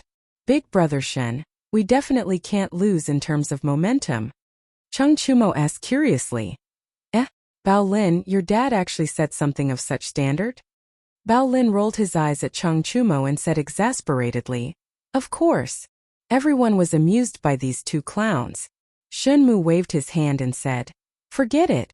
Since you all want to fight in the next round, then I have nothing to stop you. Otherwise, wouldn't I become a villain? In the next round, our team will fight in the arena. First eliminate the A Battalion second team, then fight the A Battalion first team. Let's fight with vigor. In the army, who didn't have some hot-bloodedness? Previously, when Shenmu made such a decision, it wasn't because he was narrow-minded. The main reason was that he had to consider the final ranking of the entire team. He only had so much military power in his hands. As the team leader, every step he took, he had to be meticulous and meticulous. That was why he wanted to let the E Battalion second team go up first, to deplete the A Battalion's strength. But seeing that Chang Chumo and the rest strongly objected to it, and each of their words made sense, Shun Mu's blood was boiling. At this time he could only say, F***K the ranking. They wanted to fight with the A Battalion first team fair and square. If they won they would be domineering, and if they lost they wouldn't lose face. Of course it wasn't that the first team of the E Battalion had no chance of winning. The reason why Shinmu agreed so readily, other than being hot-blooded, was because he believed that the first team of the E Battalion had an advantage over the first team of the A Battalion in some aspects. Firstly, the stamina of the members of Team 1 of the E Battalion was much stronger. In the preliminary round, Team 1 of the E Battalion had defeated Team 4 of the C Battalion with only 3 weaker members. And in the knockout round, Team 1 of the E Battalion was up against Team 1 of the B Battalion. Only Chang Chumo was able to fight for one round before Li Er came and personally declared the loss of all the remaining matches for the B Battalion. Team 1 of the E Battalion was able to take advantage of Chang Chumo and decide the victory with just one round. That was to say, from the preliminary round to the final round, the E Battalion first team only went through 4 rounds of small matches. And in these 4 rounds, the strongest members of their team were conserving their strength and didn't go up for battle. This kind of advantage was something that the A Battalion didn't have. Secondly, although the 5 members of the A Battalion first team were strong, but most of the opponents were veterans who had been in the army for more than 10 years. The veterans did have an absolute advantage in terms of battle experience, but in terms of physical potential and stamina, they definitely couldn't be compared to the youngsters like Chang Chumo, Yuchi Baolin and Wang Rong. In addition to the previous few rounds of matches, when it came to the real battle, as long as Chang Chumo and the rest could hold their ground in the early stages and slow down the pace of the match, they might have a chance to turn the tables. Chapter 2054. First round. Wang Rong, you're up. Make sure to end this quickly. In the first round of the second round of the competition, Shenmu saw that the second team of the A Battalion had sent out Wang Jianting, who was in the early stage of the Qi transforming stage. With a thought, he directly sent out his strongest combat power, Wang Rong. Wang Rong had advanced to the middle stage of Qi transforming many years ago. Although he wasn't as young and strong as Chang Chumo and Yuchi Baolin, he had the advantage in terms of pure Qi and battle experience. Relying on the difference in cultivation level and battle experience, Shenmu believed that Wang Rong would be able to end the first round quickly. In addition, Team E would be facing their strongest opponent soon, Team A of the 1st Battalion. Making use of this small match with almost no suspense, it would be a good way for Wang Rong to warm up. After all, Shenmu didn't send Wang Rong on stage in the previous 2 matches in order to let him conserve his energy. After resting for so long, my hands are already itching. Younger brother Shen, just watch. Hearing that Shenmu wanted him to be the first to go on stage, Wang Rong couldn't help but laugh. He rubbed his sandbag-sized fist and said to Shenmu, then walked impatiently to the center of the stage and stood in front of Wang Jianting. Team E of the 1st Battalion first round. Team A of the 1st Battalion, Wang Jianting against Team E of the 1st Battalion, Wang Rong. Match start. Following the referee's shout, the match officially started. Speaking of which, this Wang Jianting was the only member of Team A of the 2nd Battalion who didn't go on stage in the previous match. As there wasn't much rest between each round, Wang Jianting should be the member with the best physical condition in Team A of the 2nd Battalion. Just that his personal ability was a far cry from Wang Rong's. Not only was Wang Rong's cultivation level much higher than Wang Jianting's, due to his daily training, his physical fitness was also better than Wang Jianting's. Hence, when the two of them started fighting, facing Wang Rong's ferocious attacks, Wang Jianting was already unable to withstand it. After 5 moves, Wang Jianting was already showing signs of defeat. This was also when Wang Rong intentionally held back some of his strength. Otherwise, according to Shenmu's intention of ending the match quickly, he would have seriously injured Wang Jianting in those 5 moves. Wang Rong's moves became more and more urgent, faster and faster. Wang Jianting could only retreat while desperately blocking. Finally, he could no longer retreat because he had already retreated to the edge of the stage. At this moment, Wang Rong's fierce and domineering punch came whistling over. Wang Jianting, who was already panting from exhaustion, didn't want to receive Wang Rong's punch, so he directly jumped off the stage. When he landed, he said, "I admit defeat." Wang Rong cupped his fists and said, "Thank you for letting me win." Wang Rong is victorious in the first round of the battle. The referee immediately announced the result, and the Wu battalion naturally let out a burst of enthusiastic cheers. Soon, the second round of the competition was about to begin. In this round, Team 1 of the Wu battalion wanted to send out a person first. Shen Mu pondered for a moment and said, "Xiao Ming, you go up for this round. The opponent is very likely to send out Wu Hao this time. You try to be like Wang Rong and end the match quickly." Wu Hao was the second strongest member of Team 1 of the 1st Battalion, an expert of the intermediate stage of the Qi transforming stage. In the last round of the competition, he used only 10 moves to defeat Xian Wanlu of Team 1 of the D Battalion. Other than Wang Jianting, who had just lost, Wu Hao was the member of Team 2 of the A Battalion who used the least physical strength. Hence, Shen Mu thought that if Team 2 of the A Battalion wanted to win this round, it was very likely that they would send out Wu Hao. Chapter 2055. We've won 2 matches in a row, and we've defeated the 2 strongest members of the battalion. Among the remaining 3, although their martial arts aren't bad, especially their leader Geng Diaming, but these 3 people have suffered great losses in the last round of the competition. Therefore, in this third round we still have a good chance of winning. Near the back of the stage, Shen Mu first patted Xiao Ming, who had just won the previous round, and then said to Chang Chumo and the rest. Chang Chumo excitedly waved his fist, then patted his chest and laughed. Since it is like this, old Shen, let me go up for the next round. My hands are itching from watching from the back. Quickly let me go up for a round, I guarantee that I will win. Wang Rong couldn't help but ridicule. Hey, Chuemo, you've just fought with Yuan Deshang of the 2nd Battalion. If you go up next, can you handle it? We still have to fight the A Battalion first team later. Chang Chumo couldn't stand people looking down on him in terms of martial arts. Hearing this, he raised his chin and said with dissatisfaction, "Old Wang, are you looking down on me? Just like the previous round with Yuan Deshang, with my physical strength I can fight 10 rounds in a day without a problem. I am the same as Bao Lin, still young and have good physical strength. Unlike you, old Wang, who is old and will start to pant after 2 rounds. Hey, aren't you afraid of biting your tongue when you talk big?" Wang Rong was just casually making fun of Chang Chumo, but he didn't think that Chang Chumo didn't know the concept of respecting the old and cherishing the young, and actually used this as an opening to make fun of him. Wang Rong didn't know whether to laugh or cry. Of course, he wouldn't get angry with Chang Chumo just because of a few words. They were all brothers in the same battalion and would see each other frequently. After so many days of getting along, they were already very familiar with each other. This kind of joke was no longer harmful to the big picture. Third round, who from the A Battalion 2nd team will fight? At this moment, the referee walked in front of the 5 members of the 2nd team of the 1st Battalion and asked. As the leader of the 2nd platoon of the battalion, Geng Diaming couldn't help but frown at this moment.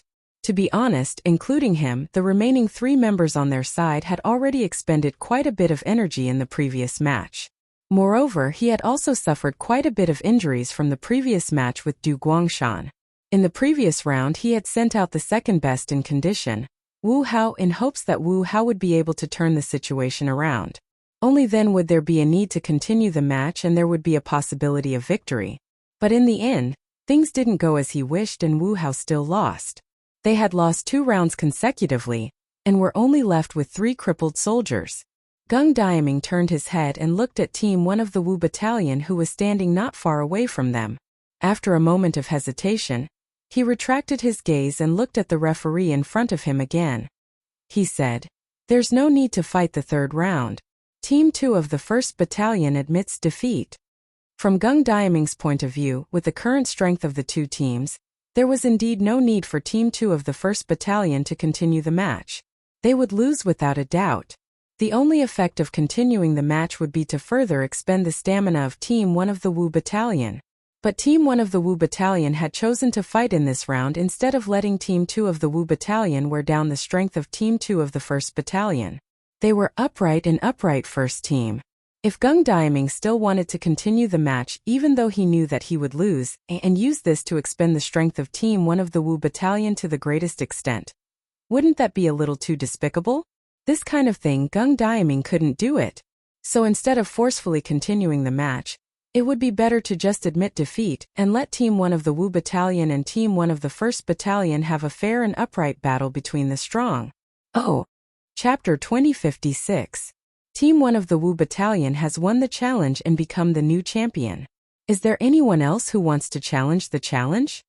In the Black Armored Army's camp on the stage, the referee turned around and called out to the people below the stage after he had confirmed the results. With Team 2 of the 1st Battalion admitting defeat, Team 1 of the Wu Battalion finally became the new champion and successfully entered the top 3. At this moment, only Team 1 of the 1st Battalion, Team 1 of the Wu Battalion, and Team 1 of the Wu Battalion were left. This result was very acceptable to the Wu Battalion. If this was before the start of the competition, who would have thought that the Wu Battalion, which was the weakest on the surface, would actually have two teams that could laugh till the end? Of course, this on the surface was only the original impression left by the Black Armored Army during the competition between the 5 battalions when the Black Armored Army was first expanded. At that time, the Wu Battalion was ranked last not because the soldiers in the Wu Battalion weren't strong enough. It was because they didn't know each other at that time, and thus couldn't cooperate in the competition. It wasn't because they were weak. In fact, the soldiers in the Black Armored Army, no matter if they were new recruits or old veterans, were all selected carefully. It could be said that there were no weak soldiers in the Black Armored Army. As long as the training method was suitable and there was a rope twister who had enough prestige, every battalion in the Black Armored Army could become a powerful force. The current Wu Battalion was a living example. Hey! Team 1 of the 1st Battalion is willing to challenge the challenge. As expected by Shun Mu and the others, as soon as the referee finished speaking, a man with a white face, black beard, medium build, and about 30 to 40 years old led 4 soldiers out of the crowd. As he shouted loudly, he directly leaped up and leaped onto the general appointment platform. Team 1 of the 1st Battalion. This was the strongest on the surface Team 1 of the 1st Battalion in the Black Armored Army. From the preliminary round to the final round, the Black Armored Army Team 1 had never tasted defeat. They were the hottest contenders for the title of champion of this year's fighting competition. That was why the Black Armored Army Team 1 had never tasted defeat since the start of the competition. Team 1 of the 1st Battalion Team Leader Di Zhangsun, a Qi transforming stage expert. Like Field Officer Zhang of the 1st Battalion, he is also a senior figure in the Black Armored Army. He has been through hundreds of battles and his strength is extremely terrifying. The few of us can't win against him. Whoever meets him later, just admit defeat. But I heard that in all the previous matches, Zhai Zhangsun didn't fight. On the side of the first team of the 5th Battalion, Shin Mu began to explain to the few people beside him when he saw the 5 members of the 1st Battalion of the 1st Battalion enter the arena. Chang Chumo's little face darkened, and he couldn't help but complain. Why is he on the stage? Isn't this bullying? Team 1 of the Wu Battalion won the challenge and became the new champion. Is there any other team who wants to challenge the challenge? In the Black Armored Army's camp on the stage, the referee turned around and called out to the people below the stage after he had confirmed the results. After the second team of the A Battalion admitted defeat, the first team of the E Battalion finally became the new champion and successfully entered the top 3. At this time, only the first team of the A Battalion and the second team of the E Battalion were left.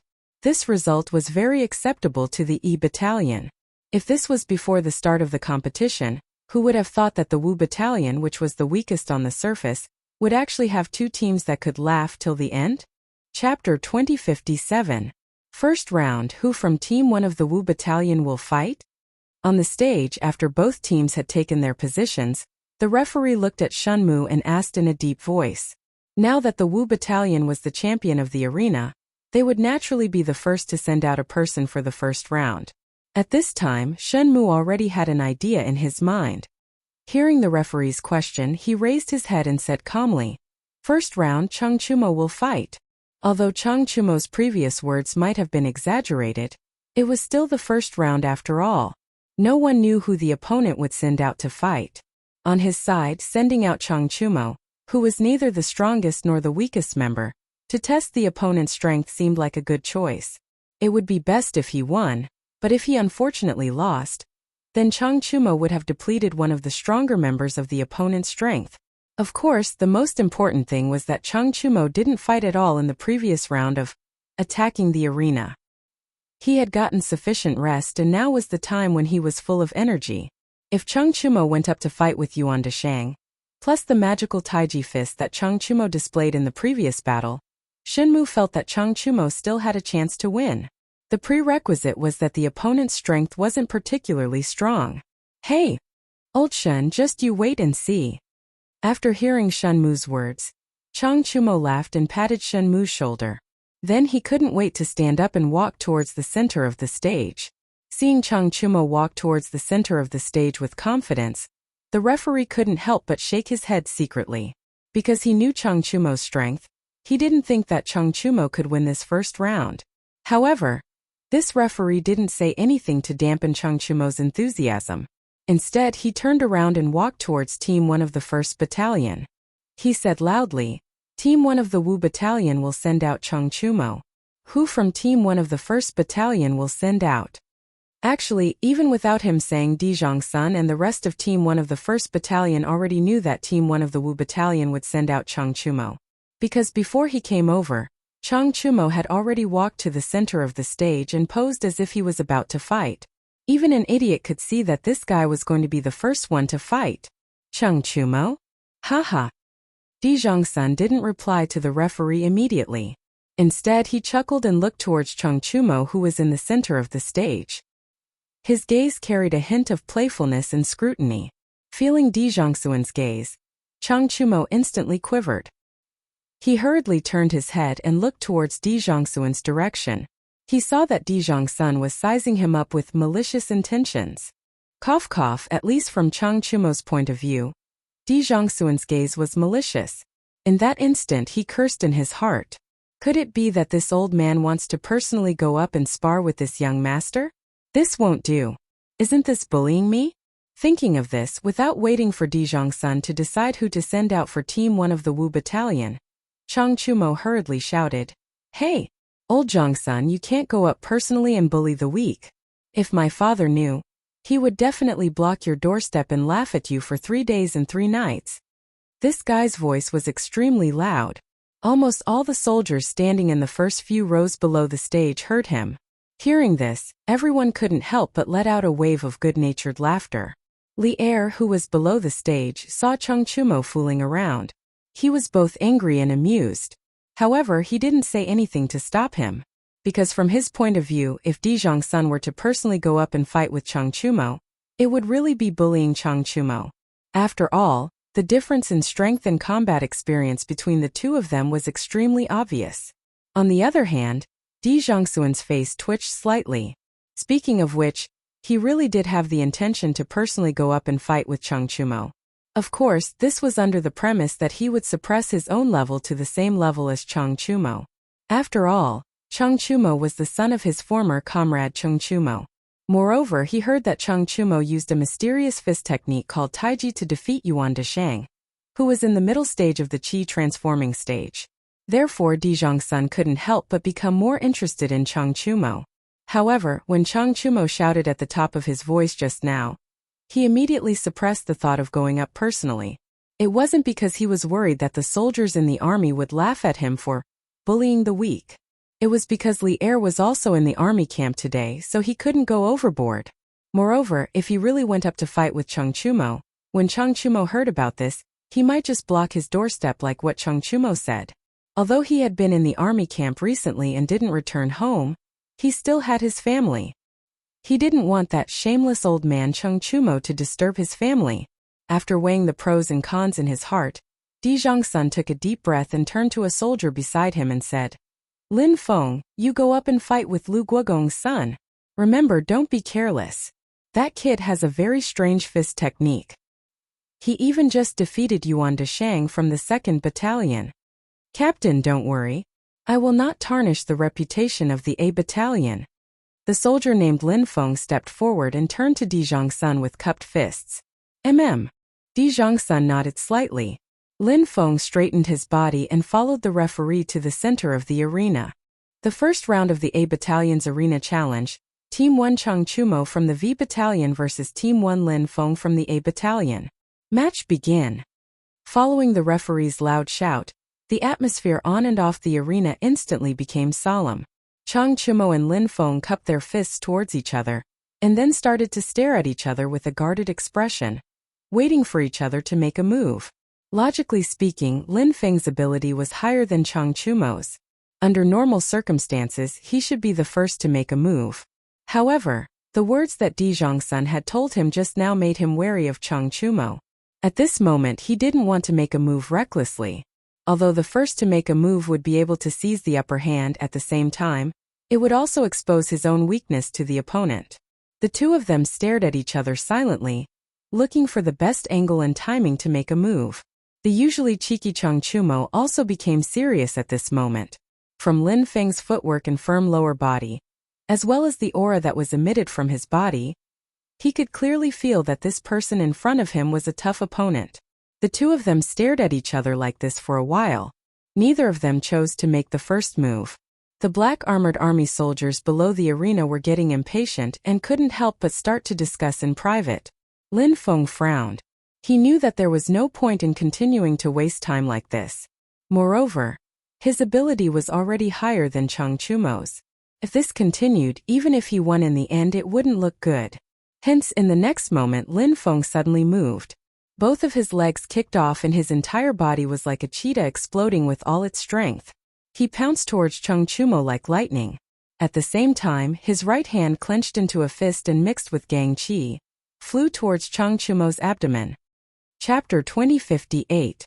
Fast. Lin Feng's speed was too fast. Chang Chumo only saw a blur in front of his eyes, and then he felt a strong gust of wind coming towards him. Dodge? Chang Chumo shook his head, and the first thing he did was to nip this idea in the bud. If he had to dodge the first move, how embarrassing would that be? Whether or not he could win, he would only know after trying. And to him, the Lin Feng in front of him was not so strong that he could not defeat him. In a split second, Chang Chumo quickly made a decision. He roared loudly, and his eyes were wide open in anger. If it wasn't for the military armor he was wearing, one could even see that the veins on his arms were popping out. Facing Lin Feng's violent and overbearing punch, Chang Chumo gathered all the qi in his body into his right arm, and then his sandbag-sized fist fiercely collided with Lin Feng's right fist. Bang! The collision of the two bodies of flesh and blood actually produced a huge muffled sound at this moment. This was a pure collision of strength. Chang Chumo and Lin Feng were both sent flying by the huge rebounding force of the fist. Lin Feng retreated 7 to 8 steps before stabilizing his body, while Chang Chumo retreated 10 steps. Obviously, in terms of strength, Chang Chumo was a notch weaker. But for him to only retreat 2 to 3 steps in a head-on collision with Lin Feng was already not easy. This was also because he had a strong foundation in martial arts, and his strength was greater than ordinary people from a young age. Otherwise, he would not have been able to receive Lin Feng's punch head-on. Heh! As expected of the first team of the 1st Battalion, you are indeed strong. The strong opponent did not make Chang Chumo feel fear. On the contrary, it aroused his bloodlust. His eyes lit up, flashing with eagerness, and then he looked at Lin Feng opposite him and said, "As the son of General Cheng, you are not weak either." Lin Feng frowned. He probably did not expect that Chang Chumo, who was only at the initial stage of qi refining, would have such great strength. After replying Chang Chumo indifferently, he kicked off with both feet and actually took the initiative to attack Chang Chumo again. After the test just now, although Chang Chumo's true strength was slightly out of his expectations, he still felt that everything was within his control. He believed that as long as he could deal with it calmly and steadily, he would be able to win. This time Lin Feng's attack speed was as fast as before. On the other side, Chang Chumo was not to be outdone, and the two of them very quickly collided again. This time Lin Feng did not use his fists to meet Chang Chumo's fists head-on like before. Previously he did that to test Chang Chumo's ability, but now he only had one goal in mind, and that was to defeat his opponent. Pung pung pung.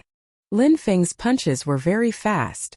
Both his fists were swinging at lightning speed, and his punches were as dense as raindrops, greeting Chang Chumo's chest, face, nose, stomach, and other body parts like lightning. Facing such a fast punching speed, Chang Chumo had no time to counterattack. He could only try his best to use his own fists and arms to block. The fists collided, and the stage once again emitted a series of pung-pung-pung sounds.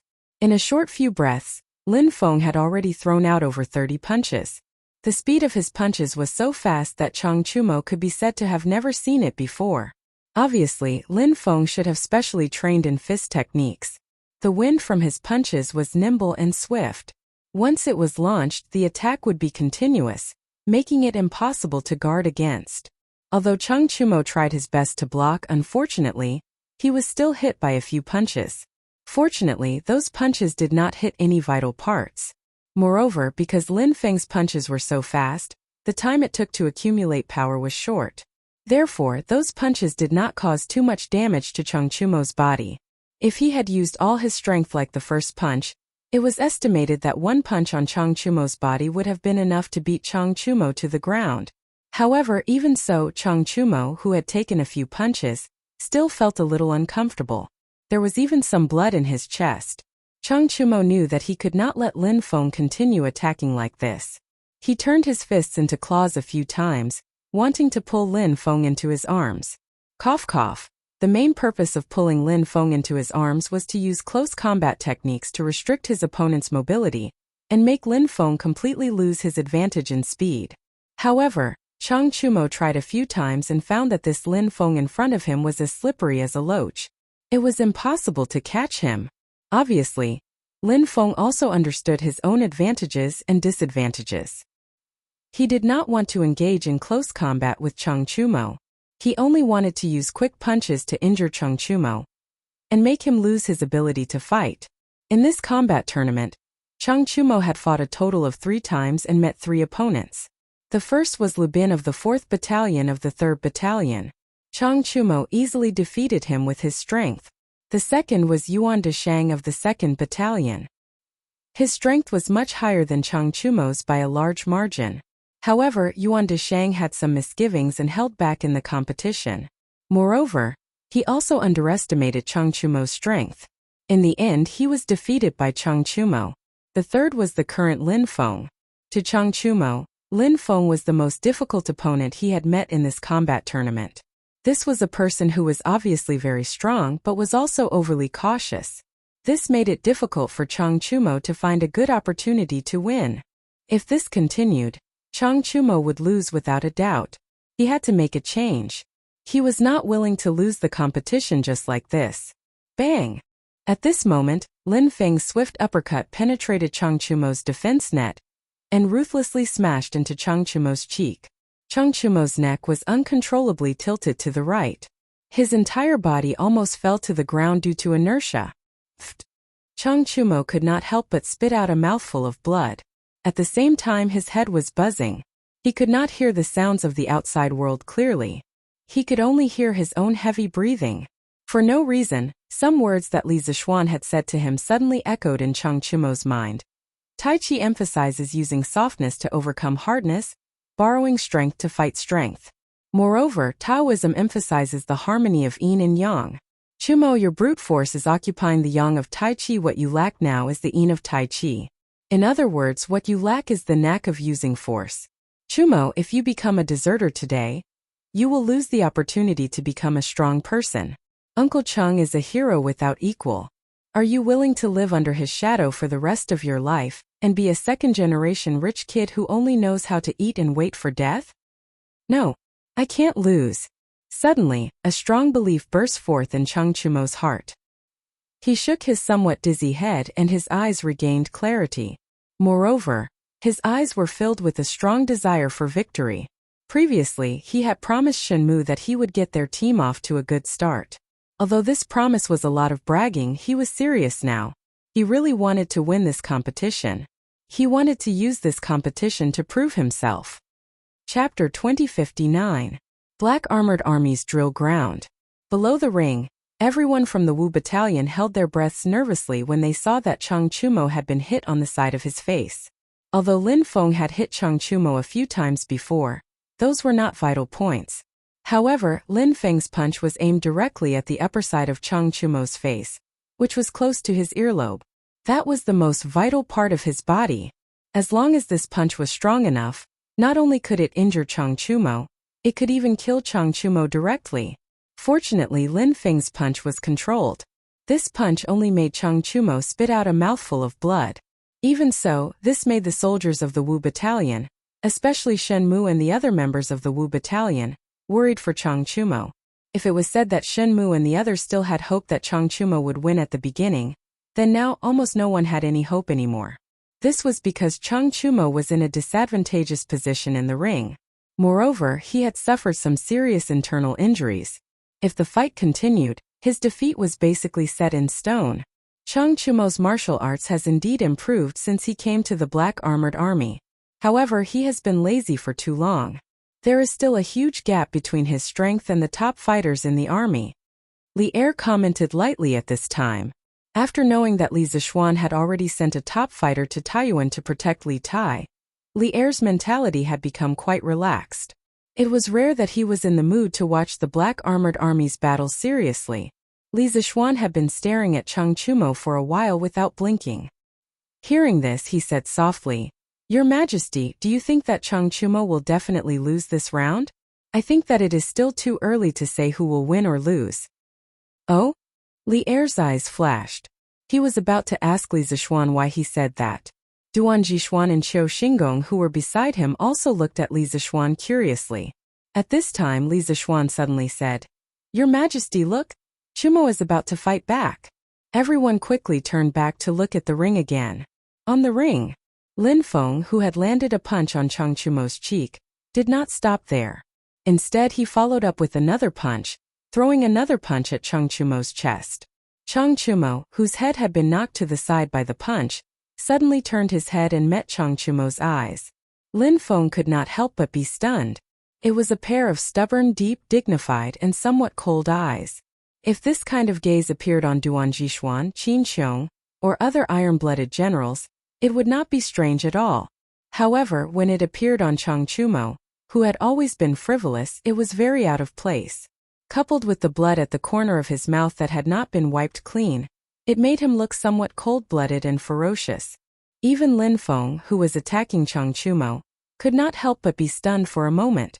Lin Feng was stunned, but Chang Chumo would not be stunned. In a flash, he directly took advantage of the situation. Lin Feng's reaction was also very fast. He immediately regained his senses and hurriedly wanted to retreat. This was because, from the beginning to the end, he did not want to fight Chang Chumo in close combat. However, that slight moment of distraction still affected Lin Feng's speed. As he retreated, Chang Chumo stretched out his left hand like lightning and directly wrapped it around Lin Feng's right fist, which had not been retracted in time. At the same time, he poured more than half of his body's qi into his left arm. His left hand was like an iron clamp, firmly clamping down on Lin Feng's right fist. Lin Feng frowned and secretly cursed. This was because, once Chang Chumo dragged him in front of him and engaged in close combat, his advantage in speed would be gone. Therefore, Lin Feng hurriedly circulated his qi and quickly retreated. He desperately wanted to break free from Chang Chumo's grip. At the same time, he also swung his left fist and smashed it toward Chang Chumo's chest. One attack and one defense, using attack as defense. This transformation and coordination between attack and defense fully demonstrated Lin Feng's rich combat experience. However, this time his previous experience seemed to have been used in the wrong place. Lin Feng saw Chang Chumo's mouth curl into a sneer. Then, Chang Chumo actually turned a blind eye to Lin Feng's left fist. Chapter 2060. This sudden unforeseen event in the ring made everyone's heart tremble. Just a moment ago, almost everyone thought that the outcome was already decided and Chang Chumo would lose without a doubt. But in the next moment, Lin Feng was actually pushed to the edge of the ring by Chang Chumo, almost being pushed out of the ring directly. Fortunately, Lin Feng reacted quickly and used all his strength to stop the car in time, or else he would be the first contestant in this combat tournament to be pushed out of the ring and be defeated. Li Eru's eyes narrowed as he stared fixedly at the ring. His eyes revealed a different kind of expression. Shen Mu and the other members of the E Battalion all widened their eyes, their faces filled with shock and surprise. They did not think that Cheng Chumo, who was at a disadvantage, could suddenly reverse the situation, and even almost win. But in the next moment, the surprise on their faces instantly turned into anxiety, because on the ring Lin Feng steadied himself and waved his left fist, launching a counterattack towards Cheng Chumo. Lin Feng, who had steadied himself, was finally able to mobilize most of the qi in his body to attack, so this punch of his was not only fast, it was also ferocious. The huge fist was mixed with violent qi, whistling towards Cheng Chumo's right lower abdomen. This location was easy to hurt and injure but not easy to kill. Previously, when Cheng Chumo was pushing Lin Feng back, he could use his body to take Lin Feng's punch, but now Lin Feng's punch was concentrated with 90% of his strength. Cheng Chumo absolutely did not dare to use his body to take it head-on. If this punch landed solidly on his abdomen, not only would he be sent flying, he would also be severely injured. Facing this ferocious and overbearing punch, Cheng Chumo first retreated slightly, then extended his right hand forward to meet Lin Feng's left fist. It was as if he already knew that Lin Feng would retaliate with a punch. He even knew the timing, angle, position, and strength of the punch. Then he accurately reached out his right hand and wrapped it around Lin Feng's left fist. Following the direction of Lin Feng's left fist, he guided Lin Feng's left fist to attack his lower right abdomen. Therefore, Cheng Chumo's action of reaching out his hand was the most appropriate word to describe it as welcoming. It was as if he was welcoming a friend who had come from afar into his house, afraid that the other party did not know the way. This was the borrowing force of Tai Chi at the same time. It was also Cheng Chumo's move, inviting you into the trap. At the same time, Cheng Chumo turned his body slightly so that Lin Feng's punch would not hit him. Of course, throughout the whole process, his left hand was firmly clamped on Lin Feng's right fist. Seeing that his left hand was about to fall into Cheng Chumo's evil claws, Lin Feng could not help but be shocked. He quickly pulled his hand back, but this time he learned, and did not use too much strength to pull back. After all, he was almost pushed out of the ring by Cheng Chumo when he tried to pull back with all his strength. Feeling that Lin Feng did not use too much strength to pull back, Cheng Chumo did not choose to borrow force to push Lin Feng out of the ring like last time. Instead, he quickly released Lin Feng's left and right sides, then turned his palm into a fist and attacked Lin Feng's chest. At this time, Lin Feng's right hand was clamped by Cheng Chumo, and his left hand was in the process of retreating. Facing Cheng Chumo's attack, he did not have the ability and time to defend, borrowing force to dodge, turning defense into offense. It had to be said that Cheng Chumo's timing was indeed perfect. This set of combination punches was also very ingenious. With a bang, Cheng Chumo's punch landed solidly on Lin Feng's chest. Lin Feng only felt pain in his chest, and then there was a sweet taste in his throat.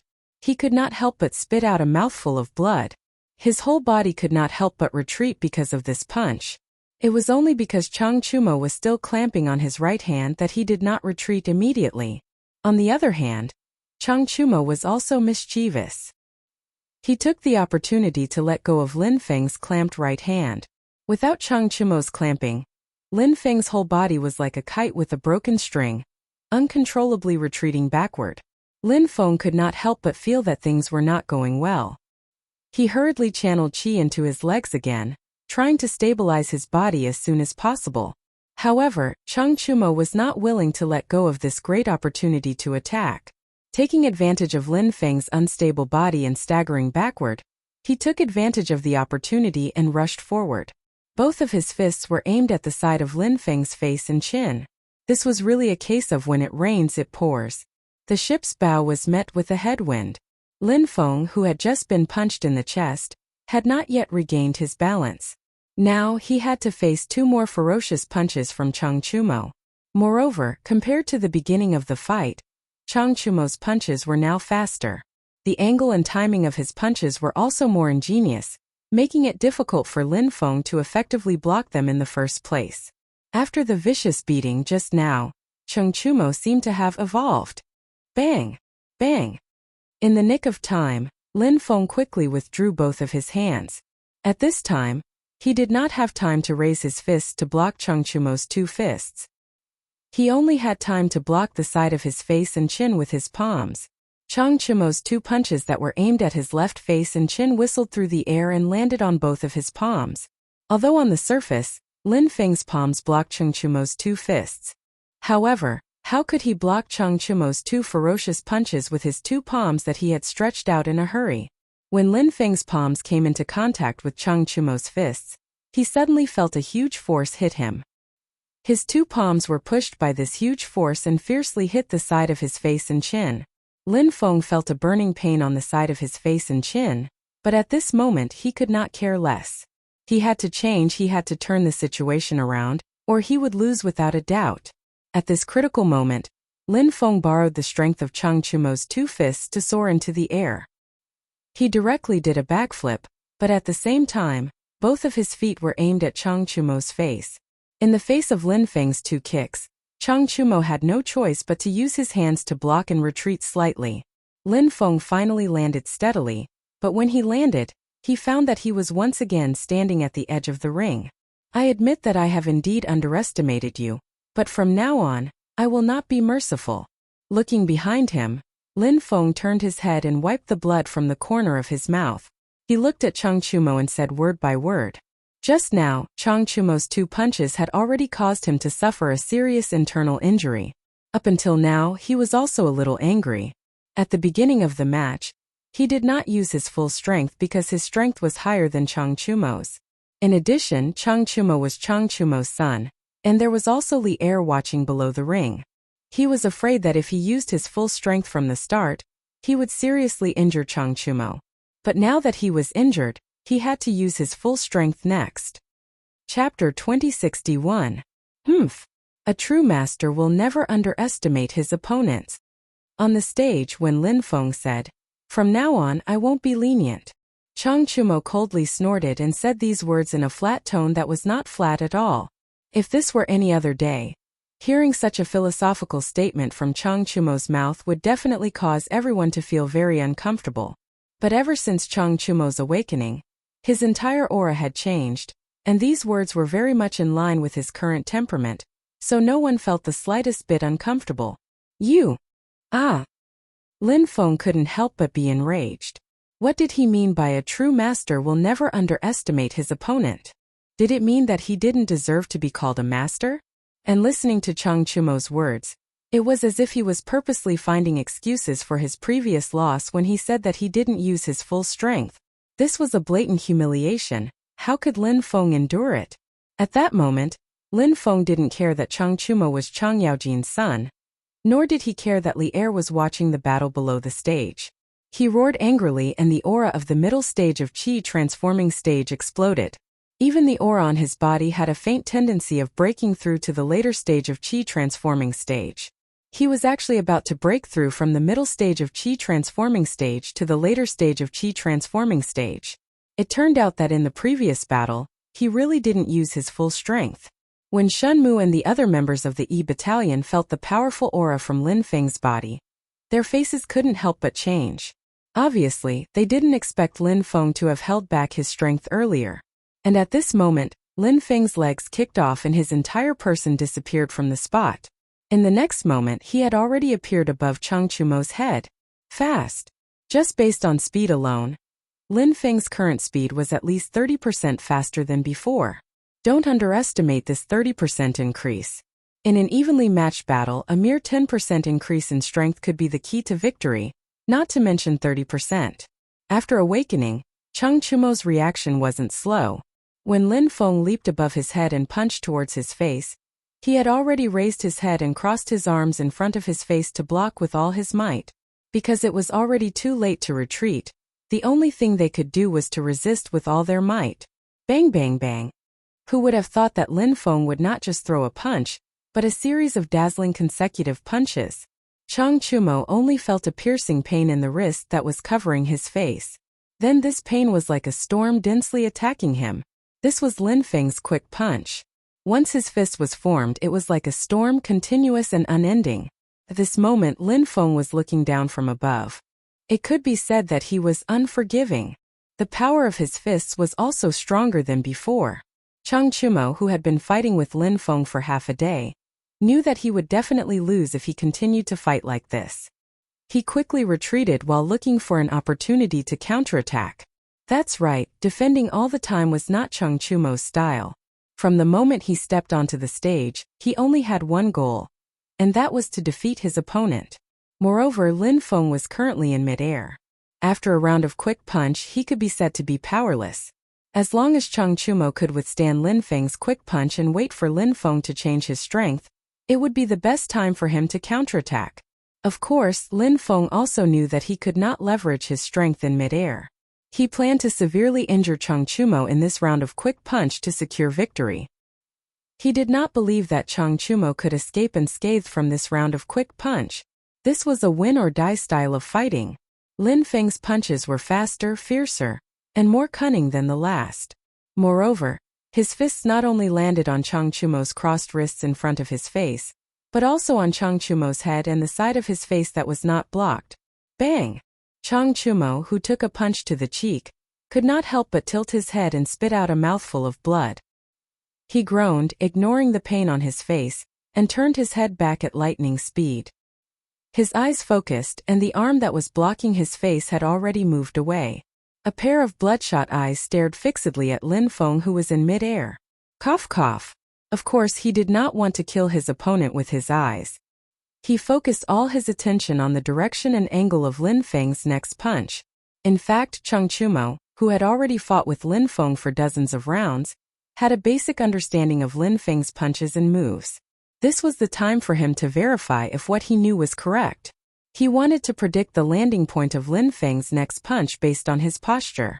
Chang Chumo had more or less heard of the 9 strategies beyond the swords that Li Zixuan had taught to Du Guexan. The reason why the 9 strategies beyond the swords was so powerful was not only because of its indomitable will and its lack of defense, but also because of its ability to take advantage of the opponent's opportunity. The moment the opponent made a move, you could predict the angle of attack and where the opponent would attack. You would then have ample time to attack the opponent's exposed flaws in the move, and in the end, you would naturally be invincible. After the first punch landed on Chang Chumo's cheek, Lin Feng did not stop. His other fist went straight for Chang Chumo's face. However, at this moment in Chang Chumo's eyes, Lin Feng's punch seemed to have slowed down. He could clearly see every movement of Lin Feng's punch. He could even see the wrinkles on Lin Feng's sleeves as his arms moved. Just when Lin Feng's right fist was less than 3 inches away, Chang Chumo made his move. He concentrated all the chi in his body on his right arm and reached out his left hand at lightning speed. It was unknown whether it was a coincidence or due to Chang Chumo's ingenious calculation, but his left hand and Lin Feng's right fist unexpectedly met in midair. Lin Feng was slightly taken aback. He had a bad feeling about this. Just as he was about to withdraw his hand, he suddenly felt a huge pulling force coming from his right fist. In addition, he was throwing a punch forward at this time.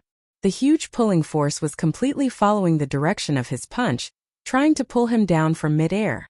Under the combined force of the two forces, Lin Feng, who was in midair, was suddenly pulled down effortlessly from midair like a weightless kite. Based on the way he was falling, Lin Feng would land face first on the ground. If that happened, he would definitely suffer serious injuries. Bang! Just as he was about to hit the ground, Lin Feng gritted his teeth and quickly stretched out his left hand to support himself on the ground. Of course, with his entire body falling at such a fast speed, it was impossible for one hand to support his entire body. If he forced himself to support himself, his wrist might be broken by the huge downward momentum. He only wanted to use his left hand to support himself on the ground for a moment to cushion his fall, so that he wouldn't hit the ground so hard. Just as Lin Feng was about to hit the ground, Chang Chumo also let go of his hand and took 2 steps back. He then watched as Lin Feng landed on the ground, rolled and quickly stood up again. Chang Chumo did not take advantage of the moment when Lin Feng landed to attack. This was because Lin Feng was not Yuan Dashang. When dealing with Yuan Dashang, Chang Chumo could do whatever he wanted. However, Lin Feng was a person who acted according to the rules. He could not disregard martial arts ethics. Good movement. Chang Chumo could not help but praise when he saw Lin Feng quickly stand up and get into a defensive posture after falling to the ground. Humph. Don't be so happy too early. Chang Chumo praised from the bottom of his heart. He was not being sarcastic. However, Lin Feng had just said some harsh words. Now that he was in such a sorry state, Chang Chumo felt a little embarrassed. He could not help but let out a cold snort. Then he pushed off with both feet, and took advantage of the situation to launch another attack on Chang Chumo. This time Lin Feng did not dare to launch an aerial battle. He only dared to attack from the ground. The scene from the very beginning of the match was finally happening again. Lin Feng swung his fists rapidly. His punches were as dense as raindrops. They were like lightning greeting Chang Chumo's chest, face, nose, stomach, and other parts of his body. Fast. This was Lin Feng's fast punches. At the beginning of the match, Lin Feng had used a round of fast punches to beat Chang Chumo until he could not catch his breath. Now Lin Feng's strength was fully unleashed. His punches were faster and more ferocious than before. However, the current Chang Chumo could not be compared to before. After experiencing the violent beating from before, he knew Lin Feng's punches like the back of his hand. In addition, he had just successfully predicted the direction of Lin Feng's punches, and accurately pulled Lin Feng down from the air. This greatly increased his confidence in his prediction. At this moment, although Lin Feng's punches were actually faster than before, in Chang Chumo's eyes, they were slower than before. This was because he had already seen through Lin Feng's punches. Lin Feng punched like lightning. Chang Chumo stretched out his palm like lightning. Every time his palm landed, it was just slightly above Lin Feng's punches. Every time Lin Feng punched out, Chang Chumo accurately caught his wrist. Under the guidance of Chang Chumo's palm, Lin Feng's punches became soft and powerless. Chang Chumo was actually neutralizing the strength of Lin Feng's punches, borrowing strength to fight strength, turning strength into formlessness. This was Tai Chi. In the past, Li Zixuan had told Chang Chumo that his brute force occupied the yang of Tai Chi. What he lacked was the yin of Tai Chi. In other words, this was the trick of using strength. Now that Chang Chumo had grasped the trick of using strength, he could borrow strength at any time, anywhere, borrow strength to fight strength, and turn strength into formlessness. The audience below the stage was stunned. Li Er could not hide the shock on his face. Chang Chumo was able to neutralize Lin Feng's punches invisibly. Of course, he knew that Chang Chumo was using Tai Chi. Li Er knew a little about Tai Chi, not to mention that Li Zixuan had taught Tai Chi to all the teachers and students during the military training at Yanhuang College. Even in the harem, Empress Zhongsun and Chang'e often practiced Tai Chi to strengthen their bodies. But wasn't Tai Chi supposed to be slow? How did Chang Chumo achieve this series of rapid Tai Chi moves? In contrast to Li Er's shock, Li Zixuan nodded his head in satisfaction. This kid was finally enlightened. If Chang Yaojin could see this scene, he would no longer have to worry about the lack of a successor for the Chang family. On the stage, Lin Feng was unusually sullen. He knew that every punch he threw was very strong, but every punch felt like it was hitting cotton. Moreover, Chang Chumo seemed to have seen through his punches. His rapid succession of punches could no longer land on Chang Chumo. In the blink of an eye, Lin Feng had already thrown out more than 40 punches, but none of them landed on Chang Chumo. While he felt that the qi in his body was running out, he also felt mentally tired. Anyone who threw more than 40 punches without landing a hit would feel mentally tired. At this moment, Chang Chumo grabbed Lin Feng's fist before he could retract it. Then he bent his body and threw him over his shoulder. Lin Feng, who was running out of qi, was shocked. However, he did not have time to react. He was thrown over the shoulder by Chang Chumo and fell to the ground. The sharp pain from his butt and back made it difficult for him to stand up for a while. I admit defeat. Even though he was very unwilling, Lin Feng began to open his mouth to admit defeat. 1st Battalion first round. 5th Battalion First Battalion. Chang Chumo wins. The referee was slightly stunned. After he recovered, he immediately announced, "Oh, he won. Damn, Chumo actually won." As soon as the referee's voice fell, Shen Mu and the others who were at the corner of the stage couldn't help but cheer. They went up and surrounded Chang Chumo in the middle, and hugged him tightly. The cheers quickly spread to the audience below the stage. The soldiers of the Wu Battalion all shouted at the top of their lungs. Chang Chumo defeated the strong with the weak. This battle was simply too beautiful. Chang Chumo patted his teammates' shoulders one by one. Then he turned his head and looked at Li Zixuan, who was below the stage. Seeing the latter looking at him with a smile, Chang Chumo's lips moved slightly. Using a voice that only he could hear, he said, "Thank you, little Xian." After this fight, he seemed to have awakened, and seemed to have matured. Chapter 2062. Captain. Brothers, I'm sorry.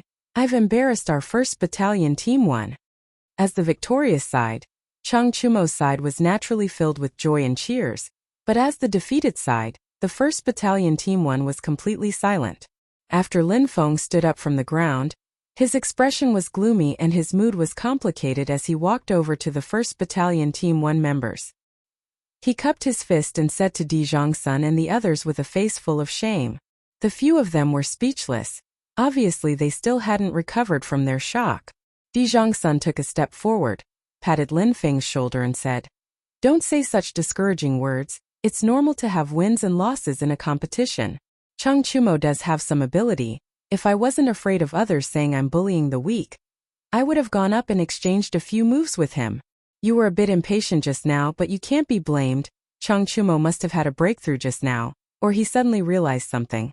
Di Zhongsun was worthy of being a veteran, who had been in the army for many years and had rich battle experience. He could see the changes in Chang Chumo at a glance, and he was also quite interested in the magical method of neutralizing strength that Chang Chumo displayed just now. If it wasn't for the fact that the situation didn't allow it, he really wanted to bring Chang Chumo up to the stage and fight him personally. Hearing Di Zhongsun's high evaluation of Chang Chumo, Lin Feng felt a bit better in his heart.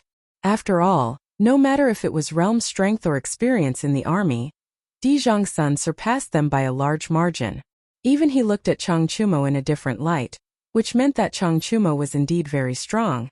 And at the same time, it also meant that Lin Feng's loss just now wasn't unjust. Borrowing strength and neutralizing strength, turning defeat into victory. This kid from the Chung family has really been enlightened. I have a whole new level of respect for him. Below the stage, Li Er also came back to his senses at this time, looking at Chang Chumo, who was surrounded by people on the stage, and said with a face full of emotion. After sighing, he turned his head and looked at Li Zishuan, and couldn't help but say, "You really got it right, brat. Could it be that you already knew that Chang Chumo could defeat Lin Feng?" Li Zishuan turned around and cupped his hands.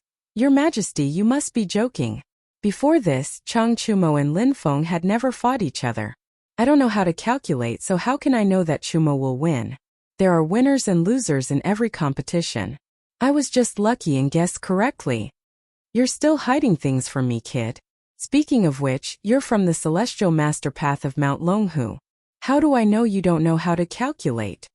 How could Li Er not hear Li Zishuan's words? He pointed at Li Zishuan and scolded jokingly. Hearing this, Li Zishuan almost spat out a mouthful of blood. He thought to himself, although I'm a Taoist priest in this life, a Taoist priest isn't the same as a fraud. Who says that a Taoist priest must know how to predict the future? Seeing that Li Zishuan didn't speak, Li Er recalled the situation in the ring and couldn't help but ask, "Just now, Chang Chumo defeated Lin Feng in the ring with Tai Chi, right?" Li Zishuan thought for a moment and replied, "Most of it. In fact, strictly speaking, Chang Chumo was able to defeat Lin Feng not purely by relying on Tai Chi. A large part of the reason was that he had figured out Lin Feng's martial arts when he was being beaten at the beginning. It could also be understood that this guy had an epiphany in the ring. Otherwise, he wouldn't have been able to counter Lin Feng's fast punches and turn the force invisible. This was Chang Chumo's own luck, and it could only be found by chance. Tai Chi. This Tai Chi seems to contain the truth of Taoism. It must be the condensation of your master's life's work. But you taught it to the teachers and students of Yanhuang College. How can the head of the Celestial Master Path forgive you?" Li Er frowned and couldn't help but ask. He had heard of Tai Chi before and had seen people practice it, but he didn't take the slow punches seriously. Today was his first time witnessing the power of Tai Chi in actual combat. Chang Chumo's brilliant performance in the ring had completely subverted Li Er's understanding of Tai Chi. It turned out that Tai Chi wasn't a slow and powerless punching technique. It could be fast or slow, and it could borrow force to fight force. It could turn force invisible, and it could defeat the strong with the weak. This made Li Er's attitude towards Tai Chi become more serious. However, He subconsciously thought that this exquisite and peerless fist technique came from spiritual master Ling Su. After all, Li Zixuan was still too young. No one would think that he could create his own martial arts, let alone such an exquisite and peerless martial art. Your Majesty thinks too much. Tai Chi isn't the technique of the celestial master path. Moreover, when my master was alive, he often told me that the foundation of martial arts is to strengthen the body. Since ancient times, it was because of the bigoted views of the various sects that countless martial arts in the Central Plains were lost. Good Kung Fu should be carried forward. Practitioners of Kung Fu are also inheritors of Kung Fu. My master once warned me not to cherish Kung Fu. As long as it's someone with a pure character, I can pass on Kung Fu to him and strengthen his body. In my opinion, the teachers and students of Yanhuang College are all people with a pure character. Therefore, I taught Tai Chi to them before. Li Zixuan cupped his hands and spoke without thinking. His words didn't admit that Tai Chi was created by spiritual master Ling Su, but he also didn't deny it. It was an ambiguous answer. Even if Li Er knew the truth later, he couldn't do anything to him. Of course, the main meaning of these words was to show spiritual master Ling Su's noble sentiments and broad mind. As for whether spiritual master Ling Su had said these words, presumably no one other than him would know, and there would be no way to investigate. When Duan Jishuan heard Li Zixuan's words, his face couldn't help but be filled with respect. Looking at his appearance, he most likely believed Li Zixuan's nonsense. Li Er frowned again. It wasn't the first day he knew Li Zixuan, so he subconsciously thought that Li Zixuan's words must be mixed with a lot of exaggeration. However, there were some things that he couldn't say without evidence. He could only settle for the next best thing and change the topic.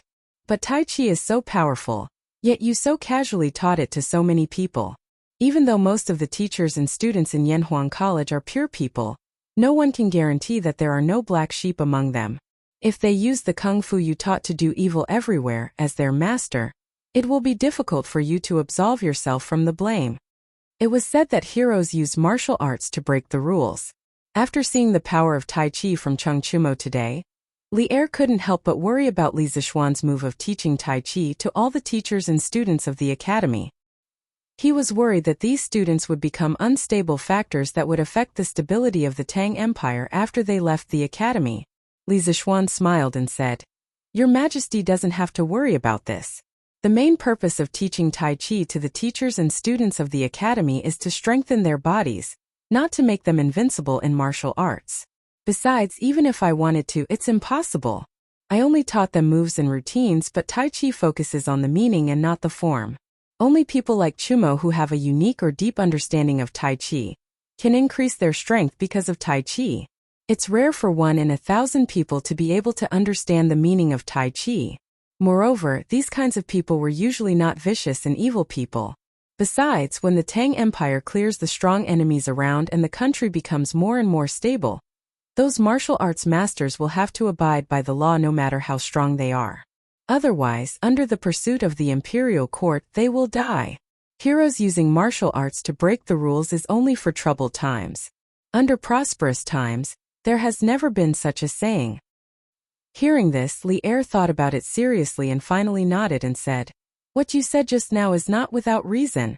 I didn't expect you to see it more clearly than I do." In fact, Li Zixuan's last sentence, "Heroes using martial arts to break the rules is only for troubled times.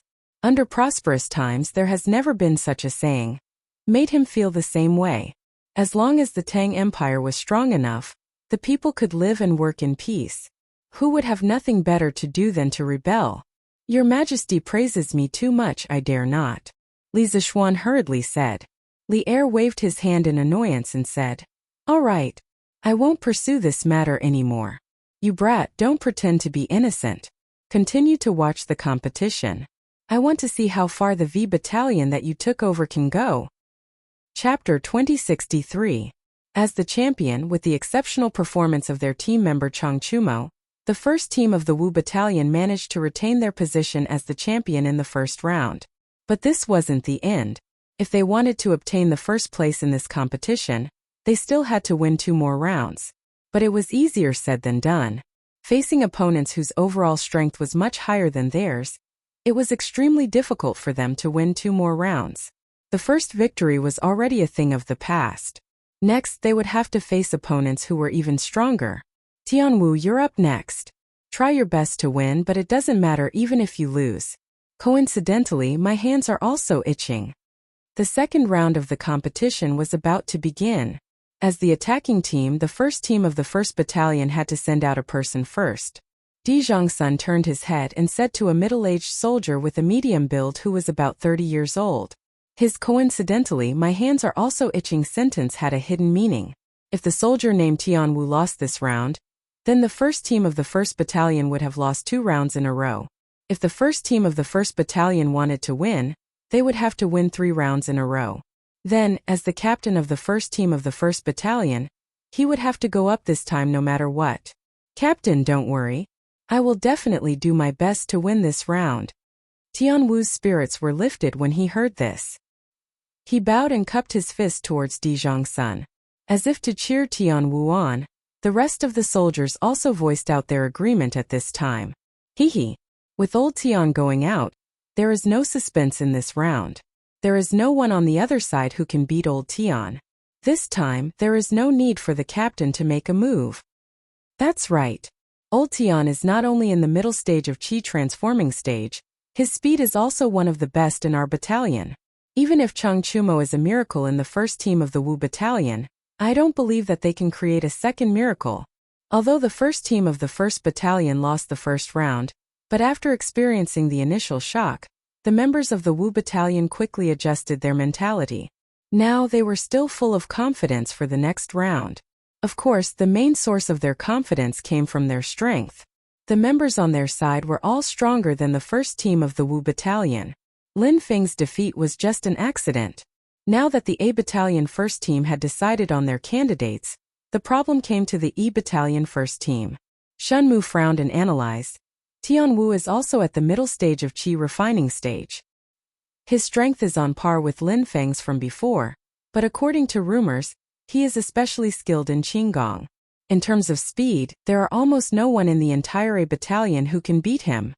Therefore, his overall strength should be able to rank second in the 1st Battalion, above Lin Feng. Di Zhongsun sent out Tianwu this round. If we don't send out someone stronger than him, I reckon we won't have any hope of winning this round. In reality, Shunmu's analysis was not wrong at all. Tianwu was indeed the second strongest expert in the 1st Battalion. Di Zhongsun had sent Tianwu out this round because he wanted to force out the trump card of the 1st Battalion of the E Battalion. Hearing this, Wang Rong took the initiative to volunteer. "Let me go this round. As long as I go, we will have a glimmer of hope of winning this round." At the very beginning, Shunmu had already analyzed with everyone. Facing the 1st Battalion of the A Battalion, the 1st Battalion of the E Battalion had to secure victory in the first 4 or even the first 3 rounds. Otherwise, if they dragged it out until Di Zhongsun went up, they would lose without a doubt, without any chance of winning. Therefore, in these first few rounds, to the 1st Battalion of the E Battalion, every round's victory was important. They couldn't afford to lose even a single small point. Hearing Wang Rong volunteering himself, Shunmu still had a frown on his face. Because Wang Rong was the strongest person in their team. If Wang Rong went up this round, it would increase their chances of winning by a lot. But at the same time, it would also deplete one of their trump cards. Of course, the most important thing was that in terms of strength, Wang Rong was also at the middle stage of Qi refining stage. He wasn't much stronger than Tianwu. Moreover, Tianwu had the advantage of speed. In other words, even if Wang Rong went up this round, he might not necessarily win. If he lost, then not only would the 1st Battalion of the E Battalion have lost the competition, they would also have depleted one of their strongest trump cards. There was basically no need for them to fight in the following rounds. Therefore, at this moment, Shunmu was already considering whether to give up this round. After all, if Wang Rong went up, the risks would outweigh the benefits. "Captain Shun, let me go up this round." Right at this moment, a straightforward voice rang out beside Wang Rong's ear. Moreover, the tone was filled with determination and even a hint of stubbornness. It was Yuchi Baolin. Seeing Shunmu turn his head, Yuchi Baolin swallowed his saliva and continued. "Big brother Wang just went up during the previous round. He definitely hasn't rested well yet. Let me go up this round. Although that Tianwu is very strong, but if I use all my strength I will definitely be able to win against him. Captain Shen, you have to believe me. At this moment, Yuchi Baolin volunteering himself made Shenmu's eyes light up. He asked with some surprise, "Oh? Could it be that you didn't use all your strength before, Baolin?" From the beginning of this combat competition until now, Yuchi Baolin had actually only gone up once. It was during the first round of the preliminary round, when he was up against the leader of the 4th Battalion of the Sea Battalion, Xiang Peng. From the looks of it, Xiang Peng was a middle-stage Qi transforming expert, while Baolin was only in the initial stage. However, in that match Baolin had made a huge upset. With his initial stage Qi transforming strength, he had defeated the middle stage Qi transforming Xiang Peng, completing the first miracle of the weak, defeating the strong in this combat competition. Now that Yuchi Baolin had volunteered again, and even claimed that he hadn't used all his strength in the previous match, this made Shenmu feel a trace of unexpected joy. This was because although Tianwu and Xiang Peng were both in the middle stage Qi transforming strength, Tianwu was obviously stronger than Xiang Peng. Just based on the precedent of Baolin defeating Xiang Peng, it didn't mean that Baolin could also defeat Tianwu. However, if Yuchi Baolin hadn't used all his strength in the previous match, then it would be another explanation. Perhaps Yuchi Baolin could create an even bigger miracle this time. When I was fighting with Xiang Peng earlier, I felt that I hadn't reached my limit yet. Faced with Shenmu's questioning gaze, Yuchi Baolin nodded firmly and said, "Old Shen, let Baolin go. I believe that he can definitely do it." Cheng Chumo, who was standing to the side, used his fist to punch Yuchi Baolin's chest, then turned his head to smile at Shenmu. As Baolin's sworn brother, Cheng Chumo naturally had to stand up and support him at this time. Besides, Cheng Chumo also had a lot of faith in Baolin's strength. After all, Baolin was able to take several blows from Wuxia and survive. Alright, then for this round Baolin will go. Shenmu was already tempted, and seeing that Cheng Chumo also stood up to support Baolin, he instantly made up his mind and spoke decisively. Oh! Chapter 2064. 1st Battalion Team 1 Second Round. 1st Battalion Team 1 Tianwu versus 5th Battalion Team 1, Yuchi Baolin. After both sides had decided on their candidates, along with the loud shout of the referee, the second round of the battle officially began. Tianwu and Yuchi Baolin both came to the center of the arena and stood facing each other. The two of them stared at each other silently for a moment. Tianwu said indifferently, "General Yuchi is a hero and I admire you the most. However, in a martial arts competition on the arena you should go all out. Today, I will not show you mercy just because you are General Yuchi's son." In Tianwu's eyes, Yuchi Baolin was merely an early-stage Qi transformation weakling. Although he had heard that Baolin had unexpectedly defeated Xiang Peng, who was at the middle stage Qi transformation, Tianwu still didn't put Baolin in his eyes. This was because he could easily defeat Xiang Peng within 10 moves even though they were both at the middle stage Qi transformation. Yuchi Baolin's victory over Xiang Peng wasn't enough to make Tianwu wary. He was even a little disappointed when he saw that Yuchi Baolin from the 1st Battalion was not going to fight him. He felt that even if he won, there was nothing to be happy about.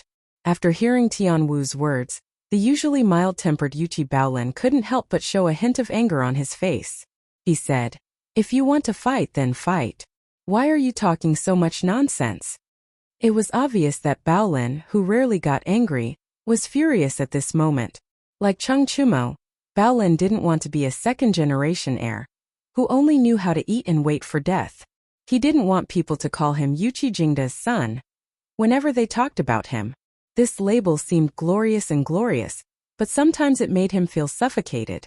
Therefore, after seeing Li Zishuan's powerful individual strength and feeling Li Zishuan's extraordinary charisma, he chose to follow Li Zishuan to Yanhuang College with Cheng Chumo and come to the Black Armored Army's camp together. He wanted to become stronger and more outstanding under Li Zishuan's guidance. This way, when people mention the name Yuchi Baolin, they would think of him first and not Yuchi Jingda's son. To a certain extent, Tianwu's words had hit Yuchi Baolin's sore spot. Hey, good lad. He did have some temperament. That's right. Take this. Hearing the anger in Yuchi Baolin's words, Tianwu wasn't angry. Instead, he chuckled and took the initiative to attack. As soon as he finished speaking, he disappeared from where he stood, leaving a blurry afterimage in the air. In the blink of an eye, he was right in front of Yuchi Baolin. At that moment, Yuchi Baolin had no time to react. He could only watch as a palm imprinted itself on the lower part of his chest. Bam! Yuchi Baolin heard a dull thud from his chest. Immediately after, he felt a huge force coming at him. His body flew backward involuntarily, and he fell heavily to the ground. Quick! It was too fast.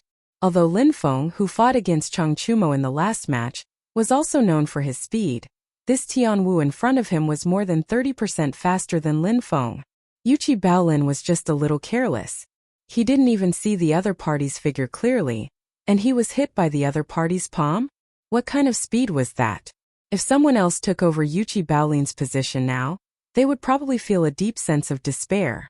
After all, how could they fight a match like this when they couldn't even see the other party's figure clearly?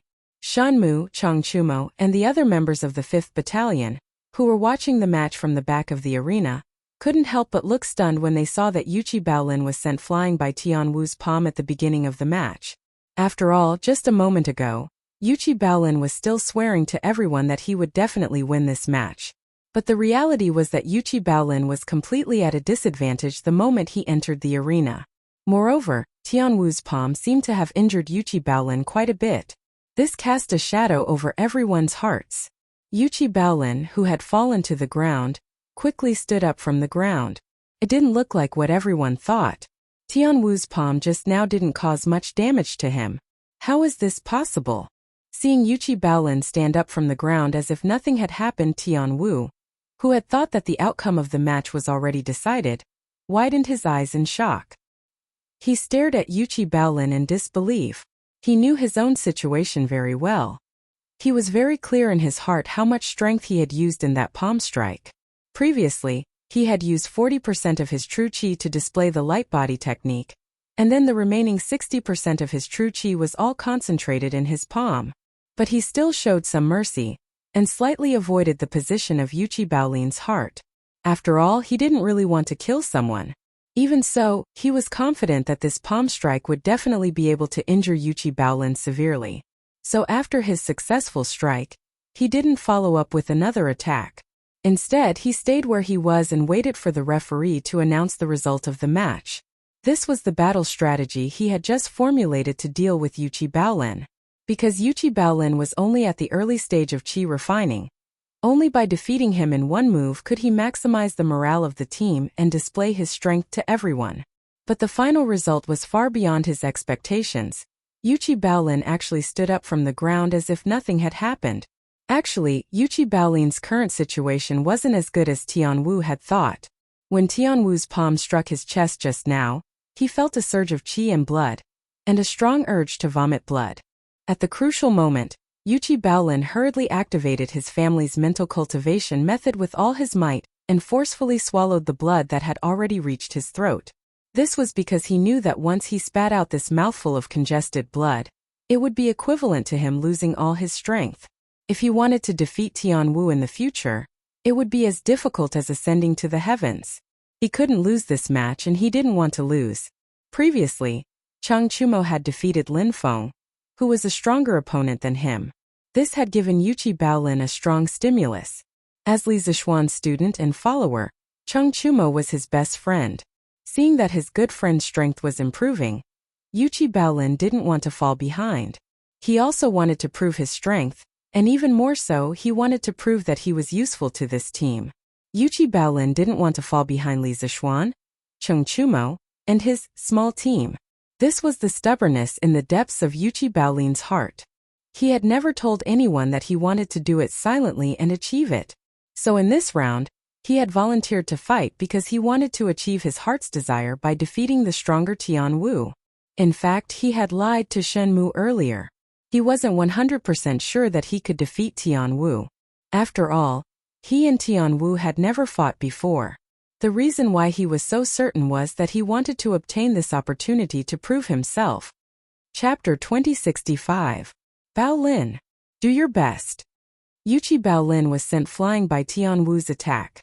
Although he quickly stood up again, it was inevitable that his morale would be affected. At this moment Chang Chumo, who was standing at the edge of the ring, waved his fist and shouted at Bao Lin, "Do your best."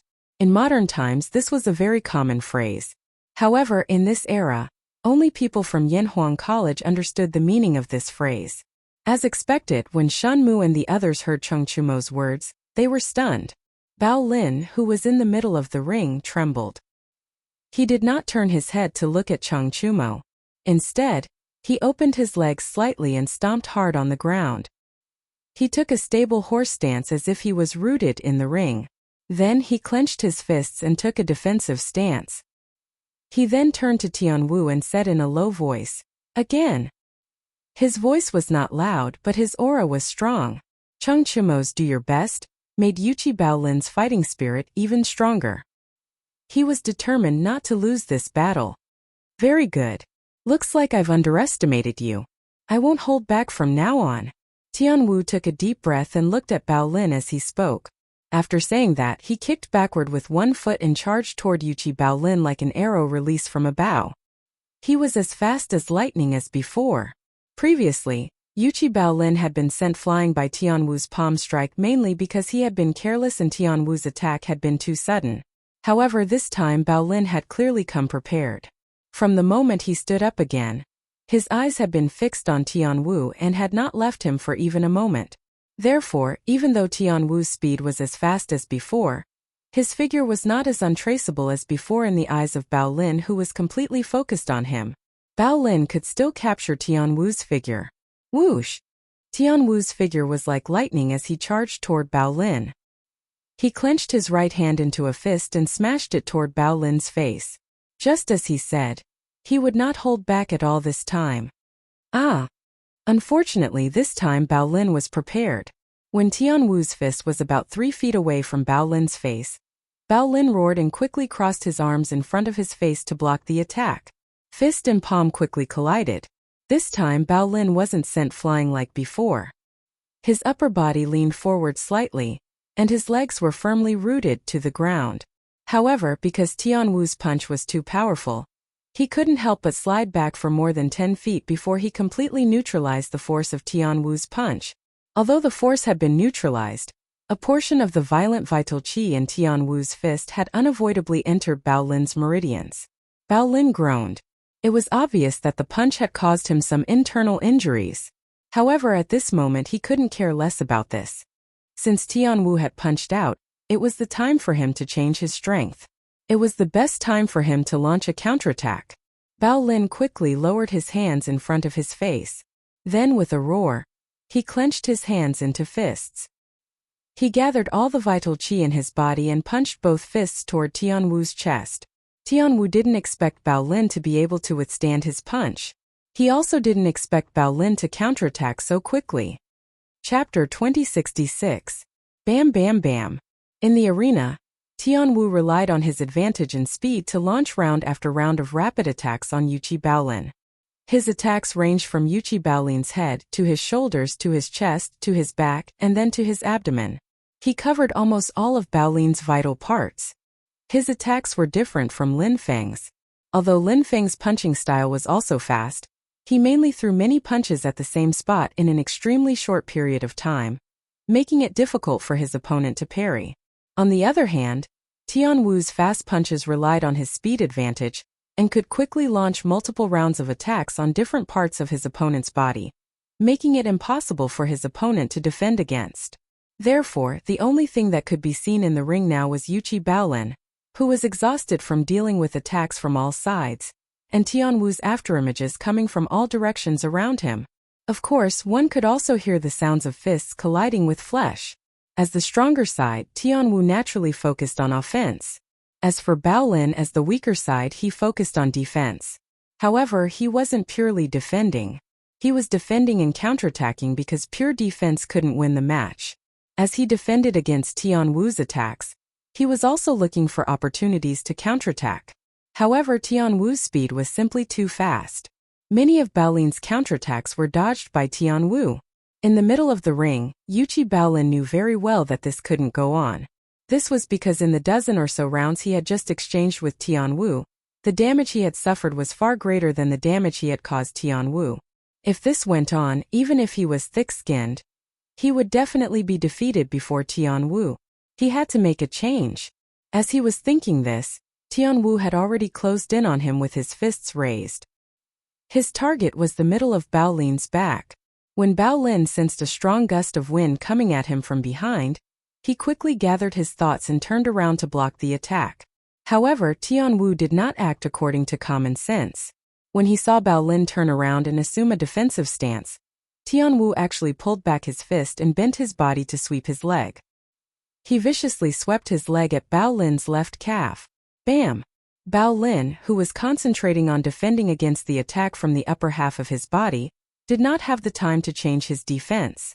He was tripped by Tianwu's sweeping leg. His body involuntarily tilted to one side and smashed heavily onto the arena floor. Because Bao Lin had fallen sideways, the left side of his face had also hit the ground hard when he fell. Not only was his body in pain, but his head was also dizzy from the impact. Tianwu's leg sweep had caused him to suffer a rather serious external injury. On top of that, Tianwu's previous attacks on him had also caused him to suffer serious internal injuries. Therefore, at this moment it could be said that he had suffered injuries on top of injuries. He was very tired. He really wanted to lie down and rest for a while. His body's subconscious was telling him, "Give up, admit defeat." But he really couldn't accept it. He was unwilling to admit defeat just like that, because the outcome of this match was very important to the first team of the Wu Battalion. Bao Lin, do your best. Stand up quickly. Bao Lin's fall made the hearts of the first team of the Wu Battalion tighten. Chang Chumo was also a little anxious as he watched from the side. Tianwu's strength was indeed a little unexpected, but Chang Chumo still believed that his good brother could defeat his opponent. Therefore, he shouted at the top of his voice again. Although Shenmu and the others didn't know what "do your best" meant at first, when they heard Chang Chumo shout "do your best" again, they could more or less guess the general meaning. Therefore, Shenmu also shouted at the top of his voice, "Bao Lin, do your best." Wang Rong and Xiao Ming looked at each other and followed suit. They shouted behind Shenmu, "Bao Lin, do your best." The four of them shouted in unison, so much so that even the soldiers of the Black Armored Army watching from below the arena could hear the "do your best" from their side. Li Er, Duan Jishuan, Qiu Xinggong and the others looked at Shenmu and the others with some surprise. Then Li Er looked away and asked Li Zishuan beside him, "What does 'do your best' mean? Is this a new phrase from Yanhuang College?" Although he was the dean of Yanhuang College in name, Li Er didn't go to the college often. Therefore, he didn't know about some of the new phrases that were circulating among the students of the college. Li Zishuan was slightly stunned when he heard this. After a while he came back to his senses and said, "Cough cough. Your Majesty, 'do your best' is a kind of encouragement and cheering. In the past, when the students of the college were playing football, they would often use 'do your best' to cheer on their teammates." Li Er nodded and didn't say anything else, because Yuchi Bao Lin, who was in the arena, used his hands to support himself on the ground and stood up shakily again. He really didn't admit defeat. Chang Chumo, Shenmu, and the others' cheers made Bao Lin's heart surge and ignited a stronger fighting spirit in his chest. He didn't want to lose the match, he didn't want to embarrass the E Battalion, and he didn't want Chang Chumo and Li Zishuan to look down on him. Although he knew that even if he lost the match, Li Zishuan and Chang Chumo wouldn't look down on him, he knew that if he continued to be friends with two people with such outstanding abilities, it would be easy for him to fall behind. He didn't want to fall behind, so he stood up again and wanted to win this match. Bao Lin stood up shakily. Although he felt pain all over his body, as if he was about to fall apart, especially the pain coming from his calf and left cheek, Bao Lin's fighting spirit was surging at this moment. Again, looking at Tianwu, who was 30 feet away from him, Yuchi Bao Lin roared with determination. At the same time, the Yuchi family's inherited cultivation technique within his body was already operating at full force. True qi rapidly flowed through his limbs and bones, causing the injuries on his body to obtain a certain degree of recovery. Of course, this recovery only temporarily alleviated the pain, and did not completely heal his injuries. It belonged to the category of treating the symptoms and not the root of the problem. But this was enough for Yuchi Bao Lin. Good lad. Facing such a tenacious Bao Lin, Tianwu couldn't help but praise him. Whether it was the previous Chang Chumo or the current Bao Lin, they weren't as useless as the other second-generation masters in the capital. At least these two lads didn't embarrass the great Tang's family of generals. Although he admired Bao Lin, Tianwu wouldn't go easy on him because he knew that in a martial arts competition, one had to go all out to show respect to one's opponent. To him, Yuchi Bao Lin was definitely an opponent worthy of respect. Tianwu's right foot kicked backward, and he disappeared once more. A moment later he appeared to the right of Bao Lin, a pair of massive fists smashing toward Bao Lin's right cheek. The same speed, the same method of attack, but the current Bao Lin was different from before. Chapter 2067. Ah! Tianwu threw a punch at Bao Lin's face. When the distance between them was less than 10 feet, Yuchi Bao Lin suddenly roared and leaped into the air. This time he didn't intend to defend passively like before. He was going to take the initiative to attack. At this moment Tianwu's fist had already formed, and his fist was about to hit Bao Lin. At this moment it was too late for him to change his move. He could only watch as Bao Lin leaped up and flew towards him. Tianwu's fist, which was originally aimed at Bao Lin's face, was now only able to hit Bao Lin's chest because Bao Lin had leaped up. Although that was the case, Tianwu believed that the final outcome would be similar. The chest, like the face, was a weak part of the human body. If this punch landed, Yuchi Bao Lin would definitely suffer. Tianwu didn't understand why Bao Lin didn't stay in his original position to defend. Instead, he leaped into the air and took the initiative to meet his fist. Didn't Bao Lin know that this would hurt him even more? After all, he couldn't use force in the air. Defending would only become more difficult. But Tianwu soon understood Bao Lin's intention. Bao Lin, who was in the air, didn't care about the punch coming at his chest. He didn't even take a defensive stance. Instead, he raised his right fist and smashed it toward Tianwu's left cheek. Tianwu was stunned and then shocked. This was just a duel. He didn't expect Bao Lin to risk his life with him. That's right. Bao Lin's attack style, which didn't defend, meant that he was going to risk his life with him. The result of their punch was likely to be a lose-lose situation. Tianwu wanted to retreat or take a defensive stance, but it was obviously too late. The timing of Yuchi Bao Lin's attack was very precise. When Tianwu was less than 10 feet away from him, he leaped up and attacked. The distance between the two was very short to begin with. In addition, Yuchi Bao Lin was the one who initiated the attack this time, causing both of them to rush towards each other at a very fast speed. At this time it was too late to change tactics. In the blink of an eye, the two of them collided in midair. Bam! Bam! Almost at the same time, Tianwu's fist landed on Bao Lin's chest, and Bao Lin's fist landed on the left side of Tianwu's face. All of this took a long time to describe, but in reality it happened in the blink of an eye. Most of the spectators below the stage only saw Tianwu's figure flash in front of Bao Lin. Then Bao Lin leaped up to meet the attack. Following that, both of them were sent flying. As for the dangers involved, only Bao Lin and Tianwu, the two parties involved, had a deep understanding of it.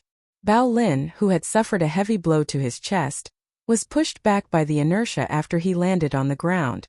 Bao Lin's blood and qi were in turmoil in his chest. He even felt that his ribs had almost been broken by Tianwu's punch. Although there was a sharp pain in his chest, Bao Lin did not make a sound. He once again circulated his family's heart technique with all his might to alleviate the injury in his chest. On the other side, Tianwu didn't have it easy either. After taking a punch to the cheek, he was sent flying diagonally. After staggering for about 10 steps, Tianwu knelt on one knee and used his hand to support himself on the ground. Only then was he able to stabilize himself. Tui! After stabilizing himself, Tianwu turned his head and spat out a mouthful of blood. This mouthful of blood also contained 2 teeth. Bao Lin's punch had not been merciful at all. It had actually knocked out his left front tooth. Tianwu could not help but feel a burning pain on his face. It was not entirely because of Bao Lin's punch, but also because he felt ashamed. He was an expert in the middle stage of the Qi transformation stage. In the Black Armored Army, even if he met an opponent of the same level, he could easily defeat them with his speed advantage. Yuchi Bao Lin was just a newbie. in the early stage of the Qi transformation stage. Before the start of the competition, almost everyone, including Tianwu, thought that he would be able to end the battle quickly and easily defeat Yuqi Baolin. But now more than 10 rounds had passed. Not only had he not won, but his teeth had also been knocked out by Yuqi Baolin. This was a great humiliation. "Ah, brat, you forced me to do this." Tianwu stretched out his hand to wipe the blood from the corner of his mouth. Then he slowly stood up and roared. At the same time, his eyes were fixed in Baolin's direction. He was angry. Anyone would be angry if they were punched in the face, let alone when they were punched in the face by someone who was far weaker than them. Tianwu was even angrier because he had not been able to defeat Baolin. Even if he won now, he would not feel proud. As if he had sensed Tianwu's anger, Baolin straightened his body and fearlessly met Tianwu's angry gaze. He knew that Tianwu was angry. What came next was bound to be a tough battle. Even though his body was in a very bad condition, Baolin still raised his guard and waited for Tianwu's next attack. As the saying went, "Know yourself and know your enemy, and you will not be defeated in 100 battles." After fighting with Tianwu for more than 10 rounds, Baolin not only knew his own strengths and weaknesses, but he also knew Tianwu's strengths and weaknesses. Compared to Tianwu, Baolin had the advantage of being young and vigorous and having thick skin. However, in terms of true qi quantity and speed, he was far inferior to Tianwu. Therefore, from the beginning of the fight until now, Baolin had rarely taken the initiative to attack. This was because if he did, Tianwu could completely rely on his speed and movement to dodge his attack. It was very likely that Baolin would fight for a long time without even touching Tianwu's clothes. Therefore, Baolin usually waited for Tianwu to attack before passively defending or counterattacking. The punch that he had used to hit Tianwu just now was to use his body to block Tianwu's attack. He wanted to use his advantage of having thick skin to exchange injuries with Tianwu. In a situation where there was a great disparity in strength between the two sides, this was the only way Baolin could hurt Tianwu. Of course, the key to this method was the timing of the attack. The reason Baolin's punch could hit Tianwu just now was that he had grasped the timing very well. He had only suddenly given up on defending and attacked when Tianwu was about to get close to him. At that time, Tianwu had no time to change his move or dodge. Humph! Tianwu snorted coldly. His feet moved slightly, leaving a series of afterimages in the air, as he launched an attack in Baolin's direction again. Soon Tianwu's fist appeared within 10 feet of Baolin. Baolin gritted his teeth and took the initiative to move forward, wanting to use the same move to punch Tianwu again. However, Tianwu, who had suffered a loss once, was obviously prepared. He withdrew his fist at lightning speed, turned his feet slightly, and dodged Baolin's punch to the side. Then in a flash he appeared behind Baolin. Chapter 2068. After suffering a small setback, Tianwu had learned his lesson. This time when he flashed in front of Baolin and threw a punch, it was obviously a feint. He had only used 30% of his strength when he threw the punch. When he saw that Baolin was about to use the same method as before to take the initiative to attack and trade injury for injury, Tianwu pulled back his fist, turned around, and appeared behind Baolin in the blink of an eye. Clearly, Tianwu also understood Baolin's intention to trade injury for injury. Although he believed that even if he were to trade injury for injury, Yuqi Baolin would definitely fall before him in the end, he wasn't willing to trade injury for injury with Baolin. Because if he did that, even if he won in the end, it would be very embarrassing. Therefore, Tianwu decided to change his strategy. He no longer wanted to go head-to-head with Baolin. Instead, he wanted to make full use of his advantage in speed to quickly defeat Yuqi Baolin, and end this match that should have ended a long time ago. From the looks of it now, his new strategy should be working. Tianwu, who had dodged to Baolin's back, mercilessly used his elbow to strike Baolin's left shoulder blade. If this hit connected, Baolin's left arm would not be able to exert any strength for a short period of time. The moment Tianwu changed his move midway, Baolin knew that he was in trouble. Compared to the punch just now, he had indeed moved a little too early this time. Tianwu's punch hadn't been fully formed yet, and he was already in a hurry to attack. As a result, he didn't have time to react to Tianwu's feint at all. After all, speed was Tianwu's forte, and Baolin would definitely pay the price for his carelessness this time. However, there were both heavy and light consequences. Knowing that he couldn't avoid getting injured this time, Bao Lin still hoped that his injury would be lighter. Or rather, he didn't want Tian Wu's elbow strike to hit a vital part of his body. Although Bao Lin didn't have time to change his move to counterattack in the nick of time, he was still able to push off the ground with both feet before Tian Wu's attack landed. This way, not only could he avoid Tian Wu's elbow strike landing on his shoulder blade, but he could also give himself more speed to move forward and minimize the force of Tian Wu's elbow strike. Bam! Bao Lin only had time to jump less than a foot before Tian Wu's elbow smashed into his back. However, even so, it was enough. It was precisely because he had jumped a foot that the elbow that was supposed to smash into his shoulder blade had smashed into the area below his shoulder blade instead. Moreover, this crucial jump allowed him to gain a forward speed, reducing the strength of Tian Wu's elbow strike by about 20%. Having suffered a heavy blow to his back, Bao Lin's body involuntarily fell forward. However, in the process of his body falling forward, Bao Lin managed to twist his body slightly. He reached out his right hand and firmly grabbed Tian Wu's arm.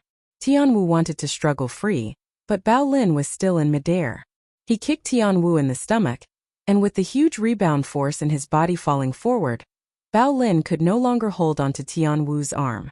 He was sent flying backward. However, it was also fortunate that he had turned slightly, so when he landed on the ground, his face was not facing down. Otherwise, his face would definitely be covered in blood. Chapter 2069. In the arena.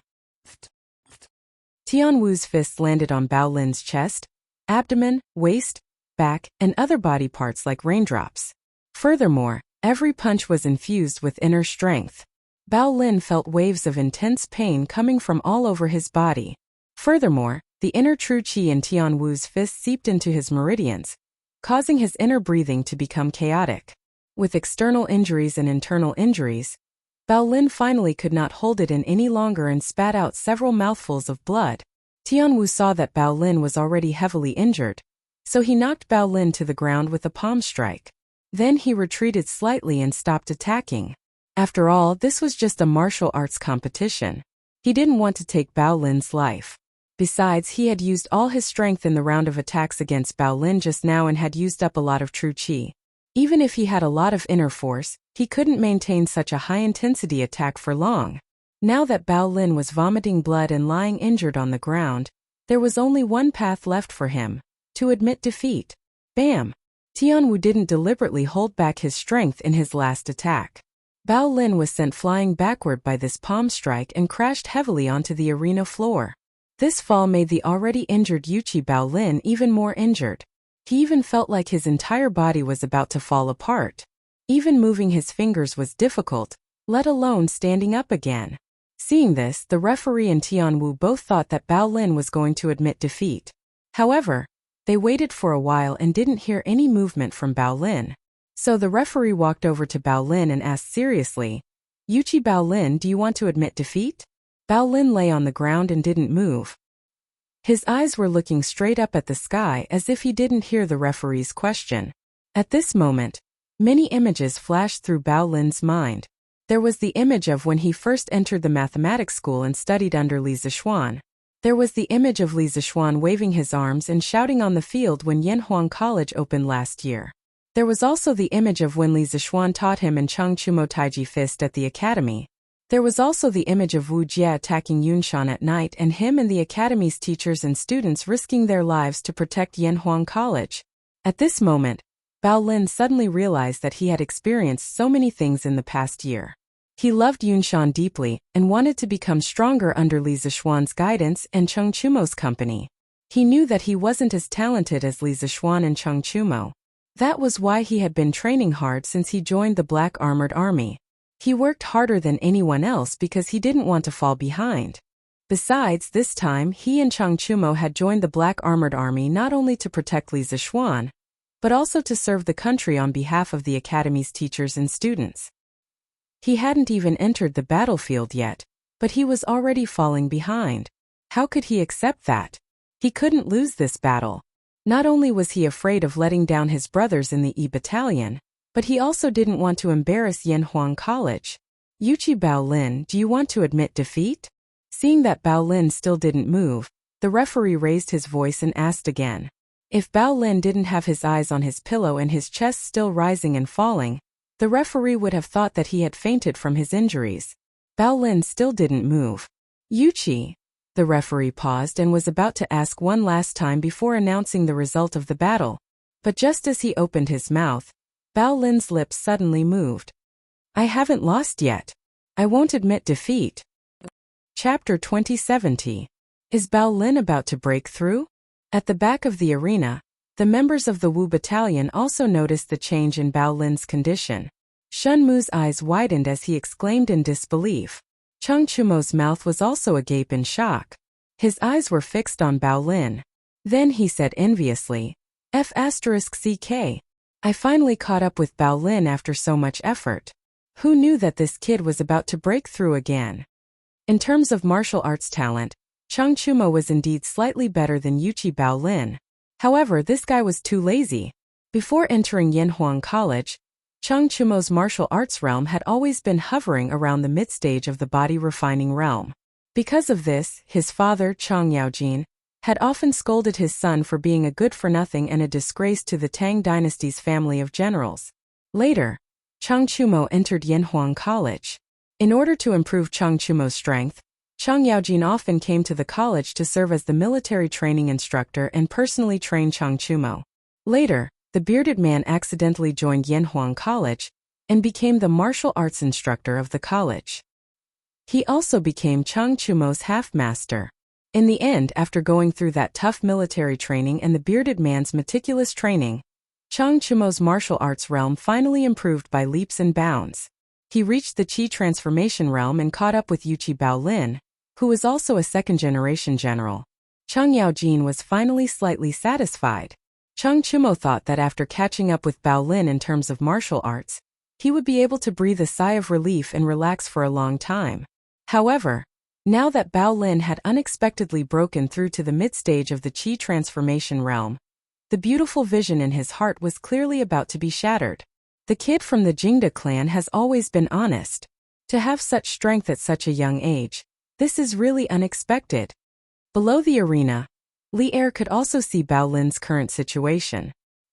He could not help but exclaim in admiration. Li Zishuan retracted his gaze from the arena.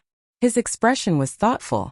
After a moment of silence he said, although Baolin's comprehension is a little lacking, he excels in his diligence. Whether it's during normal times or recently in the military camp, he has always been more hardworking than others. As the saying goes, diligence makes up for stupidity. This child's unexpected breakthrough today can be considered as a result of his hard work. I'm not too surprised. Hearing that, Li Er smiled and said, You're right. This brat's stubbornness takes after Jingda. Duan Jishuan chuckled and echoed, Haha. For Baolin to have such strength was the fortune of the great Tang's family of generals. This means that brother Yuchi has a successor, and also means that my great Tang's family of generals also has a successor in the future.